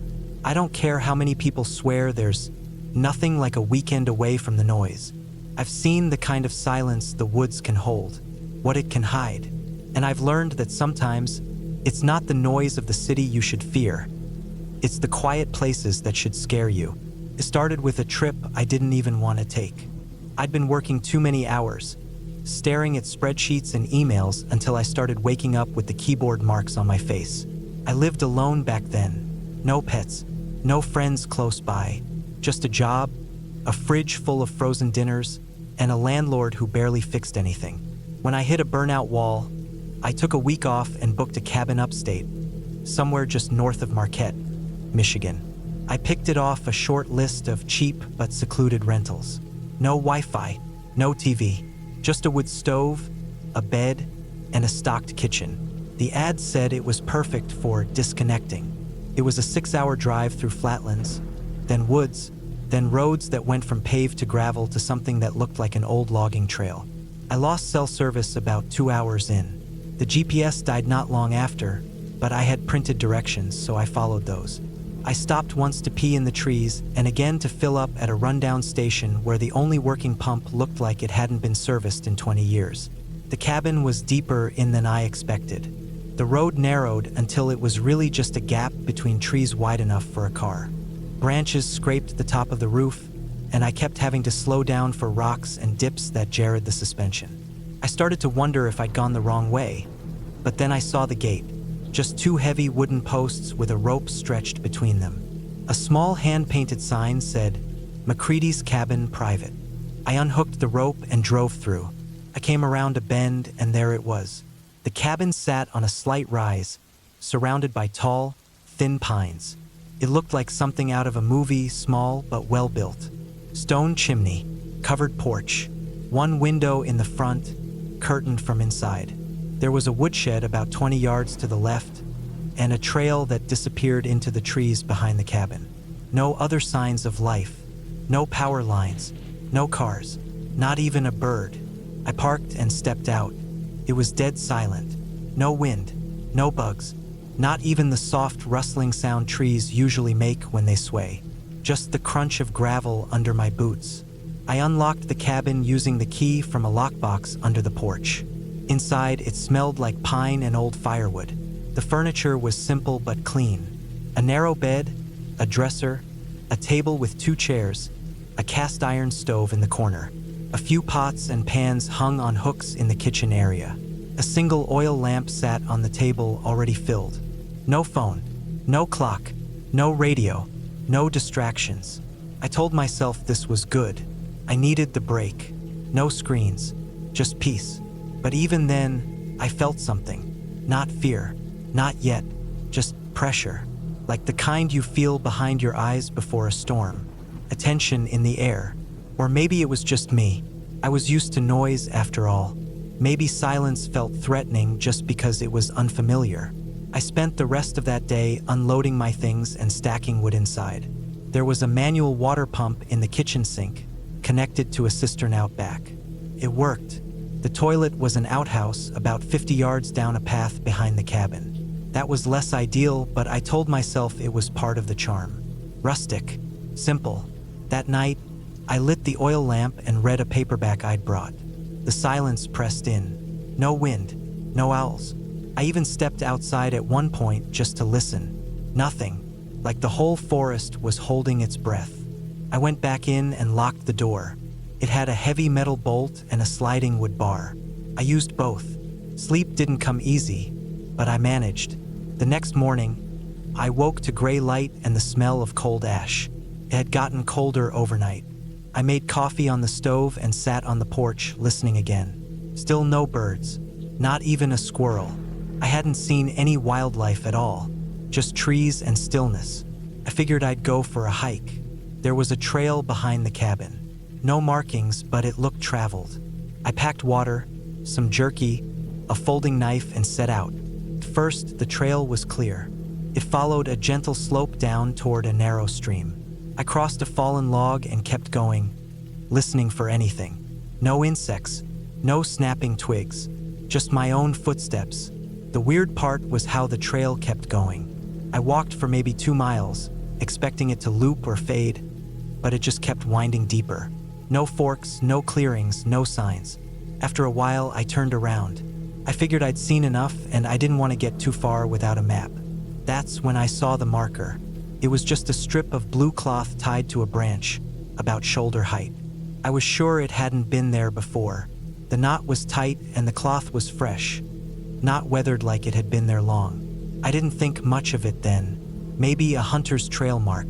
I kept walking, But then I saw another, about 100 feet ahead. Then another. 3 blue cloth strips, evenly spaced, all tied at shoulder height, all fresh. I started to feel something in my gut. Not fear exactly, just wrongness. I kept walking. I didn't stop to untie them or look closer. I just moved faster until I got back to the cabin. The rest of the day was quiet. I made lunch, chopped some kindling, read more of my book. But I kept thinking about the cloth. Why mark a trail that doesn't lead anywhere? And why behind a private cabin? That night, I locked the door again. This time, I shoved a chair under the handle too. I slept badly. The third day is when it turned. I woke up to footsteps, slow, crunching on the gravel outside. I froze in bed. It was just past dawn. Gray light coming through the curtains. I hadn't heard a car. No engines. Just footsteps. They circled the cabin once, paused, then kept going. I didn't move. I stayed in bed, heart hammering. Whoever it was didn't knock, didn't try the door, just walked around and left. When I finally got up, I stepped outside. No footprints in the gravel, no sign of anyone, but the silence was deeper, heavier, like the woods were watching. I decided not to hike again. Instead, I stayed close, cooked, wrote a little in a notebook. I thought about packing up and leaving early, but the road was rough, and I'd only brought enough gas to get back. The nearest station was hours away, so I stayed. That night, I made a fire in the stove and listened. I didn't read. I didn't cook. I just sat watching the flame through the little glass door. Then I heard the tapping. It started soft, a light tick against the back window, the one facing the woods. I didn't get up. I just sat there, holding my breath. Another tap, then another, like a fingernail against glass. I blew out the lamp and sat in the dark. After a few minutes, it stopped. I didn't sleep. In the morning, I found something on the porch, a blue strip of cloth, tied around the handle of the axe I'd left by the woodpile. The knot was tight. The cloth was the same as the ones from the trail. That's when I knew someone was out there, watching. Not a hunter, not a lost hiker, someone who wanted me to know they'd been close.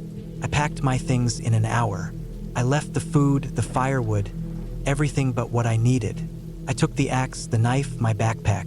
I filled 2 bottles with water and left. But when I got to the road, the rope was back, stretched tight between the gate posts, tied with the same blue cloth. I cut it and drove through, fast. The road felt longer than I remembered, the turns sharper. I had to stop twice to move fallen branches that hadn't been there before. Once I reached the gravel stretch, I gunned it, tires spitting stones. When I hit pavement, I didn't stop. Not even when I got a signal and my phone buzzed back to life. I just drove until I reached a diner near the interstate. I sat in the booth for 2 hours, not eating, just shaking. I didn't report it. What would I say? That someone walked near a cabin and left some cloth? That I heard tapping on a window? There was no proof, no damage, just a feeling, just fear. I drove home and never looked back. A week later, I checked the listing. Gone. The page was offline. No cabin. No McCready's anything. I reverse searched the address. Nothing came up. I called the number from the reservation email. Disconnected. It was like the place had never existed. But I know what I saw.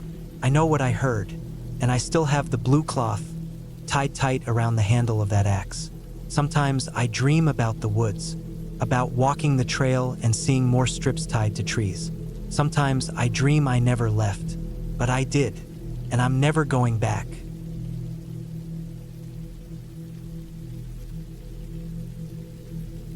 I had always been drawn to the solitude of the wilderness, the idea of escaping the constant hum of city life, of immersing myself in the raw beauty of nature, had a certain allure that I couldn't resist. So, when I stumbled upon an old, secluded cabin nestled deep within the dense forests of the Pacific Northwest, I knew I had found my sanctuary. The cabin was a modest structure, weathered by time and the elements. Its wooden exterior bore the scars of countless storms, and the roof sagged slightly under the weight of moss and fallen leaves. Yet, despite its dilapidated appearance, There was a charm to it, a sense of history and resilience that spoke to me. I decided to make it my home for the summer, a place where I could disconnect from the world and find solace in the embrace of nature. The journey to the cabin was arduous. The narrow dirt road that led into the forest was overgrown with vegetation, making it nearly impassable. I had to abandon my car a few miles away and proceed on foot, carrying only the essentials in my backpack. The forest was dense, with towering trees that formed a canopy overhead, casting the path in perpetual twilight.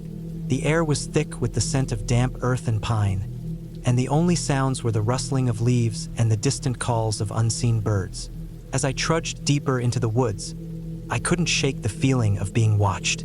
Every so often, I would catch a glimpse of movement out of the corner of my eye, a shadow darting between the trees, a flash of fur or feathers.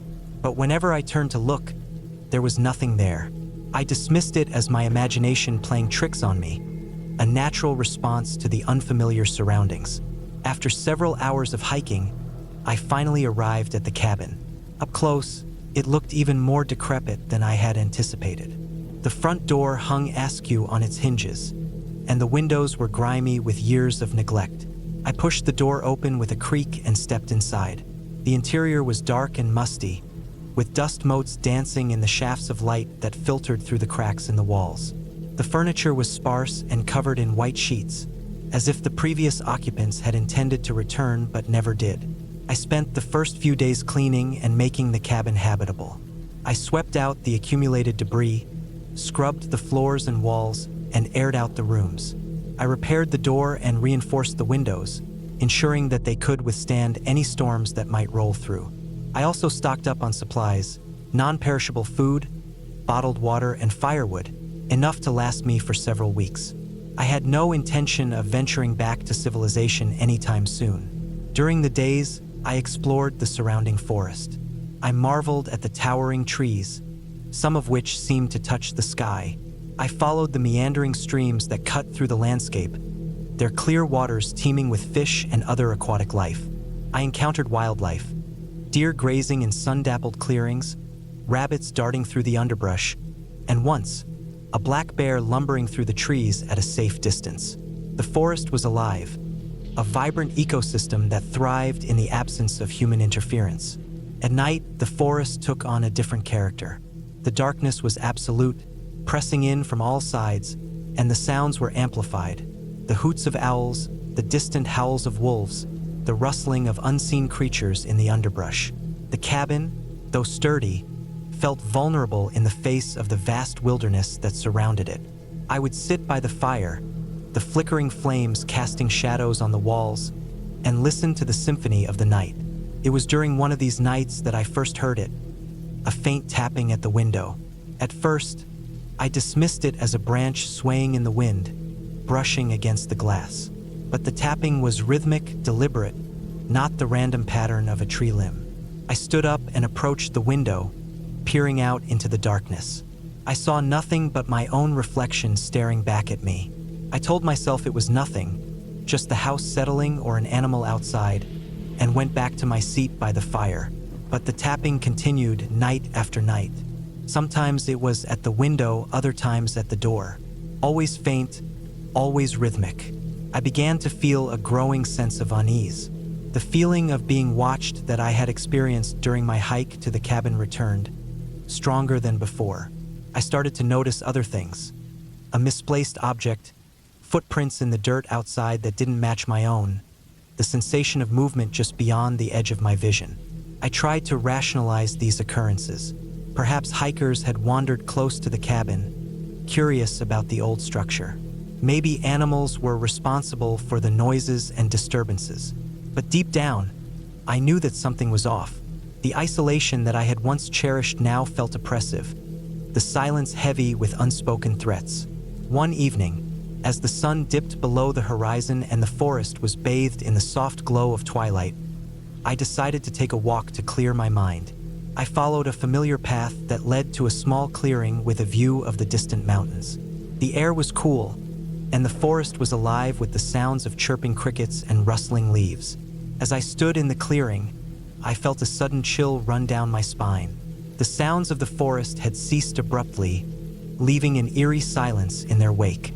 I turned to head back to the cabin, a sense of urgency propelling me forward. As I walked, I couldn't shake the feeling that I was not alone. Every rustle of leaves, every snap of a twig, sent my heart racing. I quickened my pace, the cabin now visible through the trees. As I reached the front door, I noticed that it was slightly ajar. I was certain that I had closed and locked it before leaving. I hesitated for a moment before pushing it open and stepping inside. The interior was dark, the dying embers of the fire casting a faint glow. I reached for the flashlight that I kept by the door and flicked it on. The beam of light cut through the darkness, revealing the familiar furnishings of the cabin. Everything appeared to be in place, but the sense of unease lingered. I decided to do a thorough check of the cabin, room by room. As I moved through the space, I couldn't shake the feeling of being watched. I checked the windows and doors, ensuring that they were secure. Satisfied that everything was in order, I returned to the main room and stoked the fire, adding more logs to chase away the chill. As the flames roared back to life, casting dancing shadows on the walls, I settled into the armchair, attempting to calm my frayed nerves. The tapping began again, this time louder and more insistent. It was coming from the back door. I stood, my heart pounding in my chest. I grabbed the flashlight and a sturdy piece of firewood, gripping it tightly as I made my way to the back of the cabin. The tapping continued, rhythmic and deliberate. I reached the door and took a deep breath before unlocking it and pulling it open. The flashlight beam illuminated the empty forest beyond. There was no one there. I stepped outside, the cool night air biting at my skin. I scanned the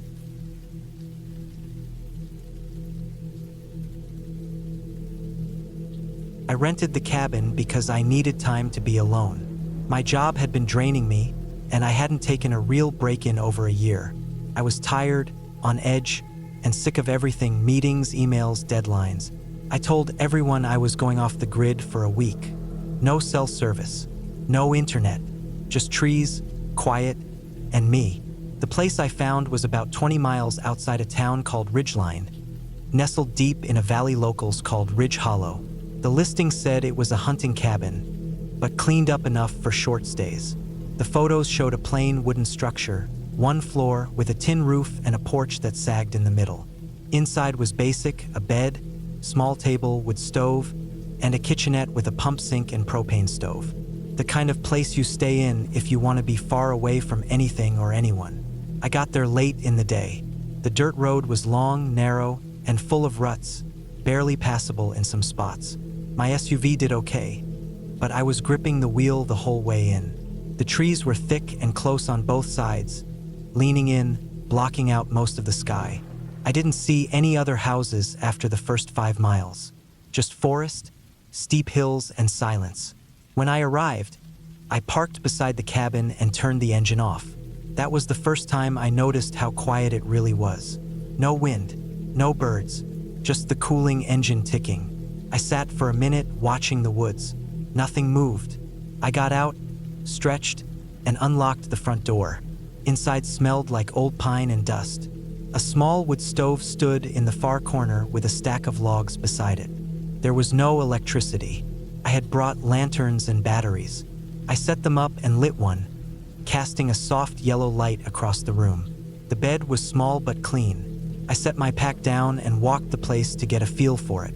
It was just one big room with a narrow back hallway that led to a small bathroom with a composting toilet and a hand crank shower. The windows all had old curtains, heavy and faded. I unpacked some food, grabbed a bottle of water, and sat on the porch until it got too dark to see. That night, I built a small fire in the stove, laid down in the bed, and listened to the silence. It took me a long time to fall asleep. The next morning, I felt better. I woke early, around 6, and made instant coffee on the propane stove. The air smelled like wet leaves. It had rained sometime during the night. I stood outside with my coffee, breathing in the cold, damp air. The forest was still quiet. Too quiet, I thought. I grew up near the woods, and there were always birds, squirrels, something. But here, nothing. That bothered me a little, but I pushed it aside. I hiked a couple miles down a game trail behind the cabin that led up to a ridge. The hike was steep in places, and the trail narrowed the farther I went. I stopped at a small overlook and sat on a rock for a while. From up there, I could see the tree canopy spread out like a carpet of green and gold. I didn't see any rooftops or roads, just endless forest. Felt good. I headed back down around noon, made lunch, and spent the rest of the day reading and writing in my notebook. Felt good to disconnect. I didn't hear anything strange that day, but I couldn't shake the sense that something was off, like I was being watched. It was small at first, just a twinge in the back of my mind, but it grew. The next day I went out again. This time I went the opposite direction, toward a small creek I'd seen on the map. I hiked about 3 miles out and followed the creek upstream. I didn't see any tracks or signs of people, but I did find something that made me stop. About 100 yards upstream, I saw an old boot wedged between some rocks. It was waterlogged and falling apart, but it looked modern, like something someone could have lost last year.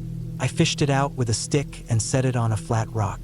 It was a work boot, the kind loggers wear, size 10, maybe 11. I looked around but didn't see anything else. No bag, no clothes, no sign of who it might have belonged to. I kept going another half mile, but I couldn't focus. That boot sat in the back of my mind like a stone. Eventually, I turned back and hiked in silence. I kept checking over my shoulder. Still no animals. Still no birds. That night, I couldn't sleep. Every time I closed my eyes, I'd hear something. A crack of a branch. A shuffle.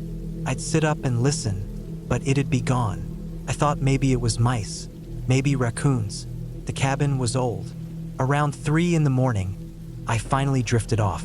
I woke an hour later to a sound I couldn't explain. A high, ragged breathing, wet and uneven, right outside the window. I didn't move. I lay still in the bed, staring at the ceiling. The breathing stayed for maybe 30 seconds, then stopped. I didn't sleep again that night. The next morning, I walked the perimeter of the cabin. I didn't see tracks. The ground was covered in pine needles and old leaves. If someone had come close, they'd have to be light-footed. I decided to check the trail cameras I'd set up on day 1. I had brought 3 with me, mounted them on trees in different directions around the cabin. I walked out to each one and checked the SD cards. The first 2 showed nothing but wind and trees. The third, the one facing the narrow path behind the cabin, had something on it. At 2:57 a.m., the infrared caught a figure. It was standing about 30 feet from the camera, just inside the tree line. The figure was tall, broad-shouldered, wearing what looked like a dark coat. I zoomed in. The face was too blurry to make out. It didn't move in the next few frames. It just stood there, facing the cabin. I packed up the cameras and brought them inside. I sat at the table and stared at the images. I tried to convince myself it was just a hunter, maybe someone checking traps. But why would they be out there at 3 a.m., standing still in the trees? That day, I didn't leave the cabin. I stayed inside, windows closed, and kept the stove cold so there was no smoke. I didn't want to give away that I was in there. I kept quiet, moving only when I needed to. Just after sundown, I turned off the lantern and sat in the dark, staring out the window toward the woods. I waited. Hours passed. My legs cramped. My back ached. Then, sometime after midnight, I heard something. It started with footsteps, slow, crunching leaves. Then a scraping sound, like something dragged over the porch. I didn't move. I didn't even breathe. The footsteps circled the cabin. I heard them pause under the bedroom window. Then came the breathing again. The same wet, heavy breathing I'd heard the night before. It was closer now. Something touched the wall. I heard fingers, at least I thought they were fingers, slide along the wood siding. Then they stopped. Silence. Minutes passed. Nothing. Then came a single knock. Not a loud one, just a soft, deliberate tap on the wall beside the window. I stayed frozen. My heart pounded so hard I thought it might give me away. I held my breath for so long my chest burned. After another few minutes, I heard the footsteps retreat, slowly, then fade into nothing. I didn't sleep at all that night. The next morning, I made a decision. I was leaving. I packed everything as quickly as I could. Food, gear, cameras. I shoved it all into the SUV. I didn't even clean the place. I just locked the door and started the engine. I drove fast down that rough road. Too fast for the ruts. My tires skidded once on a patch of wet leaves and I nearly hit a tree. But I kept going. I didn't stop until I was back on the highway. I stayed in a cheap motel that night, 10 miles outside Ridgeline. Locked the door, pulled the curtains, and left the TV on just for noise. I looked at the trail cam photo again. The figure in the woods. The way it stood so still. The way it looked at the cabin. I thought about reporting it, but what would I say? That someone stood in the woods near my rental cabin? That I heard breathing? Back home, I did some digging. Ridgeline had no police department, just a sheriff's office with 2 deputies. I called them anonymously and asked if there had been any missing persons reports near Ridge Hollow. The deputy paused before answering. Then he said yes, there had been. A man named Carl Dent, age 42, went missing 8 months ago. He'd been hiking alone, never found. I asked if he wore work boots. The deputy said, "Yeah." "Why?" I hung up. That was 6 months ago. I haven't been back. I've thought about it, especially when I see empty cabins listed online. But every time I think about the cold breathing, the camera footage, the knock on the wall, I stop. Whoever it was out there wasn't trying to rob me. They weren't looking for help. They knew I was in that cabin. They came back more than once, just to stand there, just to listen, just to remind me that I wasn't alone. Sometimes I wonder what would have happened if I'd opened the door, or made a sound, or waited one more night. But I didn't. I got out, and that's the only reason I'm still here.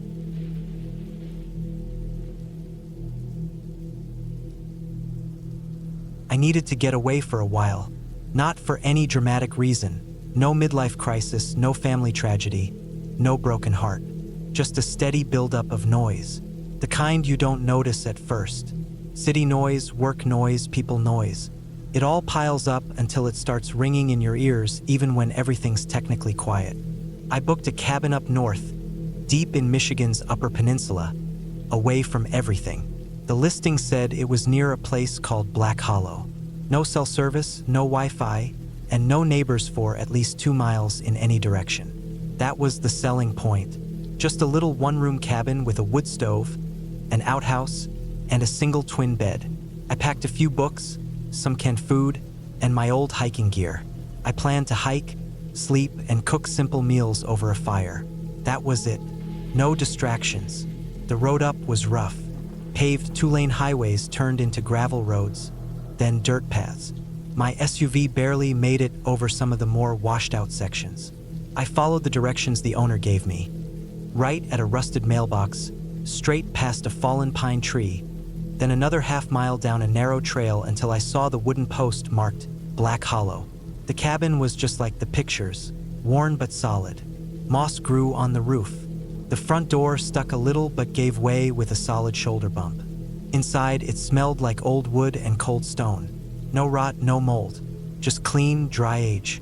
I dropped my backpack on the floor, lit one of the lanterns, and sat on the edge of the bed. The first night was uneventful. I made a small fire in the ring outside, heated a can of stew, and watched the sky go from blue to black in a slow, satisfying fade. Stars came out in numbers I hadn't seen since I was a kid camping with my dad. No headlights, no planes, no hum of civilization. Just wind through the trees and the occasional crack of a branch settling. The quiet felt strange at first. I thought I'd revel in it immediately, but I found myself listening too hard. Every twig snap made my ears perk up. It wasn't fear exactly, just awareness, like my body knew it wasn't at the top of the food chain anymore. By the third day, I had started to settle into a rhythm. Wake up with the sun, make coffee over the fire, hike a few miles into the woods, return before dusk, eat, read, sleep. Simple, clean. It was on the 5th morning that I saw the boot print. I was about half a mile out, following an old logging road. The path was overgrown and littered with pine needles, but it was still clearly a trail. I wasn't looking for anything, just stretching my legs. That's when I noticed the print off to the side in the soft mud, fresh, maybe a few hours old. The tread was deep, clearly defined. A man's boot, not a hiking shoe either, something heavier, more industrial. Maybe steel toe. It was facing the way I came from, angled slightly toward the trees. I looked around. No other prints. No broken branches. No sound. I told myself someone else must be hiking out here. Maybe a hunter, though it wasn't deer season. Still, it wasn't illegal to walk the woods. I kept going, but I started glancing over my shoulder more often. That night, the wind picked up. The trees groaned and creaked. The cabin walls held firm, but I felt the draft through the gaps around the window frames. I stoked the fire in the stove and tried to read, but I couldn't focus. Every few minutes, I thought I heard something outside. Not animals, something slower, more deliberate, like footsteps in dead leaves. I waited, listening hard. Nothing moved for hours. When I finally fell asleep, it was with the axe I'd used to chop firewood leaning against the side of the bed. The next morning, I found something hanging from the porch. It was a string, just a plain, thin cord, knotted at the top and dangling from the roof overhang. Tied to the bottom was a dead mouse, stiff and dry, like it had been caught in a trap days ago. The cord swayed slightly in the breeze. I stood there staring at it for a long time. My stomach felt heavy, like I'd swallowed a rock. This wasn't just odd, it was intentional. Someone put it there. Someone walked onto the porch in the night, tied it up, and walked away. I took it down and threw it deep into the woods. I didn't scream or panic. I didn't pack up and drive away. I probably should have, but I told myself it was just a stupid prank. Maybe the owner had neighbors closer than he said. Maybe someone saw me and thought it'd be funny to mess with the city guy. But from then on, I kept the axe with me at all times. I started noticing other things too. Scratches on tree trunks.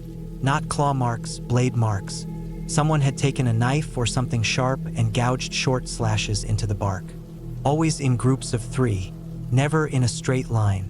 Sometimes high up, sometimes near the ground. I didn't know what they meant, but they didn't look random. One afternoon, I hiked further than usual, hoping to find some kind of clearing or maybe an old hunting blind. Instead, I found a fire pit. Not the one near my cabin. This was deeper in, less tidy, with blackened rocks and a ring of scorched earth. Around it were bones. Small animal bones, rabbits, maybe squirrels. Cleaned and broken, arranged in a neat circle inside the pit. That night, I didn't sleep. I sat in a chair facing the door, axe across my knees, and listened. I heard nothing for hours, but just after 2 a.m., I heard a creak from the porch. Just one, like someone had shifted their weight or stepped onto one of the loose boards. I didn't move. I didn't breathe. I waited. Nothing followed. No knock, no rattle of the door. Just silence. In the morning, I stepped outside. On the porch railing was a single feather. Long, gray, curved at the tip. It hadn't been there the night before. That was the moment I decided I was leaving. I packed everything, food, clothes, books, shoved it into my backpack, and hiked back to the SUV. I'd already made up my mind to drive south until I hit the first diner, call the cabin owner, and tell him he needed to take his listing down. Not because of ghosts or legends or anything like that, just because someone was out here, someone who didn't want company. But when I got to the SUV, the back window was smashed. Not with a rock, smashed inward. The glass was scattered across the back seat. Something heavy had been thrown or shoved into it. The tire jack was missing from the storage compartment. My rear tires were slashed. I stood there in the dirt, heart pounding. There were no fresh prints, nothing I could point to, just the wrecked car, the cold wind, and the woods watching me. Couldn't drive out. Even if I patched the tires, the window was a problem. It was too cold up here for that. And the jack being gone meant someone took it on purpose. I was stranded. I hiked back to the cabin before dusk, moving fast, not looking around. Every sound seemed louder. My own breath felt like it echoed. That night, I barricaded the door with the bed. I nailed the shutters closed with pieces of broken furniture. I wedged a chair under the doorknob. and I sat there in the dark with the axe. Just before sunrise, I heard something scrape across the outside wall. A long, slow drag, like metal on wood. I didn't move. I didn't check. When the sun finally rose, I opened the door and stepped outside. Carved into the doorframe, just above eye level, was a word. Stay. I stayed one more night. Not because I wanted to, but because I didn't have a choice. I spent the day building a sled from logs and rope. I loaded it with supplies, wrapped myself in layers, and marked the direction back toward the last known road using a compass. The next morning, I left the cabin behind. It took me nearly 8 hours to hike out. I stuck to the stream that ran about a mile north of the cabin, hoping it would lead me to a main road. I didn't stop. I didn't eat. I barely drank. I just moved.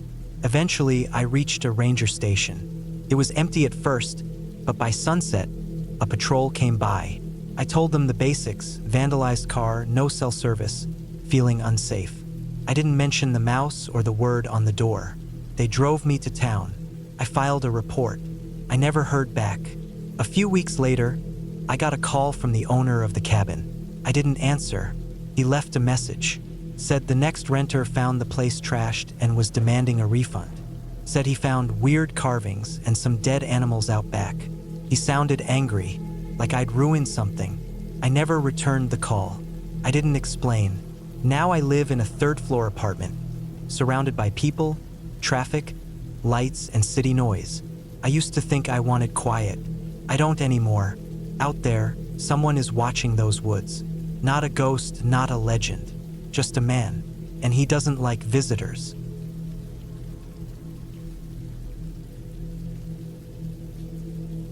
I never imagined that a simple weekend getaway could turn into the most harrowing experience of my life. It all began when I decided to escape the hustle and bustle of city life and spend some time alone in a remote cabin deep within the woods of northern Minnesota.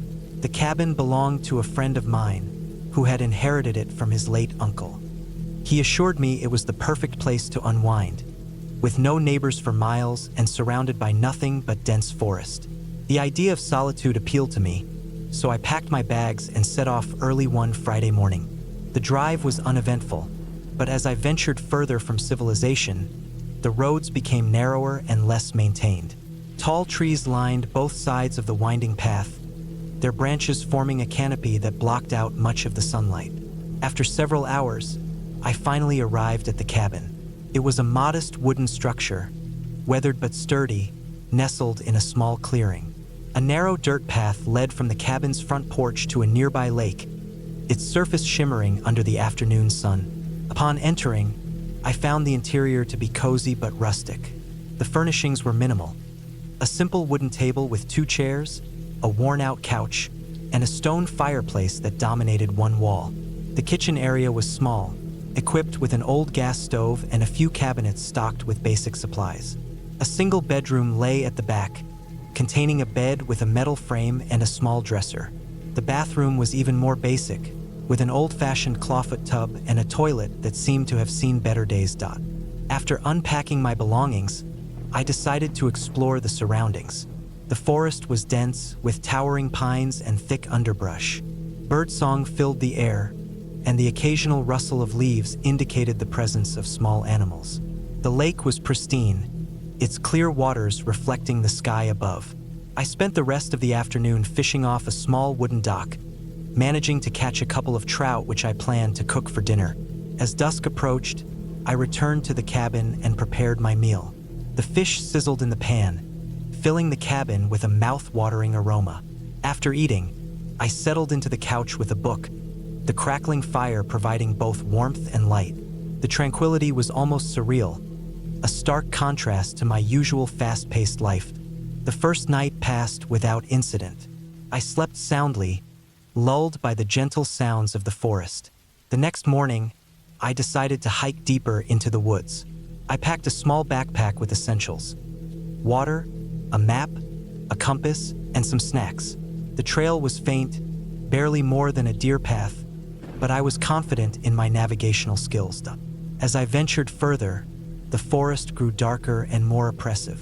The canopy overhead thickened, allowing only slivers of sunlight to penetrate. The air was thick with the scent of damp earth and decaying leaves. Despite the eerie atmosphere, I pressed on, eager to immerse myself in nature. After several hours, I realized I had wandered farther than intended. The sun was beginning to set, casting long shadows through the trees.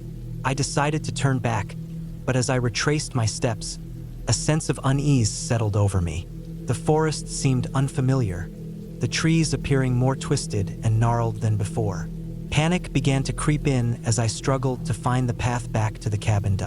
I took out my compass, only to find it spinning erratically, refusing to settle on a direction. Frustration mounted as I realized my map was of little use without a reliable bearing. I attempted to remain calm, reminding myself that panicking would only worsen the situation. I decided to continue in what I believed was the right direction, hoping to stumble upon a familiar landmark. As darkness enveloped the forest, the temperature dropped significantly. I hadn't anticipated being out this late and was ill-prepared for the cold. The sounds of the forest changed as well. The cheerful chirping of birds was replaced by the distant howls of wolves and the rustling of unseen creatures. Every snap of a twig sent my heart racing. After what felt like hours of wandering, I spotted a faint light through the trees. Relief washed over me as I hurried toward it, believing it to be the cabin. However, as I drew closer, I realized it was not my cabin but another structure entirely.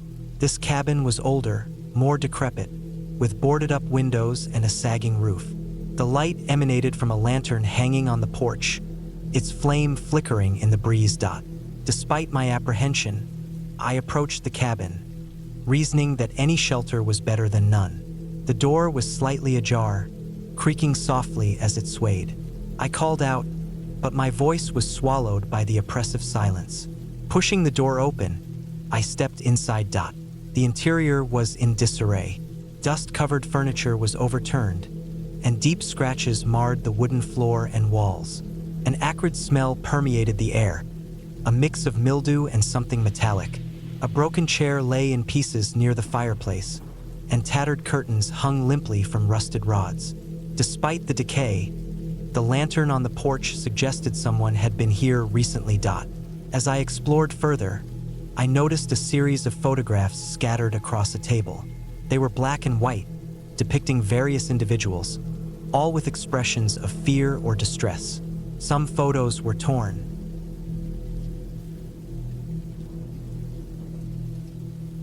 I needed a break. Not the kind where you go lie on a beach somewhere or hit up a spa. I mean the kind where you disappear. No phone, no noise, just space and silence. My job had been eating away at me for months. Long hours, short fuses, and the same four walls every day. I wasn't sleeping much. I was drinking too much coffee during the day and whiskey at night just to keep the pendulum swinging. Something had to give. I found the cabin by accident, scrolling late one night through some local listing site. No photos, just a few lines, asterisk off-grid cabin in the East Kentucky hills. Clean, quiet, 3 hours from Louisville, $120 a night. Bring your own supplies. Asterisk there was a phone number and nothing else. That sounded perfect. I called the number the next morning. A man answered and gave me a few directions. He spoke slow, as if he didn't care whether I booked or not. Just gave me a set of coordinates and said, asterisk stay as long as you want. Leave it clean. Asterisk that was it. By noon, I had groceries packed. Cans, dry goods, water, propane, and a loaded cooler. I threw everything in my Jeep and headed out. The drive was peaceful at first. After I left the city and the suburbs behind, the road narrowed and curved like a ribbon tossed on the ground. I passed fewer and fewer houses. After a while, the only signs of life were old trailers with rusted trucks in the yard, dogs tied to trees, the occasional four-wheeler. I kept checking the GPS. No service for the last hour, but the preloaded route was holding. I pulled into the woods on a gravel road around 4 p.m. It was barely wide enough for my Jeep. Branches scraped both sides. The sun was dropping fast behind the hills, and the air felt thick, humid. Bugs bounced off the windshield. The road twisted for another 2 miles before the trees broke open into a small clearing. There it was, the cabin. It was smaller than I expected. A single-story square of old wood, probably pine, darkened with age. The roof was tin and sloped down toward the back. A metal stovepipe poked up like a finger pointing into the sky. No porch, just a couple of steps and a bare wooden door. There was one small window on each side, both covered with shutters that were latched shut. I parked, killed the engine, and sat for a minute, listening. Nothing. No birds. No wind. Just the ticking sound of the cooling engine and the faint creak of trees. I grabbed my pack and walked up. The door creaked open easily. Inside, it smelled like wood smoke, dust, and old earth. The cabin was one big room with a cot in one corner, a table and chair in the middle, a small wood stove against the far wall, and a shelf with some tools and old books. A hand pump stuck up from the floor next to a metal basin. Probably for water, though I didn't know if it worked. I checked the place out. It was clean. No dust on the cot. No animal droppings. No signs of mold or leaks. Just old and bare. I liked it. Outside, I unpacked the Jeep. I brought in everything: food, water, lanterns, camp stove, sleeping bag, axe, even a small solar charger for emergencies. I set things up how I liked them, then stepped outside to breathe in the last light of the day. That first night, I made a can of chili, poured some whiskey, and sat on the cabin steps watching the trees. The sky faded into a deep purple, then black. I turned in early. No signal, no news, no scrolling, just silence. The quiet was thick. I didn't sleep great, but not because of fear. Just wasn't used to real darkness and silence. No sirens, no cars, not even crickets. I laid awake for a while listening to nothing, my mind running its usual laps, then finally drifted off sometime after midnight. The next morning, I woke up before dawn, made coffee on the camp stove, stepped outside into cool air. Mist hovered low over the trees. I stretched, cracked my back, and decided to hike a bit. The hills around the cabin were steep but not dangerous. I brought a compass, a knife, some water, and a couple of protein bars. I walked for hours, no trail, just a slow push through thick woods. Everything felt untouched. I didn't see a single footprint, not even a broken branch that looked fresh. Around noon, I stopped near a ridge and sat on a log, ate a bar, and let the quiet sink in. But then I noticed something strange. There was a tree nearby with what looked like a piece of rope nailed to it. I walked over. It wasn't rope, it was a strip of fabric. Old, sun-faded. It looked like it had been tied into a knot, then nailed to the trunk. I glanced around and saw another one about 20 feet away. Same knot, same nail. I followed them, 5 in total, spaced out in a wide curve along the ridge, all pointing in the same direction. Maybe some hunter's old markers, I thought. Still weird, though. I made my way back to the cabin a different way, circling down through a creek bed, then up another hill. I got back late in the afternoon. I was dirty, sweaty, and my legs ached. I lit the stove, made some soup, and sat on the step again, watching the woods. I started to wonder about the markers. That night, I woke up around 2 a.m. There was a sound outside. Not an animal, not a branch. It was a thump, heavy, slow, then silence. I stayed in the cot, heart thumping, ears straining. I figured maybe a deer wandered through or something fell. But then I heard it again, closer this time. Another thump. Something or someone was walking outside. I sat up slowly, reached for my flashlight. Didn't turn it on yet. Just waited. No more sounds. I waited for what felt like an hour. Nothing. No scratching. No breathing. Just stillness. Eventually, I laid back down. I didn't sleep. Next morning, I checked around the cabin. No tracks. The ground was dry. Nothing out of place. I tried to shrug it off, but something felt off now. That piece I'd found on the first day, it was gone. I stayed near the cabin that day. Chopped some wood, boiled water, reorganized gear. Tried to keep busy.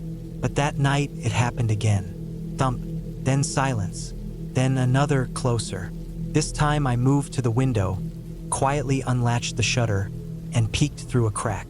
I saw nothing, But the sound, there was no mistaking it. Someone was out there. I opened the door slowly, stepped onto the top step, flashlight in hand, not turned on. I listened. Nothing. I flicked the light on and swept the clearing. Empty. I stepped down and walked a wide circle around the cabin. No eyes shining back. No movement. Just trees and thick dark. I didn't sleep again.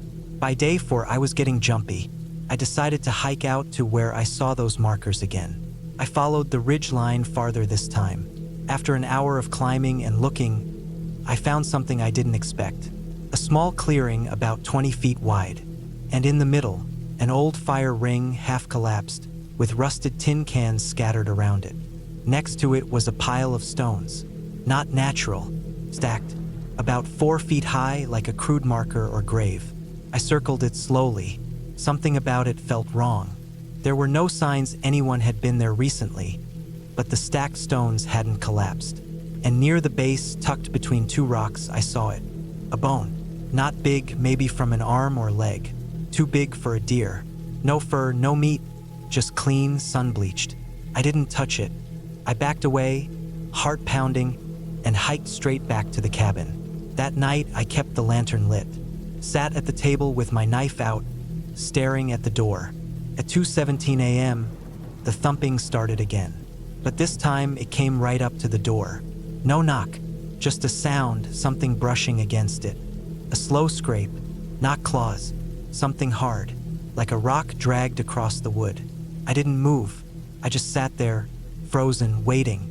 It stopped after a minute, then nothing. At dawn, I opened the door. A single rock was sitting on the step, not from the clearing. This one was white, smooth, looked like river stone. I packed my gear fast, loaded the Jeep. I was done. But when I turned the key, nothing. Dead. Battery was fine. Fuel was fine. I popped the hood, checked the lines. Everything looked normal, but it wouldn't start. I was stuck. I grabbed my map. Closest town was 15 miles northwest. If I cut through the hills. No roads, no trails, just forest.